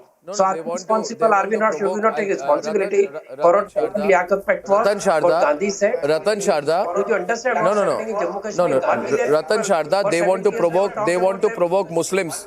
Talk They about want to Jaisalmer, provoke. They have you want gone to to provoke Jaisalmer? Muslims. Have you gone to Jaipur? And Have you gone to all Kutch? the Have you Muslims gone who to are the watching this Bangladesh area? program. Yeah. Yeah. No, no. See What what happens, happens to Ratan Hindus Sharda? there? They want to Please provoke go before you Muslims. speak. Go to And Jahangirpuri, last just time they across told in Muslims. Yamuna. See what's happening No, to no. them before you start here and spouting I'll. wisdom. If you had not done this kind of tamasha, a law would have been notified Yeah. much Okay. earlier. Now let me get It was in. not Let me get in notified because Zobair you and did not Gaurav. create the scene. Let me get in Zobair and Gaurav. I would like to have Let me get in Zobair and Gaurav. 1 minute. 1 minute. Yeah. Let me get in Zobair and Gaurav. Zobair, Neil Basu versus Gaurav. Mamta Banerjee says, why was today's date chosen? It is a very big conspiracy against Muslims because today's date was chosen before Ramzan. I appeal to people to be calm and avoid any rumors. Mamta Banerjee, there are no rumors. CA is a reality. You be calm. Neil Basu, I want Mamta Banerjee to be calm. She's having a meltdown.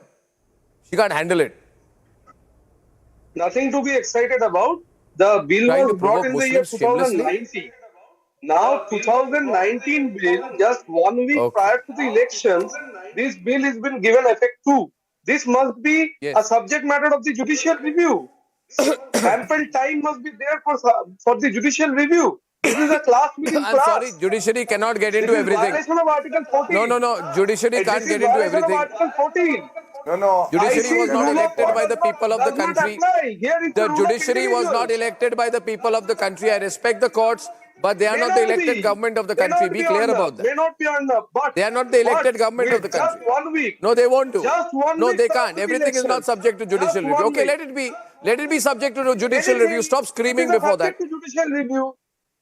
Yes, of course. There must be a time given for allow me to You address all the said points last one by time. one. I think One minute. Just 1 minute. Neil, 1 minute. Gaurav just coming to you. Gaurav just coming to you. 1 minute. I'm coming to you completely.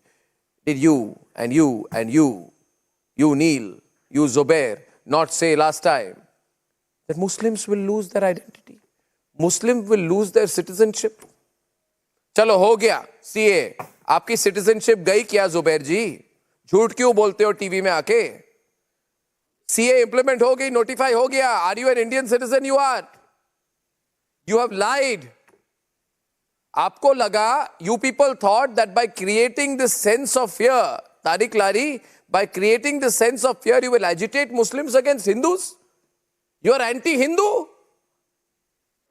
In a country that is 80% Hindu, you are anti-Hindu? Hindus are being persecuted in Pakistan. How many Hindus are there? They will take over your culture if they come here. क्या झूठ बोल रहे हैं? तारिक लारी जी, हद होती है. Fake propaganda.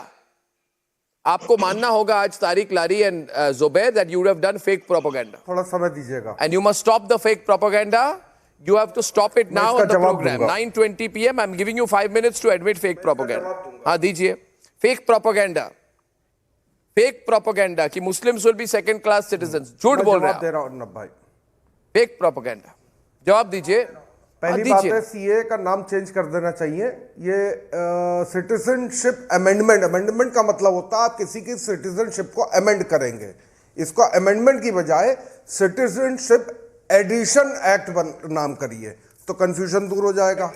दूसरी बात आपने एक कम्युनिटी को उससे बाहर निकाल रखा है.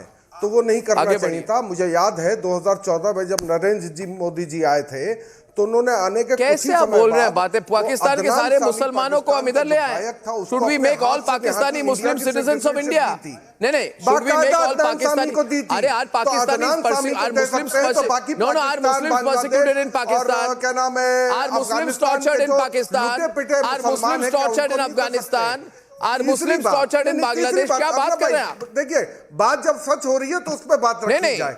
नहीं, तीसरी बात में आने ही नहीं दूंगा। मैं पहली बात पे रुका हुआ हूं, मेरी सुई फंस गई है।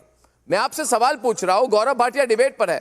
एक मिनट, मैं आपको पूछ रहा हूं सिंपल आंसर, अगर कर सकते हैं तो यू टेल। आप मुझे अभी प्रूफ कीजिए। सुनिए लारी जी, एक मिनट बात सुनिए।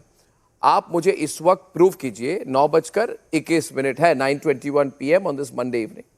You prove to me that Muslims are being persecuted in Bangladesh and Pakistan and Afghanistan, and I will oppose CAA.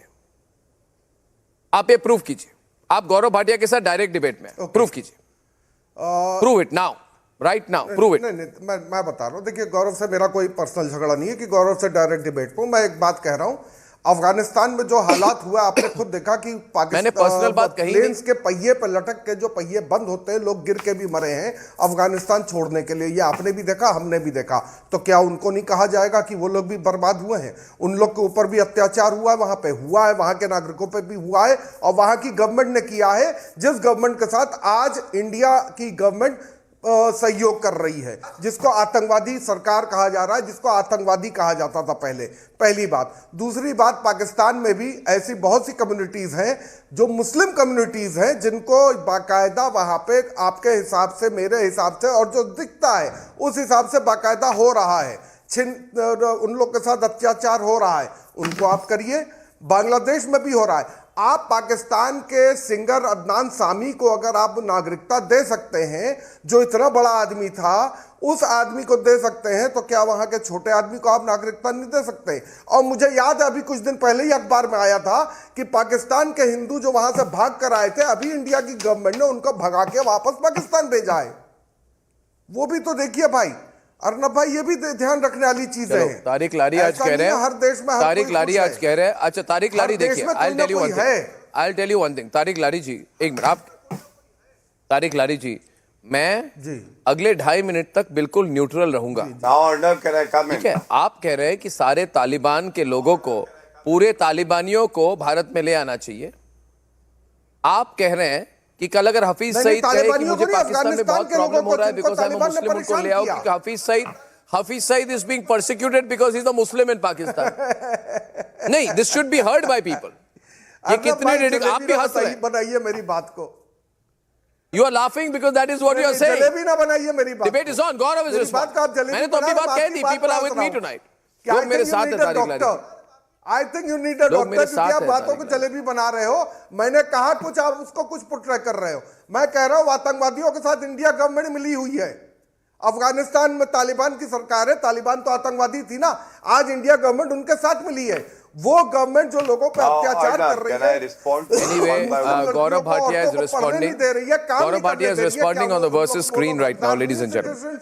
Govt Bhatia, India की पाने के लिए Gaurav versus Zubair opening the debate. आप ही की सरकार के हिसाब से यहाँ पे वो हो रहा है कि अत्याचार जिनके साथ हो रहा, हम उनको बुला रहे हैं, तो उनके साथ आपकी भी सरकार है भाई। आपकी क्या जरदारी की सरकार है? आपकी तो भारत की सरकार है। क्या आपकी सरकार, आपकी सरकार कह रहे हैं? नरेंद्र मोदी आपके भी प्रधानमंत्री है। आतंकवादियों की बात नहीं की थी। नहीं, प्रधानमंत्री मेरे भी, लेकिन मैं आपकी बात कर रहा हूँ। Please allow me to make my point one by one.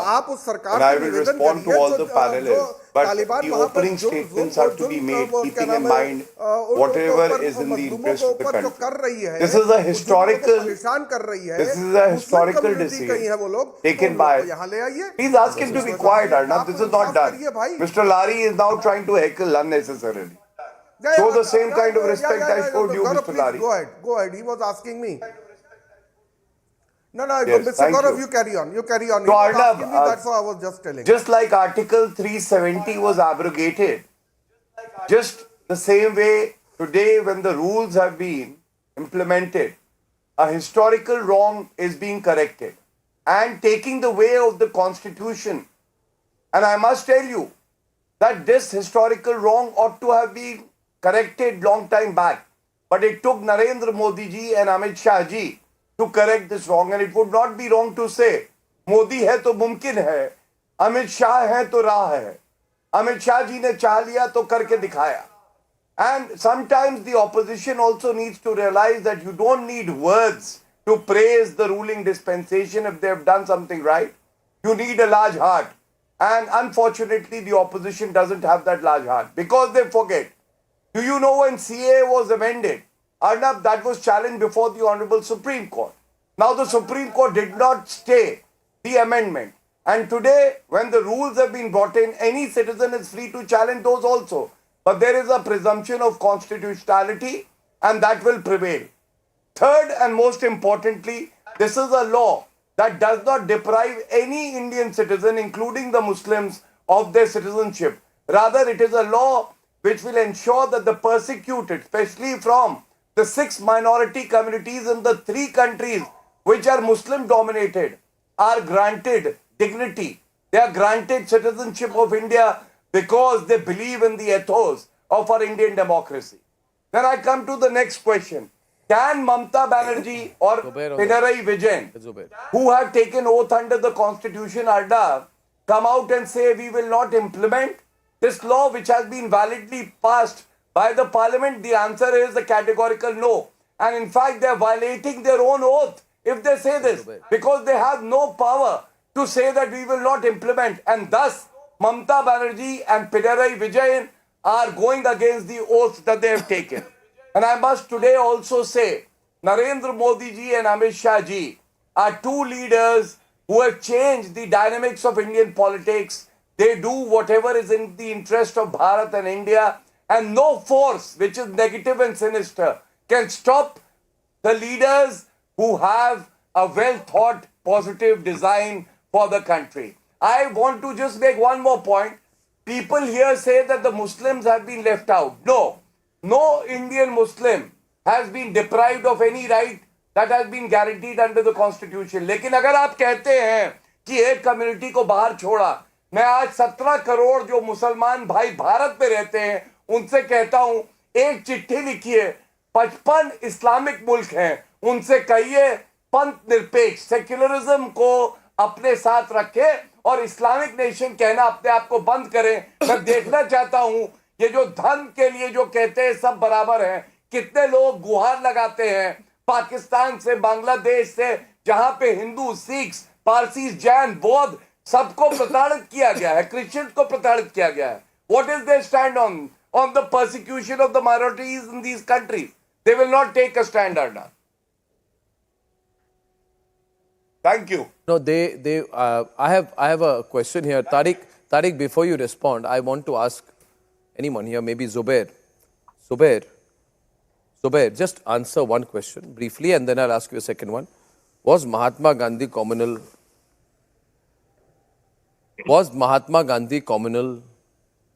No. Just say yes or no, then I'll ask the follow-up question. No. No, okay.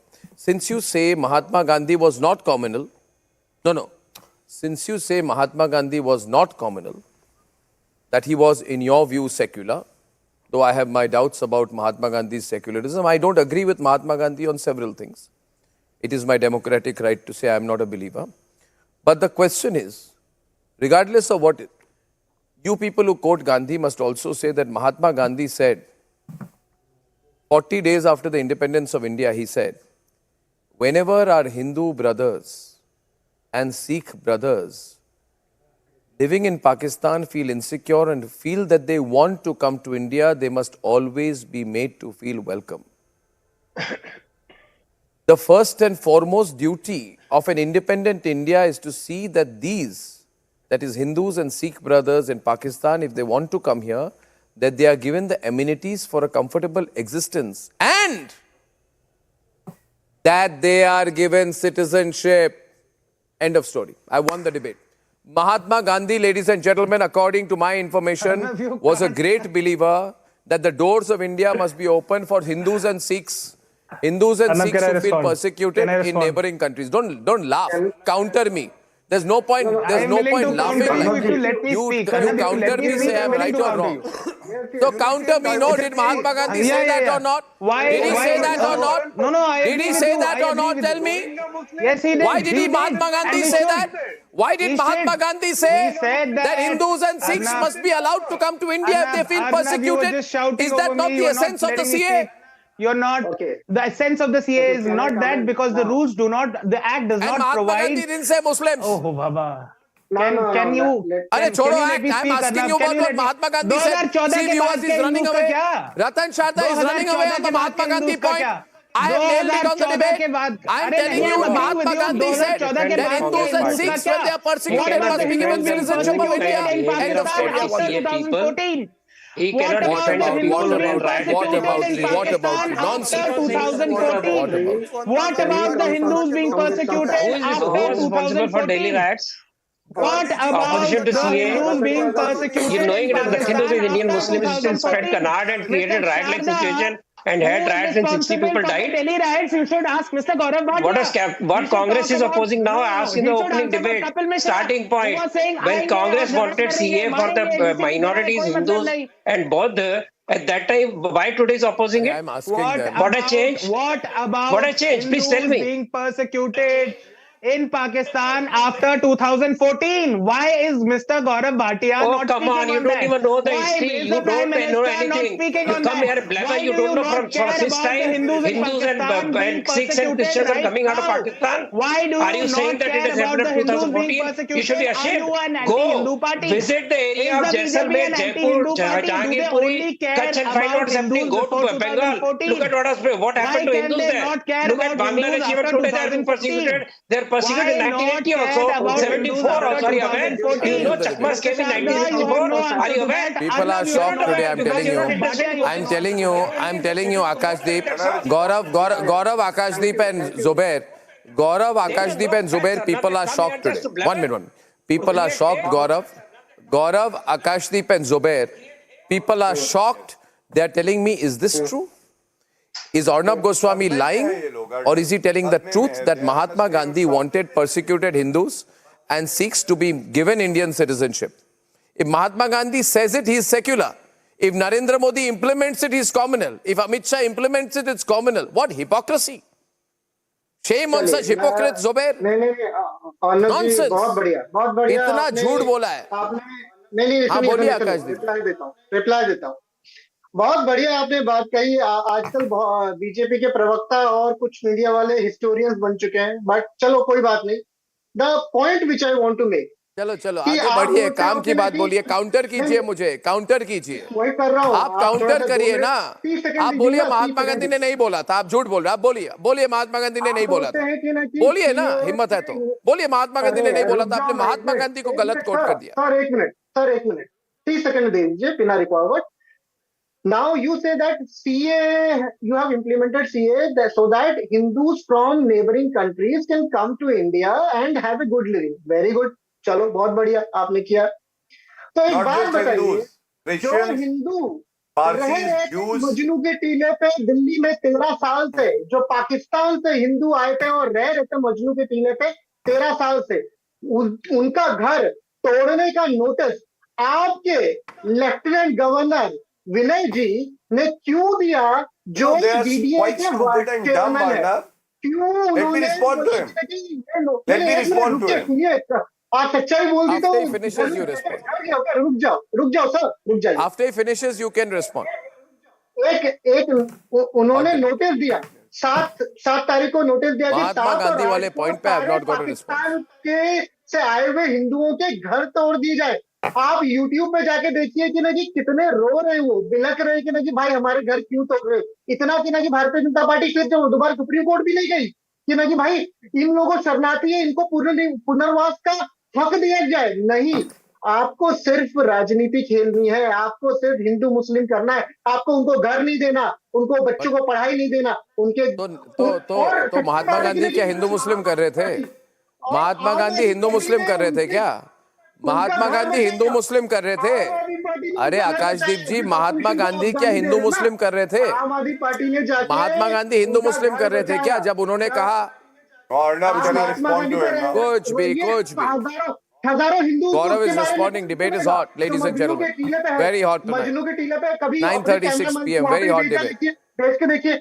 और दिल्ली वासियों याद रखना, मजनू के टीले पे जो अरे दिल्ली यूनिवर्सिटी में पढ़ा हूँ, मजनू का टीला जानता हूँ, आपको मुझे सिखाने की जरूरत नहीं। आपके जैसा इलिटिस्ट इंसान नहीं हूँ मैं आपके जैसा इलिटिस्ट इंसान नहीं हूँ। मैं लुटियन वाला नहीं हूँ आपकी तरह, है ना? मैं तो एक मिडिल क्लास बंदा हूँ, आप एलिटिस्ट है सर। आपने अपने कैमरा पर्सन को मौजूद चलिए गौरव भाटिया रिस्पॉन्ड करेंगे। Gaurav Bhatia will respond. चलिए तीव्र गति से आगे बढ़ते हैं। Let's move fast. Gaurav Bhatia responding, Zubair countering. बार बार इन्होंने कहा मजनू का टीला, तो मुझे ऐसा लगा ये लोग रोहिंग्या के मजनू बोल रहे हैं। Because look at the contradiction in the statements and the politics that they do. For the refugees, if they are Hindus, if there are Christians, Jains and Bauds, then they have no right to even have citizenship in India, which is a secular country. But if there are illegal immigrants, Rohingya, who are Muslims, they will be treated as vote banks and they have all the right to even undertake activities that are against national interest. Such is their appeasement politics. But I must share a fact with you, Arna, that the 2019 manifesto of the Bharatiya Janata Party very clearly stated that we will bring and enact Citizenship Amendment Act. And if we promise to the people something and the people voted for us because of our manifesto, are we doing anything illegal or wrong when we keep our promise? I think other political parties should learn from the Bharatiya Janata Party that we are honoring the manifesto of 2019. That is why India gave us this mandate, not to sit, not to, allow infiltration, rather take action and give refugee status to people who believe in the ethos of our democracy. Second, during independence, Arnab, the Hindus in Pakistan were around 20.5%. They shrunk to 1.6% now. But the Muslims in India from 9% grew to 14%. Now tell me, Arnab, is it not a very categorical evidence of how the minorities have been persecuted in the three countries which are Muslim dominated? And I think the change has to come from within the community. Even in these three countries, the Muslims need to ask themselves, why can't they adopt these secular ethos and say, Pakistan is not an Islamic country, it will be a secular country, and treat other religions with respect. When they don't treat with respect, India stands with humanity and India stands tall, and that is what has been proven today when the rules have been enacted. I'll let Zubair respond. Zubair has been waiting, so I'll go for a straight response, not a counter. Zubair. शुक्रिया मुझे वक्त देने के लिए। आपने बहुत अच्छा सवाल किया अर्नब जी कि महात्मा गांधी सेक्युलर है क्या। मेरा जवाब भी लिया, मैंने खुले तौर पे कहा कि हाँ वो सेक्युलर है, और आपने भी बिल्कुल ईमानदारी और सच्चाई से कहा कि आप महात्मा गांधी को सेक्युलर नहीं मानते कुछ वजहों से, वो आपकी पर्सनल जो भी वजह होंगी, और आपकी ईमानदारी का दाद देता हूं मैं, क्योंकि जितने भी लोग सीएए को सपोर्ट करते हैं वो मेरी सोच में गोडसेवादी है, और ये गोडसेवादी सोच ही हमको मुसलमानों को दुय्यम दर्जे का नागरिकता बनाने की कोशिश करती है। मुझे पूरा करने दीजिए। ने कहा था कि Hindu and Sikh should be allowed to get citizenship in India. That is my point. आप जनरलाइज कर रहे हैं। Supreme court of India is गॉडसेवादी। म्यूट मत करिए।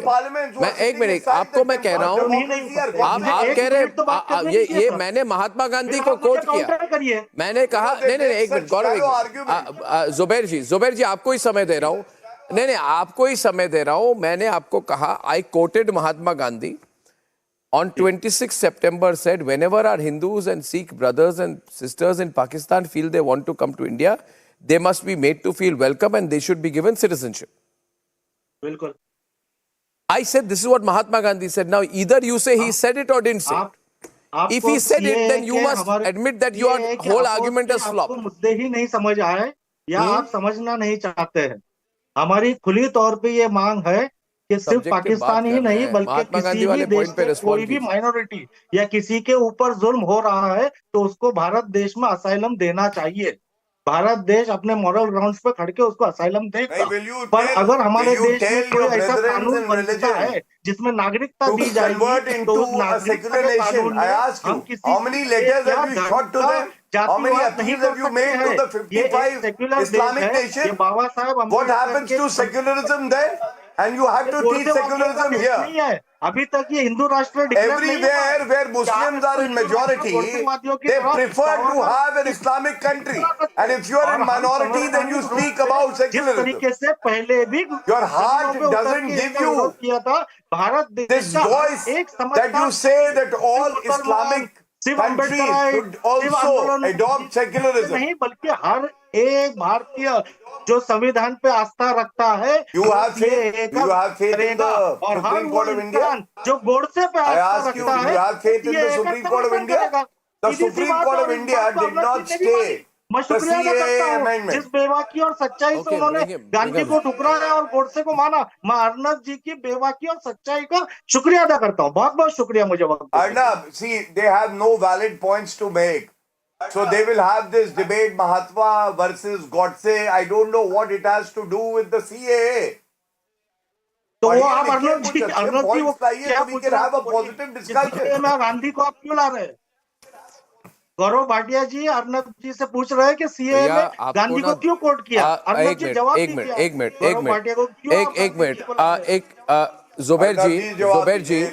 जुबैर जी मेरी बात गांधी क्यों कर रहे हैं ये पूछा जा रहा है। Gauram, No, Gaurav, actually what has happened here is my question quoting Gandhi has nailed them. Now I will make it a little more difficult for them. How will I make it difficult? I will now quote Jawaharlal Nehru.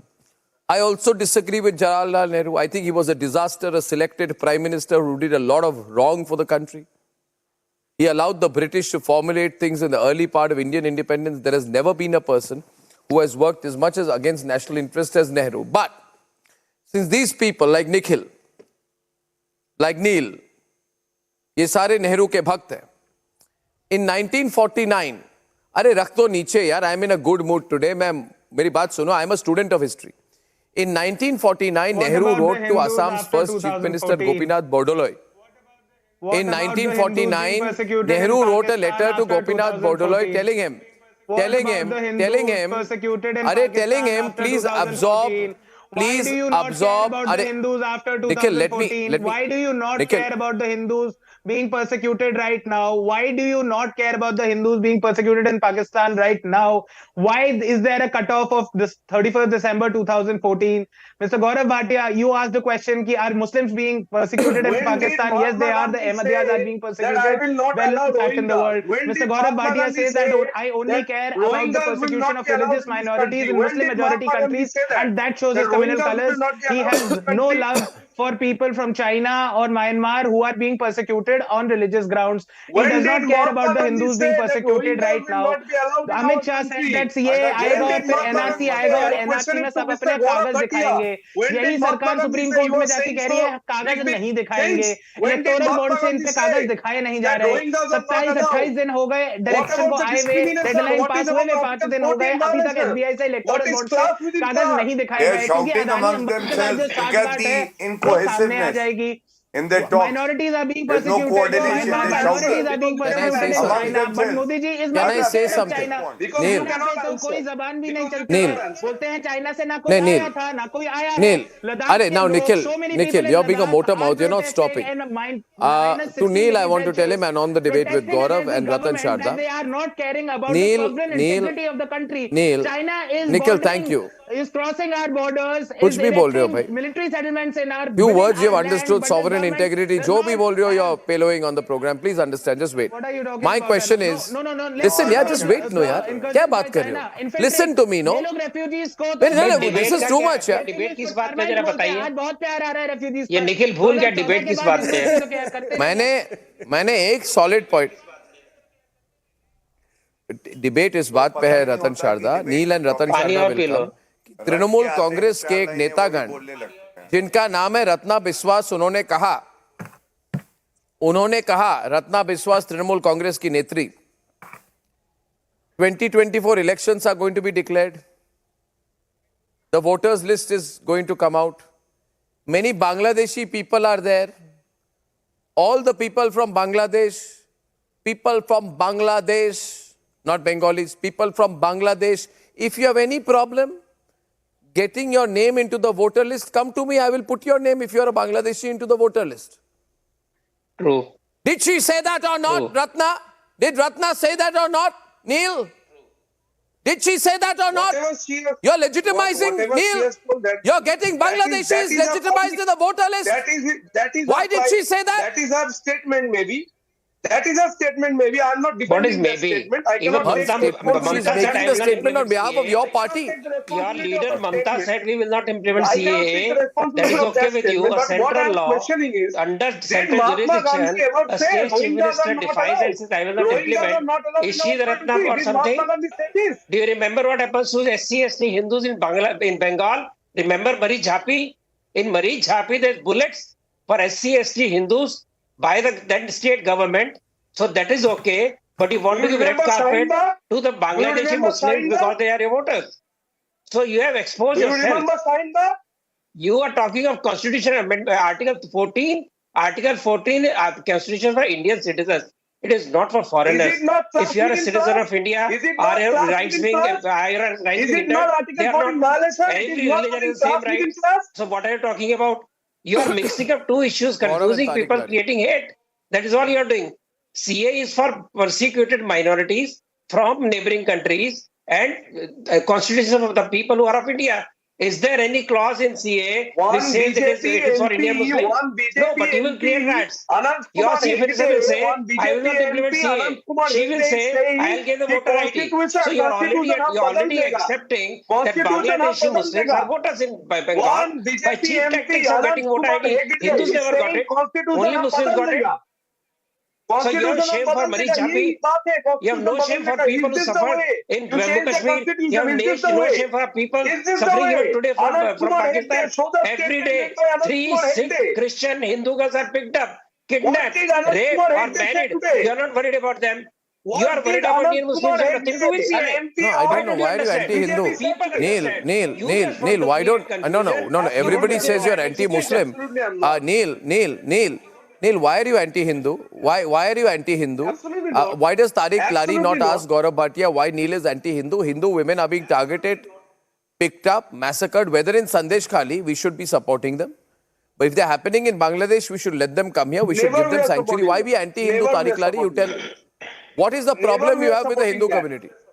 What is the problem you have with Hindus? No, I'm asking. So many millions of Bangladeshi Muslims have entered.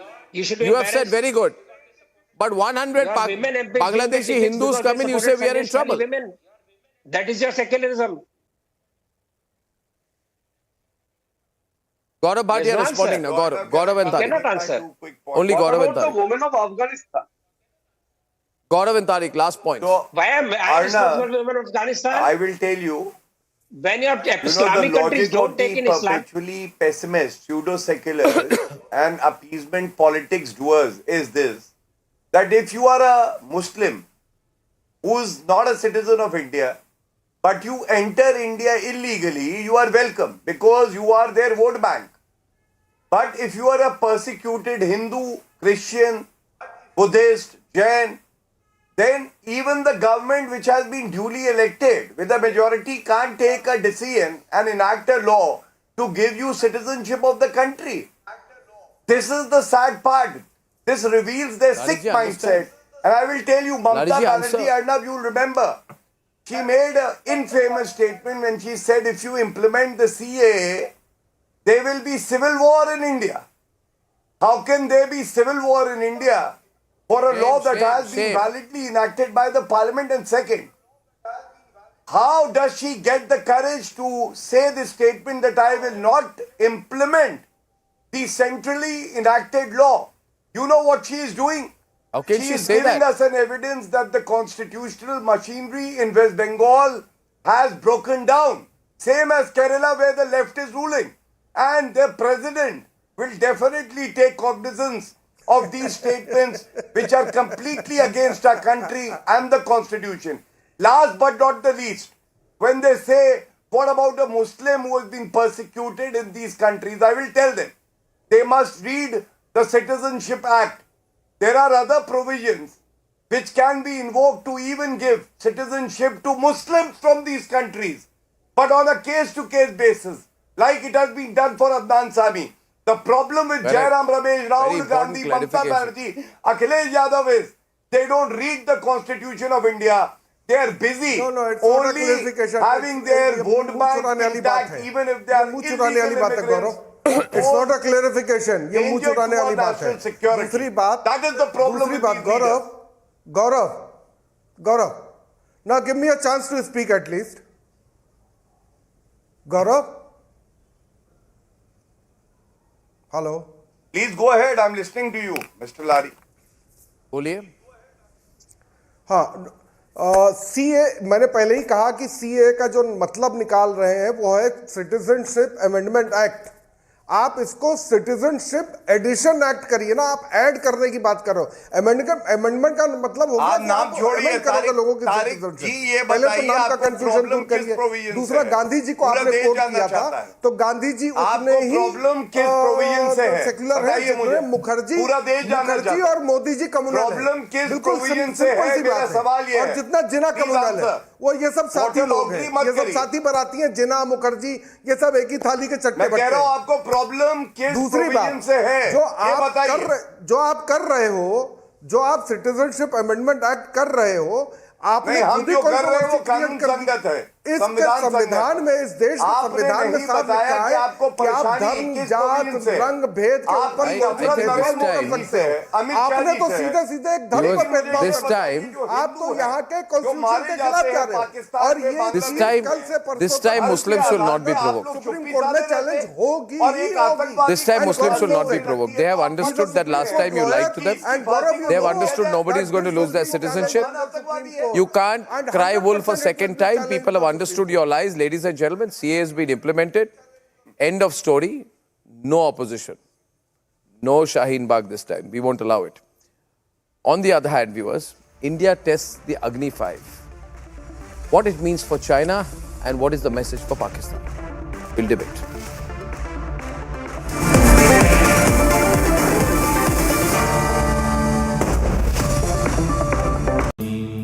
Amity has been ranked India's #1 private university for the 11th year by India Today, a testimony to Amity's world-class education, whilst imbibing values and sanskars in students.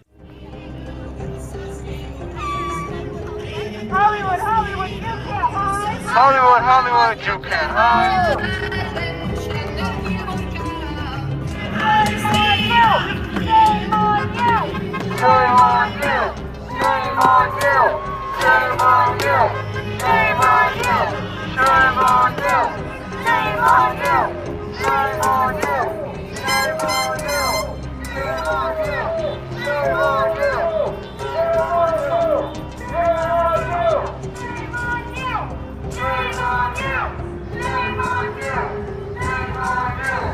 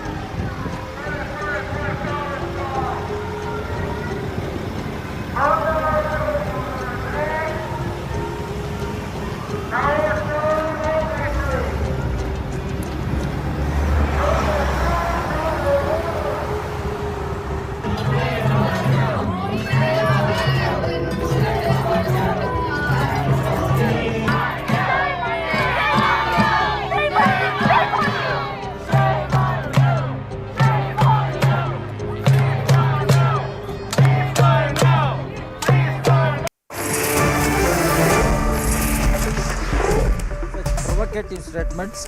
Amit Shah is known for provoking people and pitting against one section against another. That is what he wants. At the time of elections, there should be communal tensions, conflicts in the country.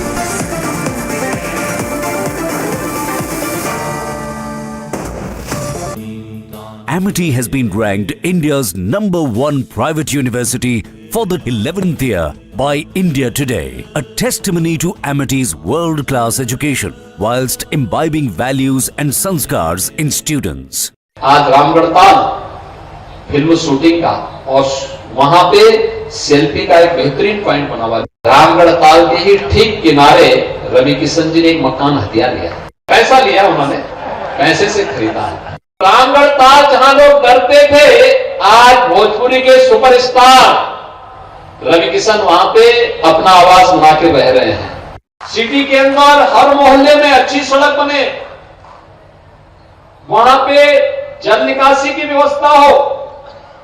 पहले आधा गोरखपुर शहर गुड़गावा नाले के नाते चौक हो जाता था, आज नाला भी बहुत अच्छा बन रहा है, बहुत चौड़ा नाला बन रहा है।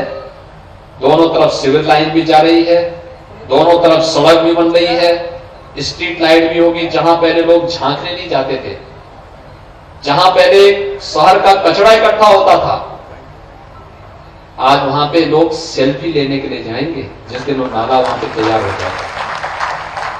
आप दुनिया को दिखाएंगे जैसे रामगढ़ ताल था ना, आज से 7 साल पहले क्या था, गंदगी और अपराध का गढ़ था। आज Ramgarh Tal film shooting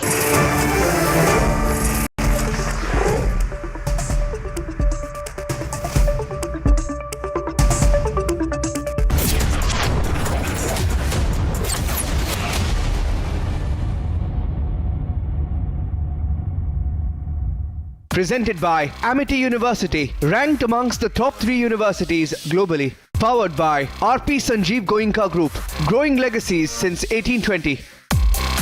Century Ply Club Prime, Raho Befikar. PolicyBazaar.com, Har family hogi insured. In association with Star Health Insurance. Sir आप बहुत लकी हैं कि आपके बेटे ने हेल्थ इंश्योरेंस और बाकी सारी फॉर्मेलिटीज टाइम से पूरी कर दी है। अब आप घर जा सकते हैं। मेरा बेटा? तो फिर आप?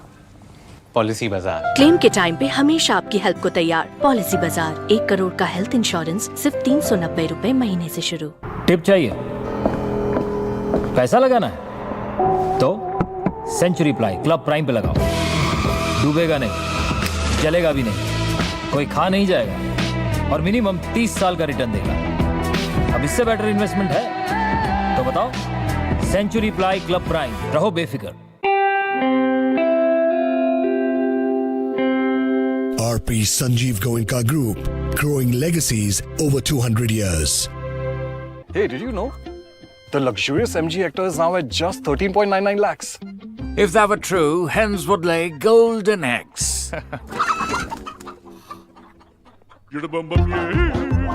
Oh, teri! The MG Hector now starts at rupees 13.99 lakhs.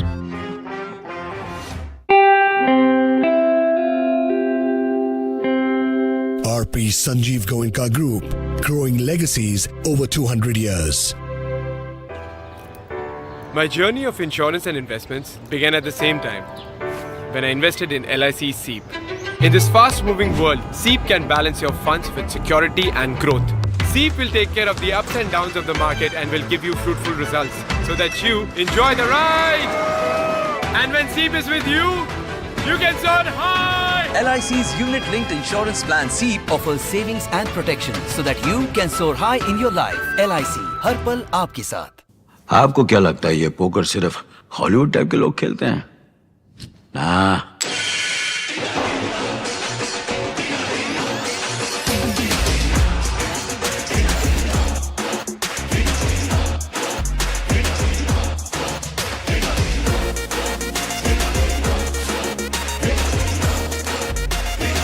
ऐसे ही 10 लाख से भी ज्यादा अपने टाइप के लोगों से भरा हुआ है जंगली पोकर। डाउनलोड द ऐप अभी इसी वक्त। Now come on let's play. इस खेल में आदत लगना या आर्थिक जोखिम संभव है। जिम्मेदारी से खेलें।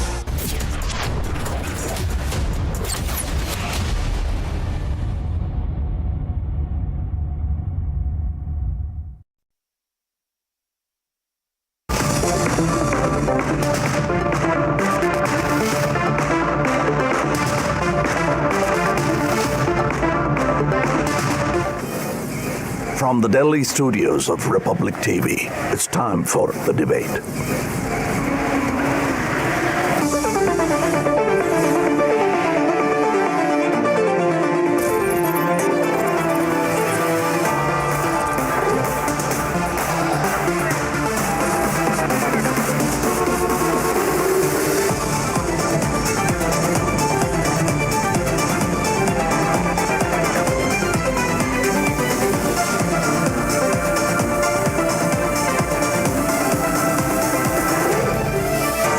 Arnab Goswami on the debate at 10, powered by Reva University, Quick Heal Secrite, Green Lamp, Policy Bazaar, co-powered by 99acres.com, SBI General Insurance.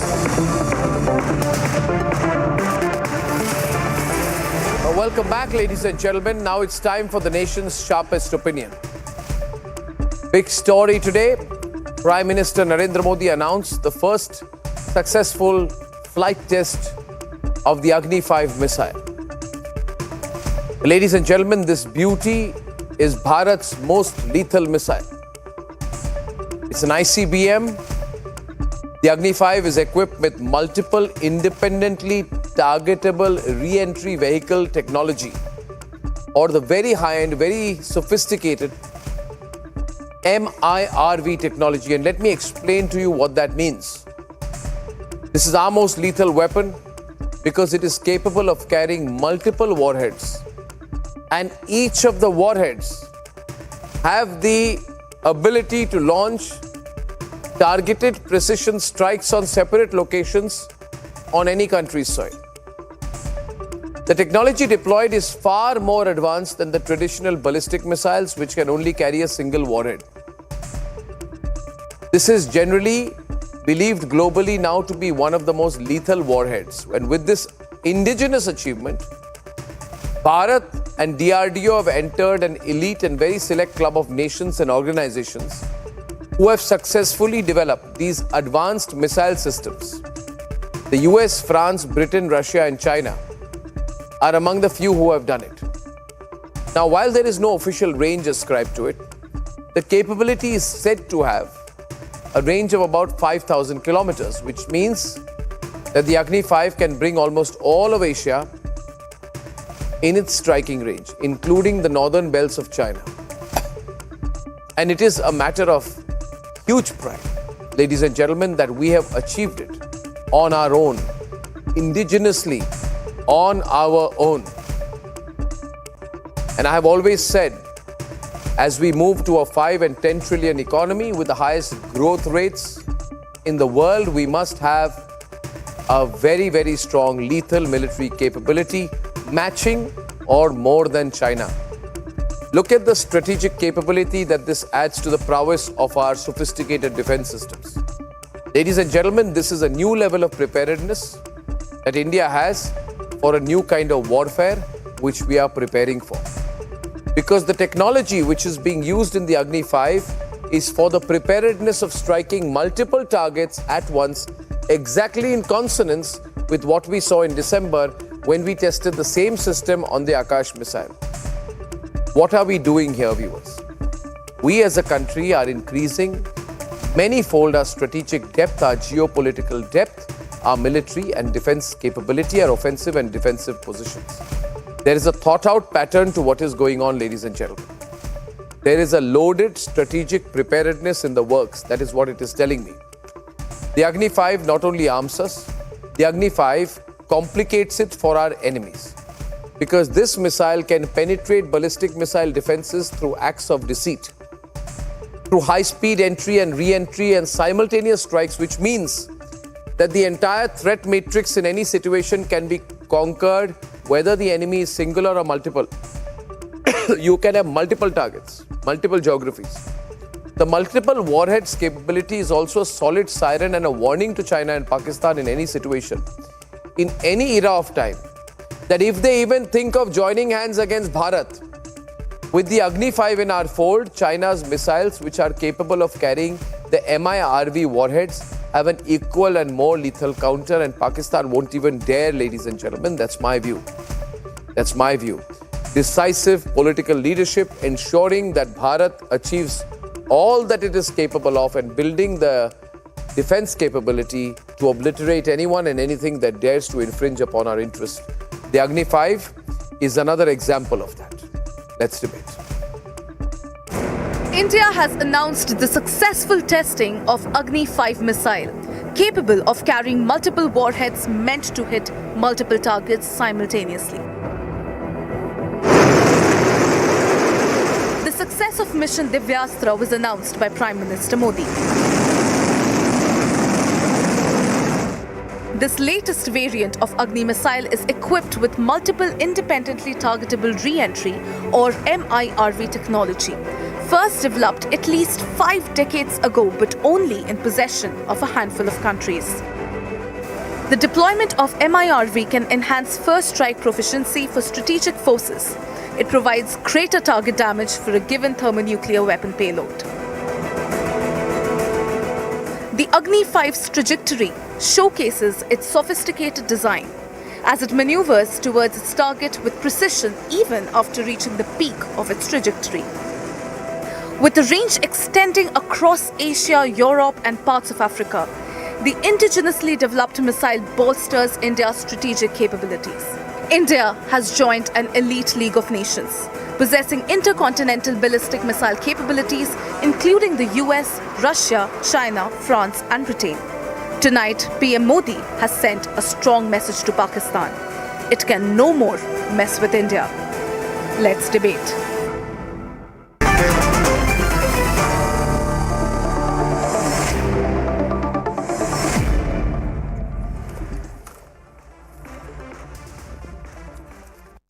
Viewers, I have Faraz Saeed from Islamabad, G.D. Bakshi and Andrew K.P. Liu. Faraz and G.D., Faraz, I want to start with you.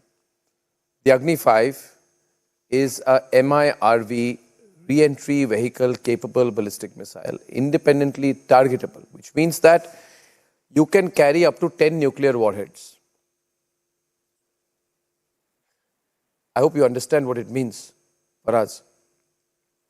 Up to 10 nuclear warheads with various targets, range of 5,000 kilometers, right? And another thing, Faraz, I'll tell you, at our choice, if we want all the 10 to target a single location also, we can. Which means, as G.D. Bakshi will kindly explain to you, one strike, complete destruction. Right? It serves the purpose of a cluster munition of a different level.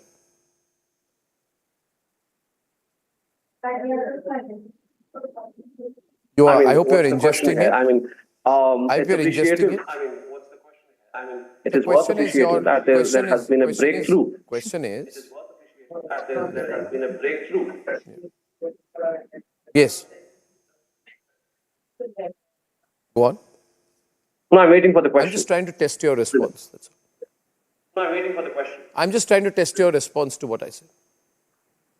My first response would be, it's appreciative of this major breakthrough that the Indians have made in advancing their nuclear program. But I would also want to respond with a few facts of the same.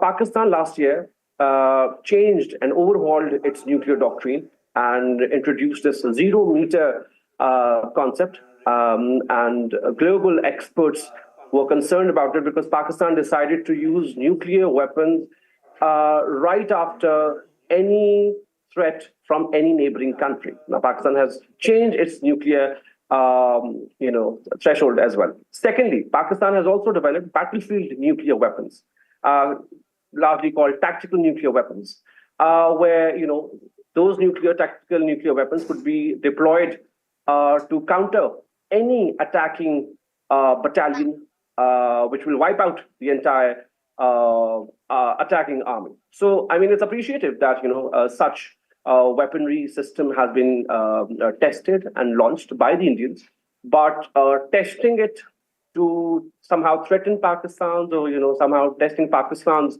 nuclear threshold, I think would not be right, because again, both countries are prepared well, and nobody should be threatened, because again, Pakistan has already launched or prepared I for don't any. understand. I'm telling you for us. I'm telling you for us, most kindly, that people in Pakistan must understand what we have in our hands, what kind of technology we have, what kind of an economy we are, what kind of a navy we have, and the kind of technology that we have in terms of targeted strikes. Gaurav, General Bakshi can tell you more. You are in denial. You don't want to listen to the reality. I don't want to tell you rude things like we can bomb you out of the face of the earth overnight, but we can. And this nuclear threat, we'll also strike you back, won't work. You will be in no position. That's General Bakshi. I'm telling you in simple English. Globally, we have the most lethal missile technology now. You know, Arnab. That is what I'm trying to tell you. No, Arnab, General it's Bakshi. not. I Yes. should also remind you that in 2022, just 2 years ago, India failed to control its BrahMos missile that accidentally landed in Pakistan. And even United Nations raised concern about the handling of this advanced technology, advanced missile technology. Maybe it was to scare and you. they raised questions in command and Maybe it control was to systems. scare you. My friend, may I interject? It was an embarrassment. It was a Maybe global it was to embarrassment. scare you. My friend, may I just It was a interject? global embarrassment for India. Look, all right, forget about embarrassment. Today we've had a major success, and in the game of strategic deterrence, this marks a significant milestone in South Asia and in this part of the globe. Arnab, with this we have our Agni 5 intercontinental ballistic missile with MIRVed capabilities. That means it is now capable of even defeating anti-ballistic missile systems that may be fielded by any of our adversaries. You know, Pakistan doesn't have them, China has, and we are able now to penetrate even an anti-ballistic missile shield because each missile can deliver multiple independently targetable re-entry vehicles. 2 to 10 is the number that could be carried by the Agni 5 intercontinental ballistic missile. As you very rightly pointed out, it gives us the cluster munition effect. We can target a number of targets, or we can hit one particular target from a number of diverse directions. We can totally, zonk the defenses. And this is a significant game. You know, the United States, the UK, France, they have MIRVed independently targetable vehicles for their submarine-launched ballistic missiles. China has MIRV'd missiles on their ICBMs. Russia has both on its submarine and ICBM-launched ballistic missiles. It has the MIRV capability. India has now demonstrated the MIRV capability on its intercontinental ballistic missile. So I do think it goes a long way to enhancing deterrence. Deterrence is a mind game. And may I point out to my Pakistani interlocutor that, telling us that you have tactical nukes of, sub-kiloton range, as your minister hilariously was telling us, 2 pav ke, 1.5 pav ke bomb. It's good for the laughs, it is good for a comical break, humorous break, but I'm afraid they don't deter anyone. This one does. Anybody who has the sense, yeah. But General Bakshi, isn't it words against words? Hello. Because again, you threatening with Agni 5, I would threaten back with Ababil missile, which is also more or less the same technology. It carries multiple warheads and it can attack multiple targets at the same time. And Pakistan tested those the Ababil weapon just last. That's not factually correct. Pakistan has not achieved MIRV capability as yet, so you must stick by the facts. The facts are known to everyone, and we do not expect you to display ignorance on such basic facts of deterrence. That could be dangerous because you'll miscalculate. Why is Andrew KP Leung so serious? Why is Andrew KP Leung so serious? China's economic rates are falling. It's a done deal.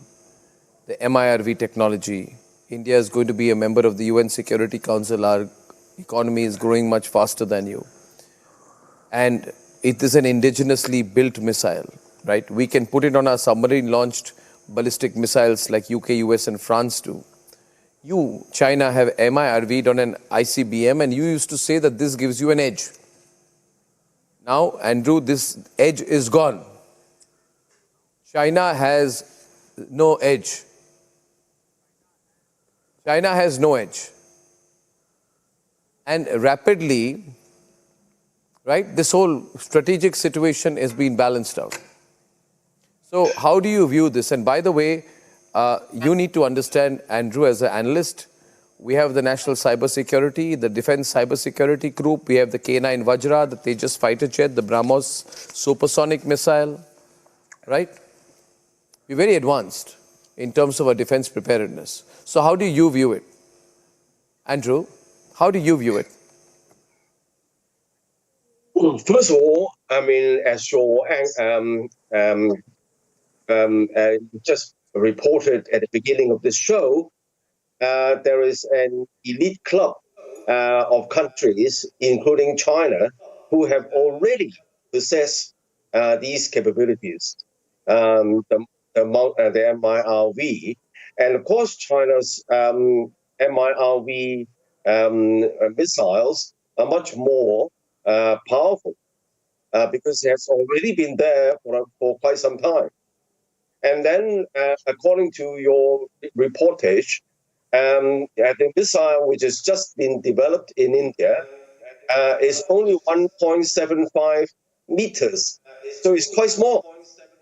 And if you look at the missile possessed by the elite club of countries, they're much larger and more powerful. Now, of course, this is India to be congratulated for achieving this breakthrough, but I don't think that this is something that India should beat its chest about. Of course, it is gaining some sort of strategic defense advantage, which be perhaps Pakistan, but I don't think that it would upset the balance entirely with China. The second point I'd like to make is, of course, India is not China's enemy. China has never wanted to make India its enemy. And the biggest threat for China is not India, it's the United States. So I think that this playing up the China angle is misplaced, in my view. And there are lots of things that China and India cooperate. But I think that firstly, this is not a major game changer vis-a-vis the military balance between India and China, even though there is an improvement. But as I said, this is only the beginning. It's a very small weapon, only 1.7 meters long. But nevertheless, it is an important breakthrough. And I would congratulate India on that. But I don't think that Beijing is worried. But as far as China's economy is concerned, there are still lots of strengths in spite of the economic downturn and the headwinds. And China has been growing at 5.2% last year. And even according to the latest estimate, 5% is highly respectable for the second largest economy in the world. Well, what is the growth rate of the United States last year and this year? It's never approaching anything like 5%. So for the large I never thought it would come to this. I never thought that your growth rates would fall so much, Andrew. I never thought your growth rates would fall so much that you would come on my program one day and compare yourself to slow-growing countries or non-growing countries like the United States and the UK. But look at you, you are having to do that. You are having to say that a growth rate of 4% is very good. Your growth rate has come down by 50%. You do not have unique technology. You do not have unique defense systems. You do not have uniqueness in a blue water navy. The biggest wargaming expert in the country is General G.D. Bakshi. He can tell you. And these are very concrete steps. We've caught up in a very big way. You will have to recognize it. You can say, okay, don't get too excited about it. That's not the point. But General Bakshi will put it in perspective for you. It's about how quickly we've caught up. You must acknowledge that. Can I come back? And the determination with which we've caught up. Arnab. The determination, most importantly, the determination with which we've Arnab, caught up. I'd just like to point out to Andrews, Arnab, if I may, I'd just like to point out to my good colleague Andrews that we are not doing chest thumping. This is all about deterrence. This is all about trying to safeguard our country by deterring any hostile adventurism, especially in the nuclear field.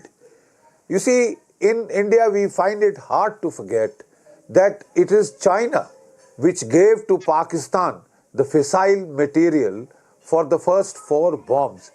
In fact, the first Pakistani bomb was tested at Lop Nor in Xinjiang. And then we have seen how they have given a whole range of short-range ballistic missiles and then IRBMs.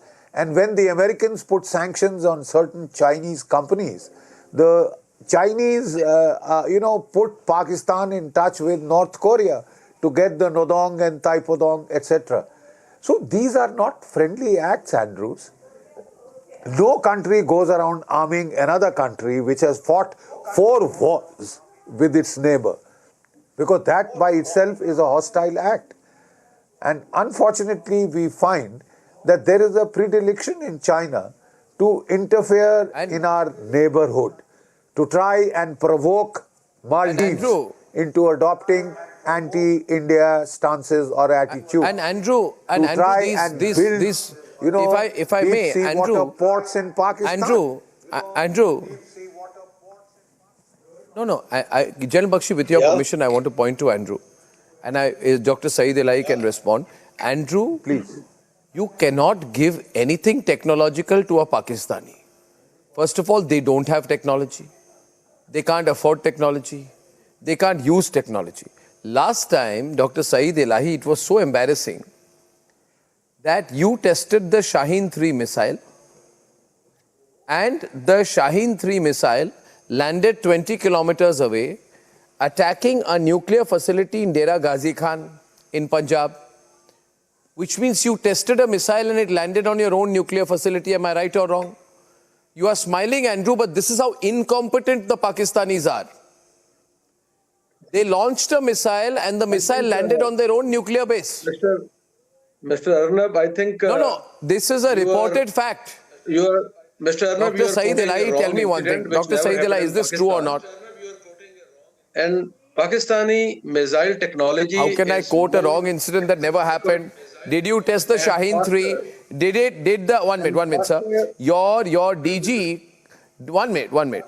Your Mazar Shirani confirmed, and it was confirmed that the surface-to-surface Shaheen 3 had misfired and landed on a Pakistani nuclear facility. No, the Pakistani army stopped all internet, restricted media access. Sir, you landed a missile on your own nuclear facility. And Ghori missiles are the best missiles with more accuracy and best speed, which is much better than Indian missiles. There may be good missiles, but you landed it on your nuclear facility. To have a better technology in missiles. And as you were asking about Chinese, you are taking Russian technology. So same is with Pakistan, which are having Chinese technology or even European technology in missiles. So Pakistani missiles, by the way... Okay, so you are saying we have Chinese technology. General Bakshi admitted it. Much better than Indian technology, and Indian missiles are not as accurate sir, please understand. as PD as Pakistani missiles are. And I think at this occasion, Mr. Modi... You are very accurate. Your missile landed on your nuclear facility. Why did your Shaheen 3 land on your nuclear facility? No, sir. Faraz, tell me, Faraz and Saeed Elahi, why did your Shaheen 3 land on your nuclear facility? It was reported everywhere in the Pakistani media. So as a political stand before elections, this is number one. Number two is that Pakistani missile technology is still more accurate and fast than Indian For you, missiles. everything is the elections. We've gone to the moon because of the elections. We've become the world's fastest growing economy because of that. We are going to become a 5 trillion economy because of the elections. We hammer you in Balakot because of the elections. So everything Balakot, for you is because of the elections. Very well. Even the Balakot retaliation was very good. You know what happened? Yeah, I know very well. I know very well. You were shaking in your knees. In your assembly, you said they are going to attack us. 2 planes were downed. Your Bharat was arrested. Why don't you understand this? Why don't you, Faraz, General Bakshi, see, those days are gone. Those days are gone. Those days are gone. I am Dr. Saeed Elai, Dr. Saeed Elai, listen to me. General Bakshi is there. Listen to me. I'll say one thing. This missile, I don't want to scare you. But tell Pakistanis that this missile moves at the speed 24 times the speed of sound. To retaliate. Don't worry. It moves 8.16 kilometers per second. It moves at 29,401 kilometers per hour. It will reach Lahore. In 5 minutes. Yes. Just tell him, General Bakshi. Why don't you tell him? General Bakshi, just educate him, please. He has to understand. Lahore in a similar pattern. I'm sure it will reach Lahore in a similar pattern. The way not practice. BrahMos missile failed in 2022 and landed in Pakistan. So don't Only that's how it's going to land in Pakistan. I mean, why are we saber rattling? It's good that the Indian missile system has achieved, an Indian missile program has I'm not achieved. saber rattling. Understand one thing. It has achieved. No. Let me reiterate. Kindly understand one thing. We are not saber rattling. We are giving you very calm and considered facts that you must put into your calculus before you get unduly adventurous. The simple fact is Pakistan has been trying to lower the nuclear threat. Can I please finish? I love to listen to you. Okay, thank you. I'd love to listen to you, but let me just put across my point. Pakistan has been trying to lower the nuclear threshold by going in for sub-kiloton weapons of very low yield designed to stop some infantry battalion or an infantry company crossing your canal or ditch come ban, right? This increases the chances of accidental nuclear war and uncontrolled escalation. India's point has been very simple. We do not recognize any gradations in the threshold of nuclear weapons that you have used. Any crossing of the threshold means India will react with its full might. There will be no tit for tat, little bomblets flying across the border, then we responding with little bomblets. We are not going in for little bomblets. We are going in for the mother of all bombs, which can wipe you out. Please understand that. And the next time you think of threatening us with nuclear fire and brimstone, please bear in mind that you will cease to exist. Your little 1.5 pav, 2 pav ke bombs will do nothing to a country 5 times your size, 5 times your size and land area, where it will be absolutely we don't wish to. But a couple of Agnis will finish you forever.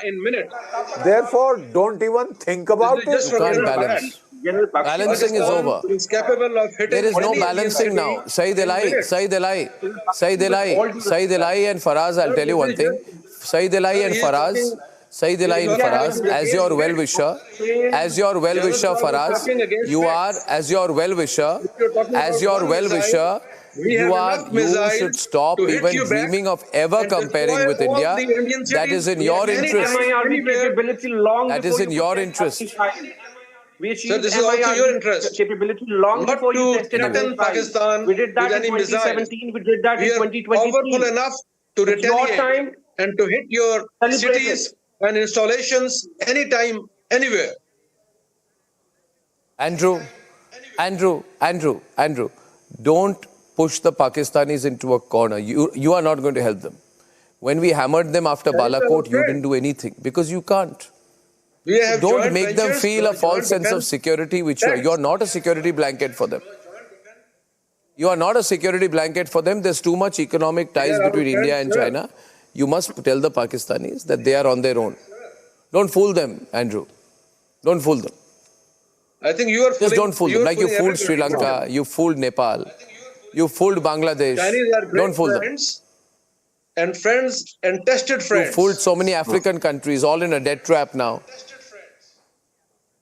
China wants to be friends to all its neighbors. Both India and Pakistan are China's partners. I don't think that China wants to make an enemy of India, as I said. But of course, China, Pakistan are very close together economically. And because China's Belt and Road passes through Pakistan, and also Pakistan, of course, borders on China, and helps with China's security. So I think China and Pakistan you know have a great India's deal of interest in common. Likewise, you know China India's and India are enemies, you know India's strategic defense arsenal. You know, you're a strategic thinker. You know the extent to which India's strategic defense arsenal has gone. Privately, you can tell the Pakistanis what you think. I understand your compulsions on air. Ladies and gentlemen, when I come back, what do the electoral bonds comments of the Supreme Court mean for the data we will see out tomorrow in just 30 seconds?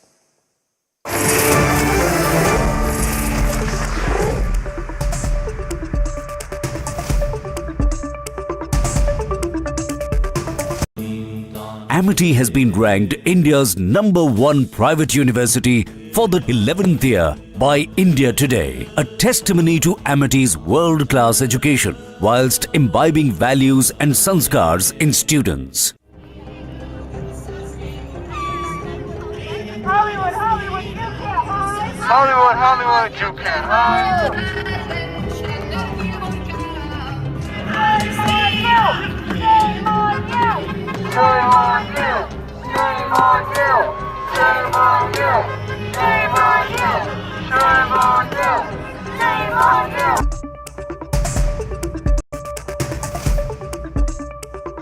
Welcome back, ladies and gentlemen. The Supreme Court has come down heavily on the State Bank of India over the delay in the disclosure of details on electoral bonds.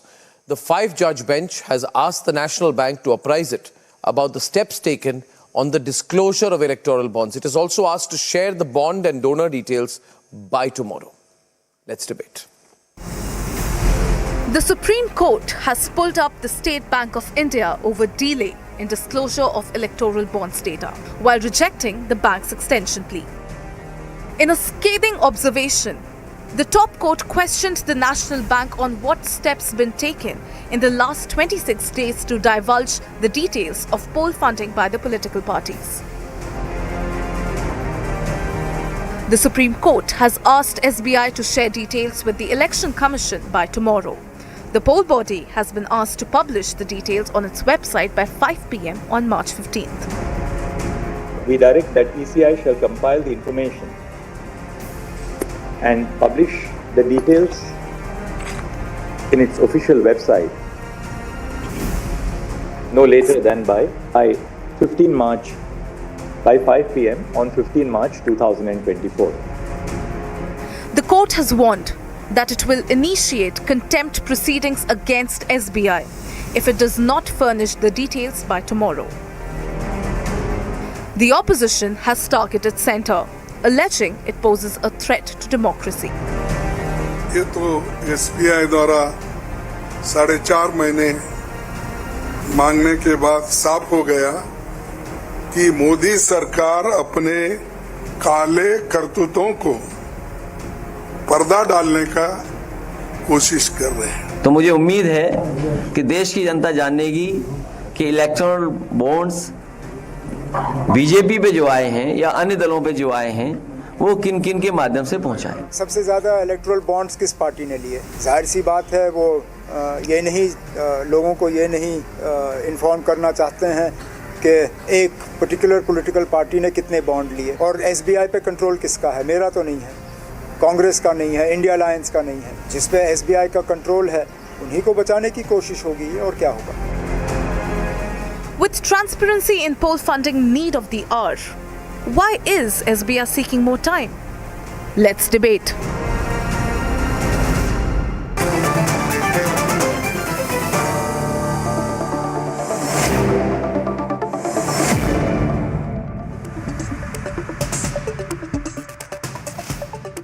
Anju, my information is that, and Lokesh Jindal, welcome. When the government asks for the same data, the SBI delivers it in a matter of days. In 2019 and 2020, the SBI provided data on electoral bonds to the government in the shortest possible time, sometimes with a turnaround time of 48 hours. Therefore, if the SBI can provide the data to the government in 48 hours, why is it asking time till after the elections to give the data to the Supreme Court? Arnab, now that the SBI has been asked by the Apex Court in no uncertain terms to furnish the data and make public a lot of information by the 15th of March, I think doodh ka doodh aur pani ka pani ho jayega. And I always say that whether right or wrong, once the Supreme Court has made a decision, you will never find the BJP spokespersons coming on any channel and saying otherwise. But I just have this to say, Arnab, since you read judgments very carefully. What exactly has the Supreme Court said? It has said A, give a list of donors, B, give a list of recipients. Number 3, it says that the denomination of the electoral bonds needs to be made public. And the fourth and most important thing it says is, let it be revealed when the concerned parties encashed these bonds and got cash in their own hands. So these are the 4 things. But remember one thing, the Supreme Court has not said that the list of donors should also reveal who has given money to whom. So assuming a Mukesh Ambani or a Gautam Adani or an Anil Agarwal or Vedanta or a Ratan Tata or Azim Premji or Wipro, assume that they have given money to XYZ political parties. So the list of donors will be given and the list of recipients, it could be BJP, Congress, TMC, DMK, that will be given. वो तो हम सबको पता है that most political parties do have some element of corporate donations which are prevalent in the larger scheme of things. By not revealing who has given money to whom, I think that's an excellent decision by the Supreme Court, because for instance, if you come to know that Mukesh Ambani has given money to the Congress but not given money to the TMC, TMC ke liye Mukesh Ambani tomorrow will become persona non grata. Or for instance, assume that Azim Premji has given money to DMK but not given money to the TDP in Andhra Pradesh for a similar exercise. Azim Premji becomes persona non grata. So I don't understand why this halablu. I have a different angle to this. I have a different angle to this. I want to intervene with a different angle to this. What is my view? My view is I don't know what the big deal is about. If Mukesh Ambani or Gautam Adani or Azim Premji or XYZ or any big corporate is giving money to any political party, then it is their wish. As long as that money is not stolen money, money on which taxes have not been paid, illegal money, or money from nefarious means or the proceeds of terrorism or crime. Now, I think the Congress party's argument is very stupid. I would like to make a point here. Their argument is, if you, 1 minute, let me complete and then you say. Their argument is, 1 minute please, everybody bets on a winning horse. If the Tatas or Reliance or Adanis or anyone believe that the BJP is the winning horse, obviously they will put their bets with the BJP. You are saying that if there is 1 rupee, give 33 paisa to Congress, give 33 paisa to BJP and give 33 paisa to Samajwadi Party. Why? The corporate can turn around and say it's my choice. How are you dictating terms? How is this a democracy, safe democracy issue? I don't know. What is the point you're making? That you should get the same money as the BJP? What is the point you're making? That you should get the same money as the BJP? No, so who's giving you money? Because the Congress has also made... No, let him respond, Sanju, first. No, what is the illegality of taking money from a corporate? What is, just answer. What is the illegality of taking money from a corporate? A. B, do you believe a corporate will win on a winning horse? Arnab, first of all, the electoral bonds were exempted from taxation. That is the legitimate due that the state ought to collect after giving all forms of financial capital, which was out of the taxpayers' money. The Did you Honorable benefit Supreme from the Court same has thing? rightfully pointed out. Did the Congress also benefit from the Court has same thing over rightfully pointed electoral out bonds, that not subject to listen, taxation for the Congress? listen. No. The capital that You is also provided to the benefited from corporate the is same thing. only for carrying out commercial activities. It is not for funding political parties. And if they are doing it, the voter has the right to know on what basis is that money being routed to political functionaries. It must be audited and brought to the public forum. Rule number one. Number two, if the voter has the right to exercise his vote, he has the right to know whom he is voting for. On the basis of right to privacy, a corporate or any entity cannot claim immunity from right to information. So over here, there is no basis on which electoral bonds and the secrecy can be justified. Why did the government make it exempt from taxation? Why are the corporates being allowed to route the money which is being provided by the banks for commercial purposes to political parties? But have they routed the money and to why you? certain political parties are being favored? But have they All routed this the must money be to brought you? to public forum. Have you also benefited from the tax issue? You are not answering me. I don't understand this. You are benefiting from the same thing and you're coming on TV complaining about it. Who made the rule? Who made the rule? Before you come in, Abbas, if you were a national party, if you were running the country, if you were present in most states, if you had governments in 20 states across the country or more, then people would have also given you the large amount of donation. This is the rule of law. This is the rule of the land. Party-wise funding received through electoral bonds is in a ratio of relevance. My question to you is, I don't know how much money you have got. You have got some... Arnab, I have some data which I want to share. Very little money through electoral bonds. 1 minute. You have got very little money to electoral bonds. At least, the Congress has got much, much more than you. Why don't you ask the Congress? Why don't you ask the Trinamool Congress? Trinamool Congress has almost got the same amount of money. Almost the same amount of money as the Congress. So why is the Trinamool Congress getting so much? Secondly, ruling parties which are ruling in states like BJD, DMK, BRS, YSRCP, Aam Aadmi Party, TMC, these parties have got more funds. Obviously, because people want to be on the good books of political parties that are in power. What is the moral issue you are trying to make? Do you think Justice Chandrachud will say, no, you should not give, you should give equal money to all? मुझे point ही समझ में नहीं आ रहा है क्या है Abbas? Arnab, it's not about equal money or what. To publish the data, big deal. What happens after that? See, if we would have been in the government at the center, we would have never come up with a system which will be full of flaws, which will be like, if we are welcoming corruption, we would have made, first of all, we would have made a system where the donors should have been public, that at least public should know. How is this corruption? To whom. How are electoral bonds corruption? There is no corruption through our electoral bonds corruption. The government trying to hide the data of donors. For some other purposes, corruption as per company's law. Mr. Jindal, let me just complete. On whose behalf did the SBI try to delay this process? When the data is readily available, why did the State Bank try to delay giving the data to public? So that is the valid question that the Bharatiya Janata Party should answer. I'm saying it is a biggest scam, just like the question. You don't have BJP don't want to give any data about anything. You don't want to get PM CARES Fund audited. You don't want to disclose any data about that. Same is with the electoral bond, where you are getting so much donation from corporate or whosoever. We don't know about it. And when the Supreme Court, when the court is saying just give the data to us, just give it to the public, that what you are getting from whom, you are saying no, we don't want to give it. We'll give it after election, 2024 election. And now when Supreme Court is saying just give it right away. The question is relevant. I'm sure when the question is relevant. No. Okay, now can I answer? No, the question is relevant, but having said that, Abbas, just one point.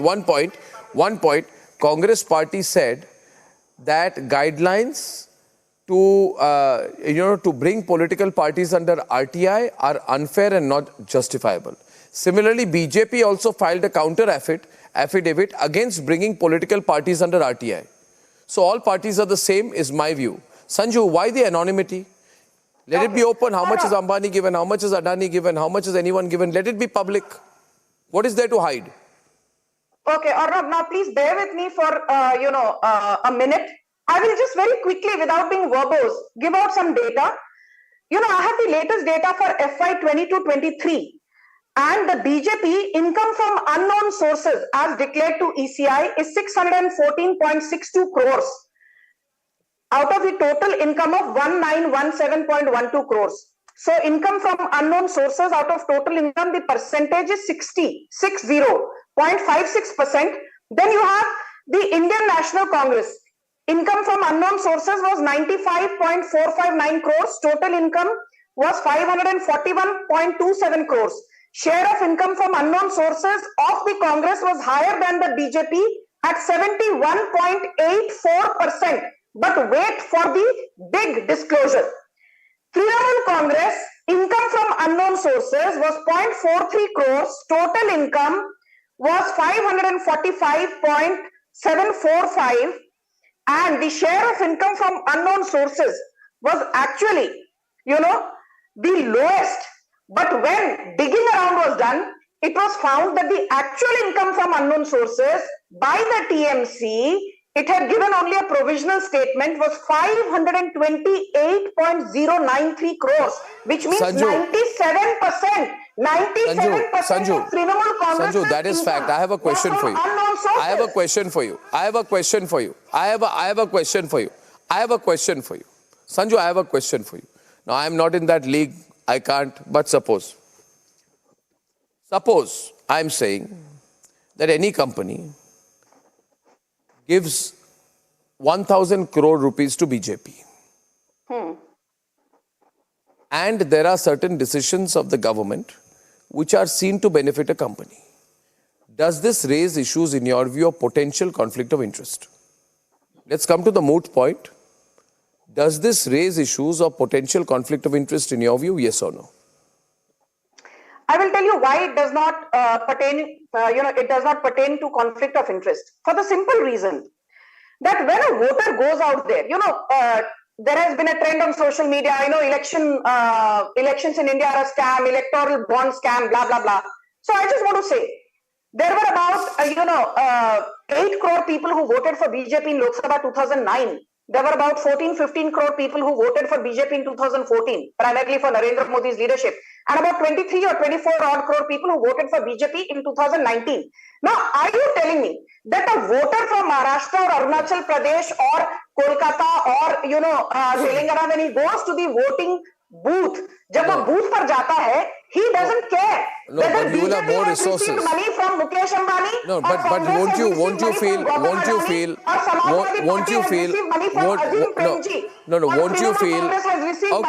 okay, you are saying eventually people will vote.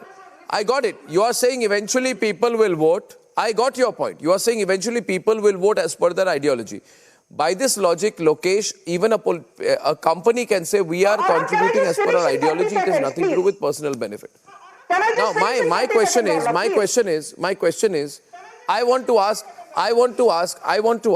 Samajwadi Party, where are you getting your money from? You are getting only 1 crore or 1.4 crore in electoral bonds. आपका funding कहाँ से आता है?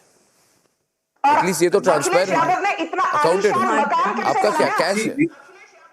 How do you manage these campaigns? No, I'll tell you, Samajwadi You have Party got what? No, we have got trusts, okay? We have got donations from party Where do you members. get your money from? Our donations are primarily based on crowdfunding. Party members kya, No, I'm telling you, it is primarily based on donation from our workers, our party leaders. Second thing, Arnab, my fellow from the Bharatiya Janata Party is accumulating something that there won't be a conflict of interest if one particular corporate is giving a lot of donation to a particular party. That means there is something which has been cooking. Bharatiya Janata Party and the government is trying to hide. There is certainly a conflict of interest because of that. They have the right to not disclose the list of donors. This is permanent. Okay, I'll ask Lokesh. Lokesh. Yes. Lokesh, listen. Lokesh, listen. One minute. Just one. This crowdfunding thing, no, 1 minute. I want to respond to this crowdfunding thing. This crowdfunding thing is a lie. 1 minute. Crowdfunding, there are many media organizations, when you ask them how are you running, crowdfunding. Big deal, not crowdfunding. Then we find out there's Chinese money and Soros money. Lokesh, what is wrong if a political party gets more money and you get less money? What is your complaint? Arnab, that you want to be given more money, people should be equal. Are you equal to BJP in political stature today? Are you equal to BJP? Arnab, the electoral bond is a bearer instrument. See, there has to be some form of an accountability and auditory mechanism whenever taxpayers' money is involved. First of all, again, I repeat, you are providing a tax exemption. You have a bearer instrument. There is no audit. Now, where is this entire money being used? Is it used for cutting votes? Is it used for certain forms of rigging? Ladies and gentlemen, the data we are expecting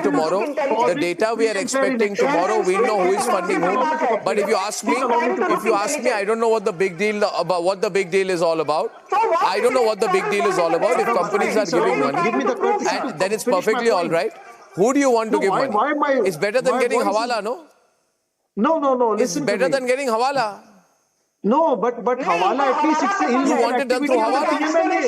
You want hawala money and not electoral bonds? It's an illegal activity. Electoral bond at least has a digital footprint because the money is received via. You are justifying hawala now. Electoral bond in hawala, at least. Ladies and gentlemen, this story is building up big tomorrow when we expect to get the names. Only for tonight, I'm closing the debate. This is going to be very big and potentially controversial tomorrow. But on a private note, I don't see what the big deal is about. Obviously, there are some questions of conflict of interest, but there is no fundamental illegality in what we are looking at here, ladies and gentlemen. Even the Supreme Court will agree on that. The rest of it is a political debate. I'll see you tomorrow at 9 o'clock, without fail. Good night and goodbye.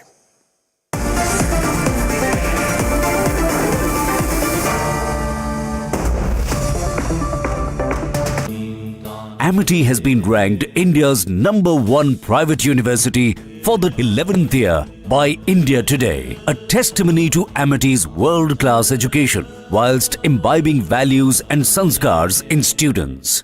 आज Ramgarh Tal film shooting का और वहां पे selfie का एक बेहतरीन point बना हुआ है। रामगढ़ ताल के ही ठीक किनारे रवि किशन जी ने एक मकान हथिया लिया।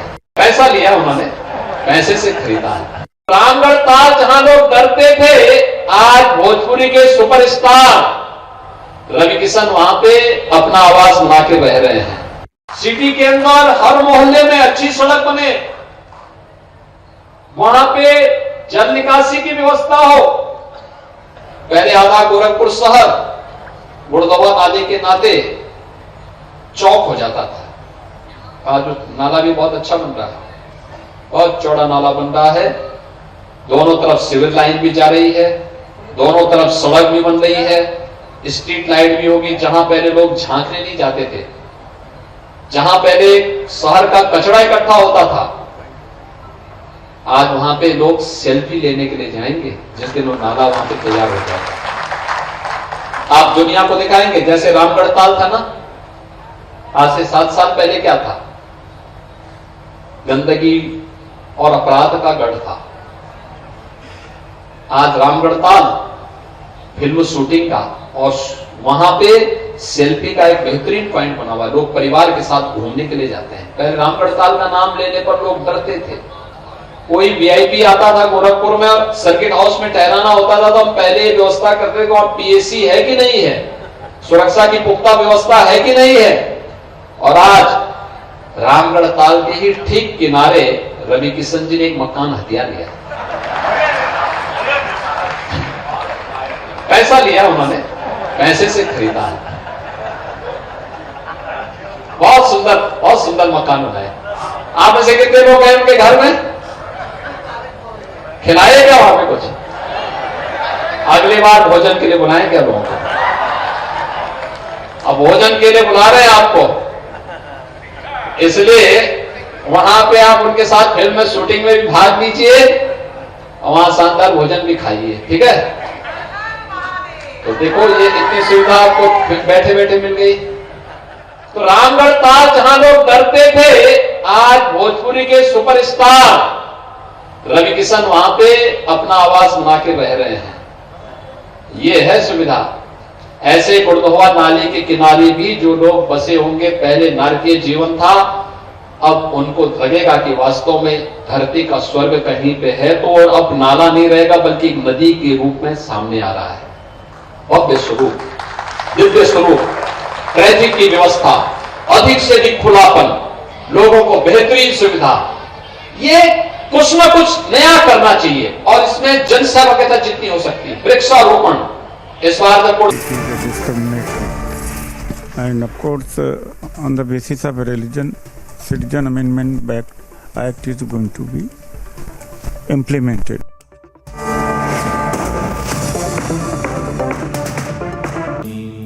Amity has been ranked India's #1 private university for the 11th year by India Today, a testimony to Amity's world-class education whilst imbibing values and sanskars in students.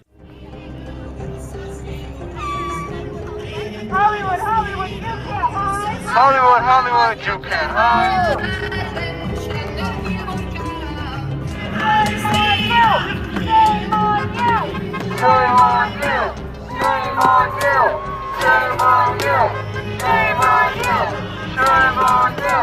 Shame on you! Shame on you! Shame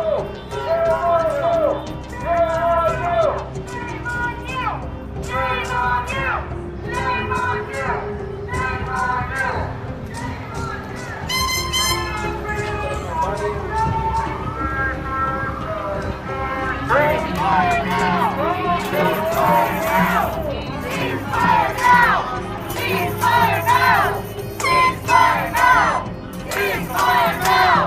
you! Shame on you! Shame on you! Shame on you! Shame on you! Shame on you!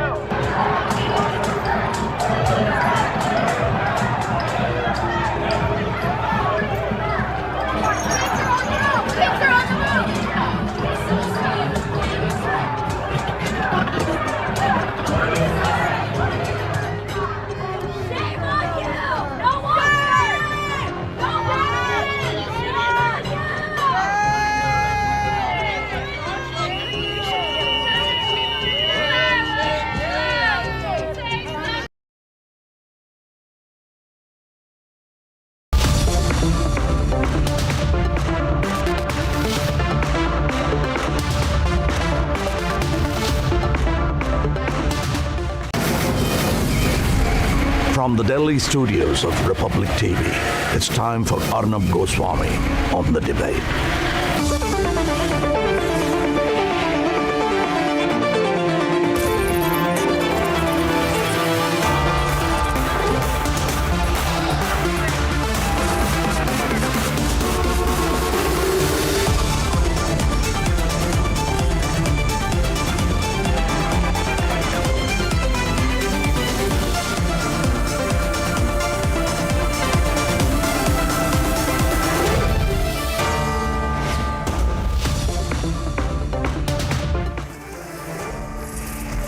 evening and welcome, ladies and gentlemen.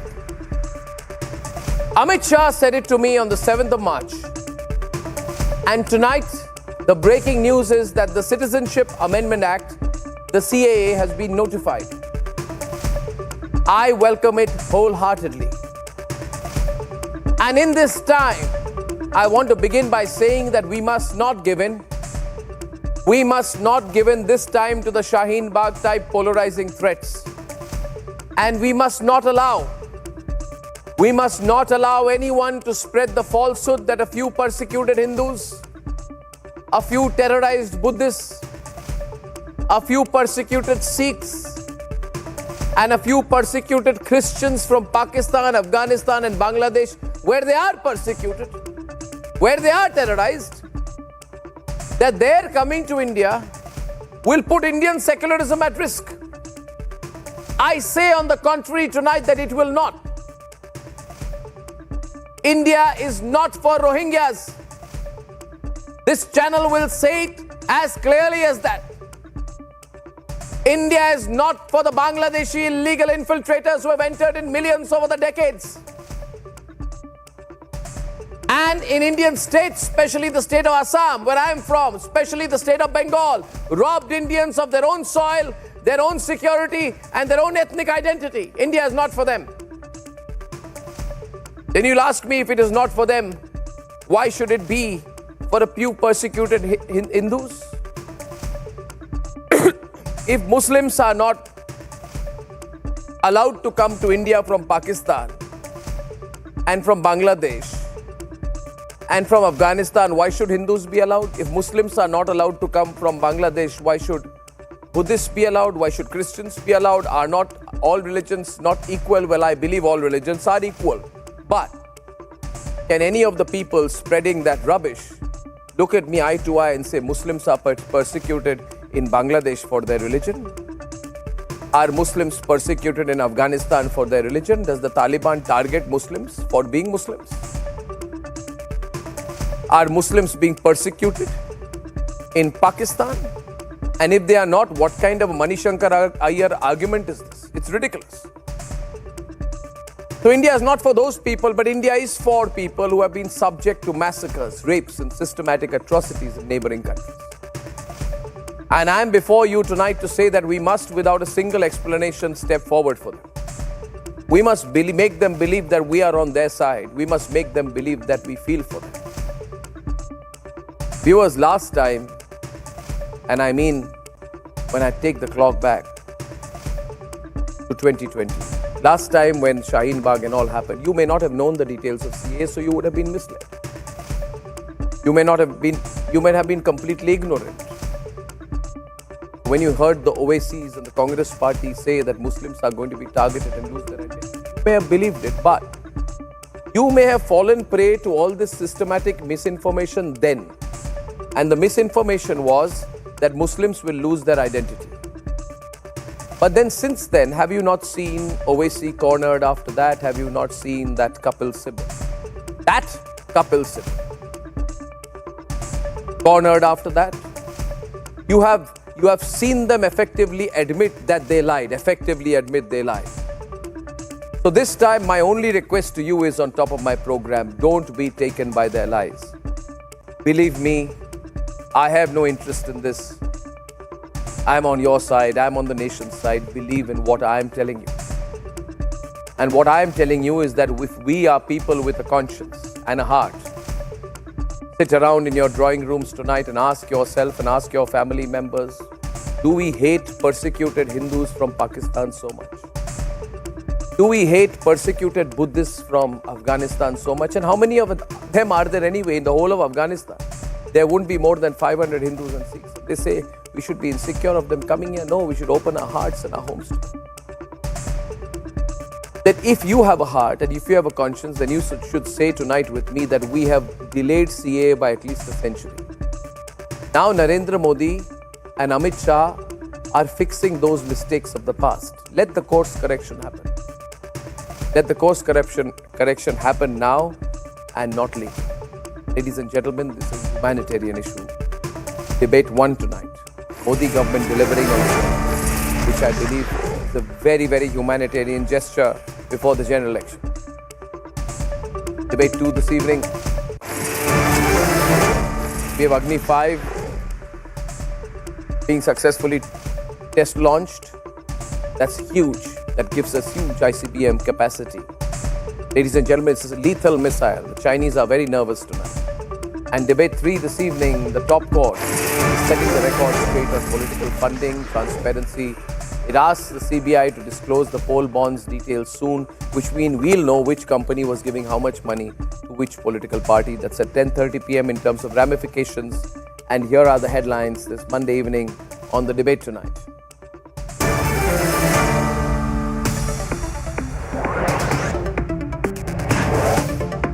The Narendra Modi government officially announces the CAA implementation sets up portal for registration. This is huge.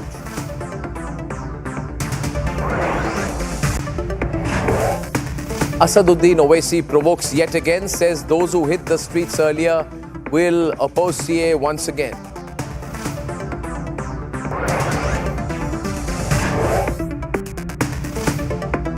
BJP's key election strategy meeting gets underway. The Prime Minister and the Home Minister are in attendance.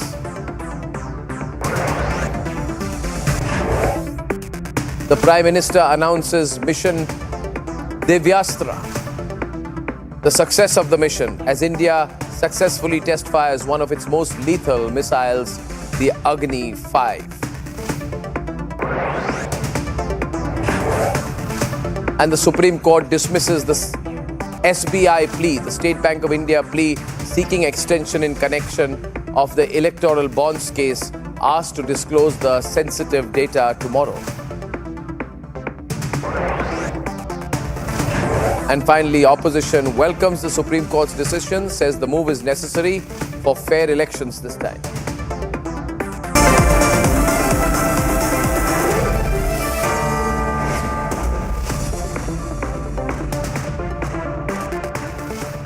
Ladies and gentlemen, the Citizenship Amendment Act has become a reality now.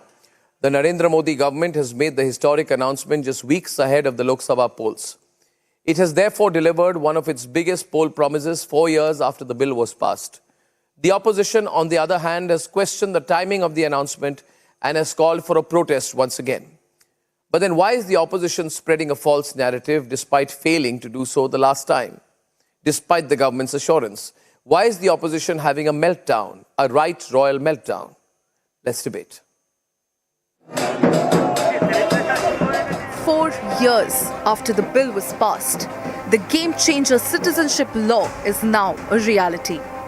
The Modi government made the historic announcement just weeks before the Lok Sabha elections. It delivered one of its biggest poll promise.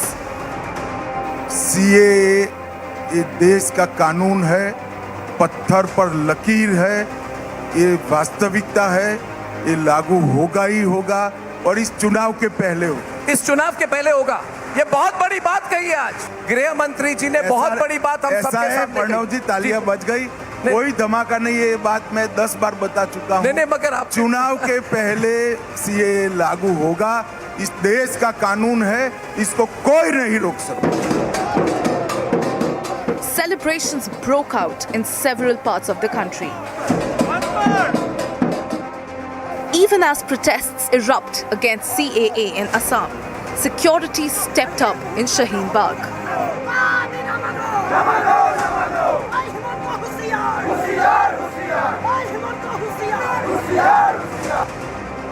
The Union Home Ministry has cleared the air once again amid fears of deportation of Muslim immigration. The centre has stated clearly that both the CAA and NRC have nothing to do with deportation. It goes on to say that CAA will not affect any Indian citizen, including Muslims. The opposition has questioned centre's move, alleging it's a bid to polarize polls. Rules notification में अगर हम देखेंगे कि ये deprive कर रहा है लोगों का अधिकार को, हम जब रूल्स निकालेंगे हम उसको स्टडी करके जो बताना है कल बताएंगे। लेकिन मैं आज बोल दिया कि एक बीजेपी का इलेक्शन पब्लिसिटी है, nothing is there.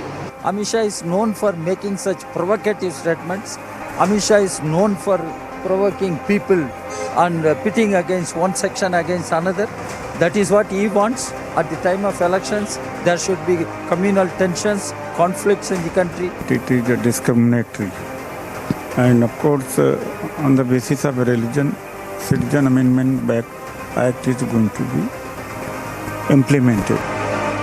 With the biggest reform now a reality, why is opposition having a meltdown? Let's debate.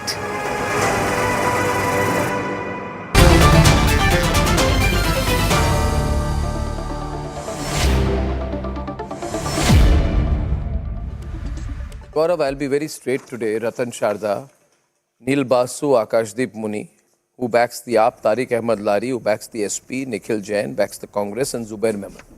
I'll be very straight. What is the big deal? They are saying that Amit Shah wants to grab the headlines. Okay. Let us say Amit Shah wants to grab the headlines. Tomorrow you'll say Agni 5 has also been launched because the government wants to grab the headlines. Okay. Government wants to grab the headlines, but if something good is being done and headlines are being grabbed, what is the problem? What is this grab the headlines, this stupid argument? Government wants to grab the headlines. Can I come in? ये कोई argument नहीं है. No, this is not an argument. It's the most stupid argument I've heard. Government wants to grab. So okay, government has grabbed the headlines. It's headline number 1, 2, 3, 4 on Before it Republic. comes in, I have a question. Yes. Since Congress asked for CAA for Hindu refugees from Pakistan and Bangladesh, is it not part of the manifesto? Did Manmohan Singh say that we should have law for Hindu refugees or minority refugees coming from Bangladesh and other parts of Pakistan? He said so, right? So what is your fire today? Fire behind is on fire. I don't understand. Secondly, what is this love for our Muslim leaders for Muslims of Pakistan when they say that why Muslims of Pakistan cannot be brought under CA? My dear friend, Muslims ask for Nobody is Pakistan. They talking went to about Pakistan. that. Those wish to People go talked to about Pakistan. Muslims. And if they're fighting with each other, are we responsible? Did Qatar, Saudi Arabia give place to Muslims? Did Egypt, Jordan give place to Gaza refugees? They did not. And he wants us to give them place. So minorities in India are increasing numbers because we have good law, and minorities in Pakistan, Bangladesh, Afghanistan are disappearing. So are we responsible? Are we not? Should we not take responsibility for what Liaquat Pact was? What Gandhi said? Ratan Sharda. Do you understand what's happening in Jammu Kashmir? No. Ratan Sharda, they want to provoke Muslims. They want to provoke Muslims. And to all the Muslims who are watching this program. Yeah. Yeah, no. What happens, Ratan Sharda? They want to provoke Muslims. Before you speak. Go to Jahangir. And last time they told Muslims. See what's happening with them before you start here and spouting wisdom. If you had not done this kind of tamasha, law would have been notified. Yeah, okay. Earlier. Now let me get in Zubair and Gaurav. Let me get in Zubair and Gaurav. Let me get in Zubair and Gaurav. 1 minute. Yeah, let me get in Zubair and Gaurav.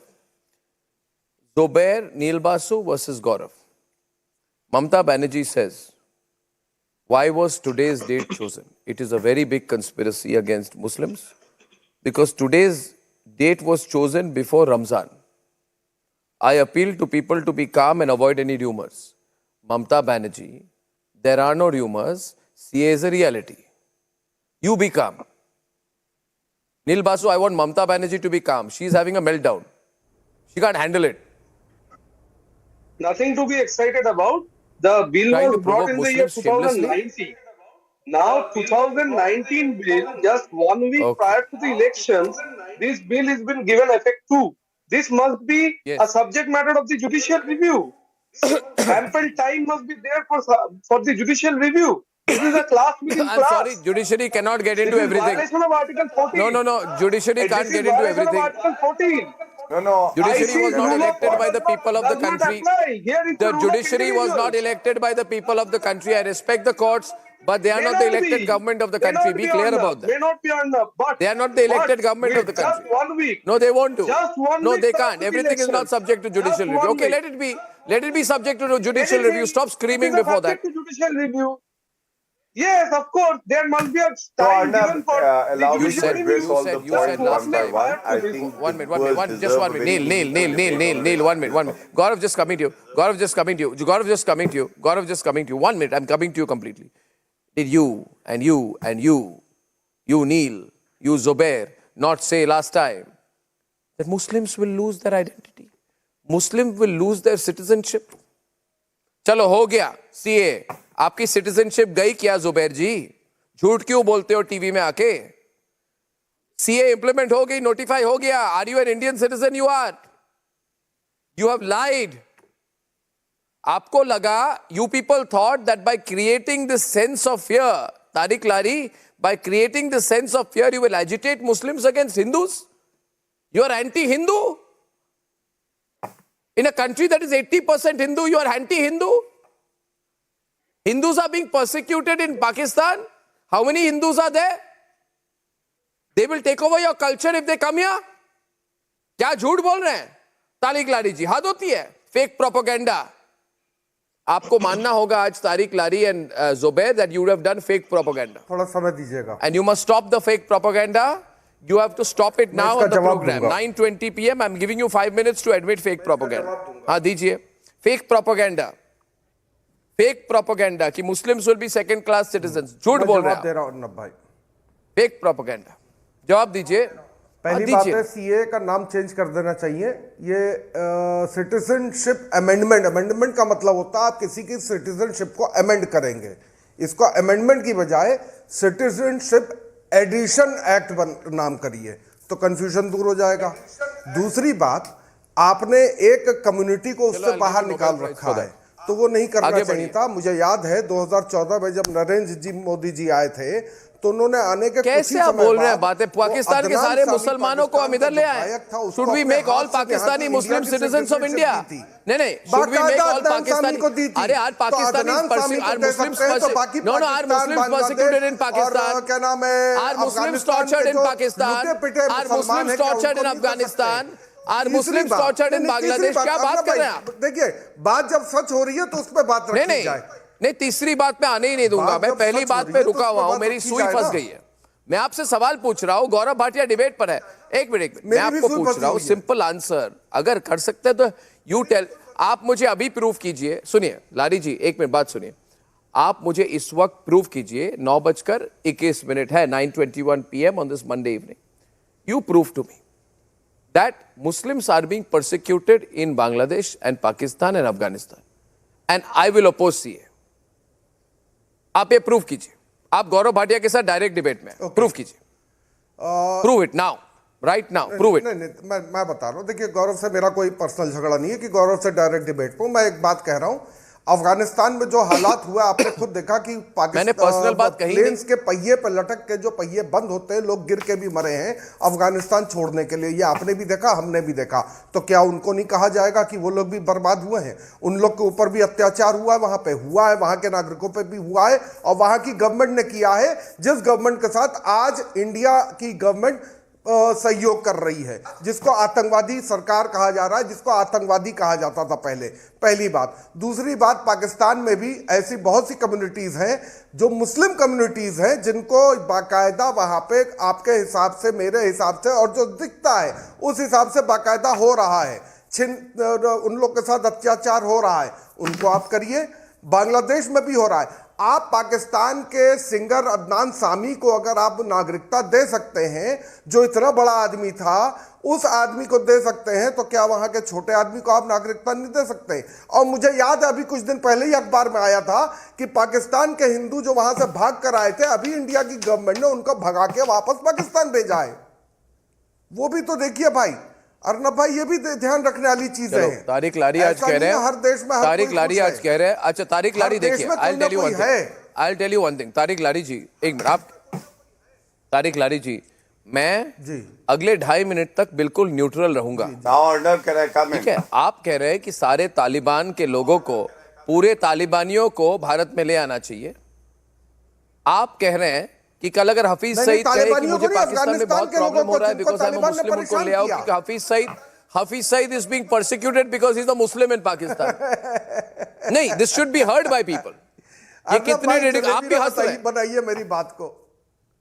You are laughing because that is what you are saying. Jalebi ना बनाइए मेरी बात. Debate is on. Gaurav is responding. मैंने तो अपनी बात कह दी. People are with me tonight. लोग मेरे साथ हैं Tariq Lari. I think you need a doctor, क्योंकि आप बातों को जलेबी बना रहे हो। मैंने कहा कुछ, आप उसको कुछ पुट्रे कर रहे हो। मैं कह रहा हूं आतंकवादियों के साथ इंडिया गवर्नमेंट मिली हुई है।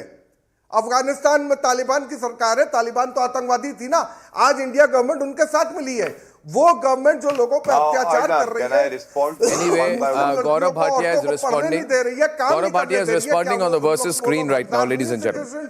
Gaurav Bhatia. इंडिया के पाने के लिए Gaurav versus Zubair, opening the debate. आप ही की सरकार के हिसाब से यहाँ पे वो हो रहा है कि अत्याचार जिनके साथ हो रहा, हम उनको बुला रहे हैं, तो उनके साथ आपकी भी सरकार है भाई। आपकी क्या जरदारी की सरकार है? आपकी तो भारत की सरकार है। क्या आपकी सरकार कह रहे हैं? नरेंद्र मोदी आपके भी प्रधानमंत्री है। आतंकवादियों की बात नहीं की थी। नहीं, प्रधानमंत्री मेरे भी, लेकिन मैं आपकी बात कर रहा हूँ। Please allow me to make my point one by one. And I will respond to all the parallels. But the opening statements have to be made keeping in mind whatever is in the interest of the country. This is a historical decision taken by. Please ask him to be quiet, Arnab. This is not done. Mr. Lari is now trying to heckle unnecessarily. Show the same kind of respect I showed you, Mr. Lari. Go ahead. He was asking me. No, Yes, Mr. Gaurav, you carry on. You carry on. So, Arnab, that's what I was just telling. Just like Article 370 was abrogated, just the same way today when the rules have been implemented, a historical wrong is being corrected and taking the way of the Constitution. And I must tell you that this historical wrong ought to have been corrected long time back. But it took Narendra Modi ji and Amit Shah ji to correct this wrong, and it would not be wrong to say Modi hai to mumkin hai, Amit Shah hai to raah hai. Amit Shah ji ne चाह लिया तो करके दिखाया. And sometimes the opposition also needs to realize that you don't need words to praise the ruling dispensation if they have done something right. You need a large heart, and unfortunately the opposition doesn't have that large heart because they forget. Do you know when CAA was amended? Arnab, that was challenged before the Honorable Supreme Court. Now the Supreme Court did not stay the amendment. And today, when the rules have been brought in, any citizen is free to challenge those also. But there is a presumption of constitutionality, and that will prevail. Third and most importantly, this is a law that does not deprive any Indian citizen, including the Muslims, of their citizenship. Rather, it is a law which will ensure that the persecuted, especially from the 6 minority communities in the 3 countries which are Muslim dominated, are granted dignity. They are granted citizenship of India because they believe in the ethos of our Indian democracy. Then I come to the next question. Can Mamata Banerjee or Pinarayi Vijayan, who have taken oath under the Constitution, Arda, come out and say we will not implement this law which has been validly passed by the parliament? The answer is a categorical no. And in fact, they are violating their own oath if they say this, because they have no power to say that we will not implement. And thus, Mamata Banerjee and Pinarayi Vijayan are going against the oath that they have taken. And I must today also say, Narendra Modi ji and Amit Shah ji are 2 leaders who have changed the dynamics of Indian politics. They do whatever is in the interest of Bharat and India, and no force which is negative and sinister can stop the leaders who have a well-thought, positive design for the country. I want to just make one more point. People here say that the Muslims have been left out. No Indian Muslim has been deprived of any right that has been guaranteed under the Constitution. लेकिन अगर आप कहते हैं कि एक community को बाहर छोड़ा, मैं आज 17 करोड़ जो मुसलमान भाई भारत में रहते हैं उनसे कहता हूं, एक चिट्ठी लिखिए, 55 इस्लामिक मुल्क हैं, उनसे कहिए पंथ निरपेक्ष सेक्युलरिज्म को अपने साथ रखे और इस्लामिक नेशन कहना अपने आप को बंद करें. मैं देखना चाहता हूं ये जो धन के लिए जो कहते हैं सब बराबर हैं, कितने लोग गुहार लगाते हैं पाकिस्तान से, बांग्लादेश से, जहां पे हिंदू, सिख, पारसी, जैन, बौद्ध सबको प्रताड़ित किया गया है, क्रिश्चियंस को प्रताड़ित किया गया है. What is their stand on the persecution of the minorities in these countries? They will not take a stand on that. Thank you. No, I have a question here. Tariq, before you respond, I want to ask anyone here, maybe Zubair. Zubair, just answer one question briefly and then I'll ask you a second one. Was Mahatma Gandhi communal? Was Mahatma Gandhi communal? No. Just say yes or no, then I'll ask the follow-up question. No. No. No, okay. Since you say Mahatma Gandhi was not communal, no. Since you say Mahatma Gandhi was not communal, that he was, in your view, secular, though I have my doubts about Mahatma Gandhi's secularism, I don't agree with Mahatma Gandhi on several things. It is my democratic right to say I am not a believer. But the question is, regardless of what, you people who quote Gandhi must also say that Mahatma Gandhi said, 40 days after the independence of India, he said, whenever our Hindu brothers and Sikh brothers living in Pakistan feel insecure and feel that they want to come to India, they must always be made to feel welcome. The first and foremost duty of an independent India is to see that these, that is Hindus and Sikh brothers in Pakistan, if they want to come here, that they are given the amenities for a comfortable existence and that they are given citizenship. End of story. I won the debate.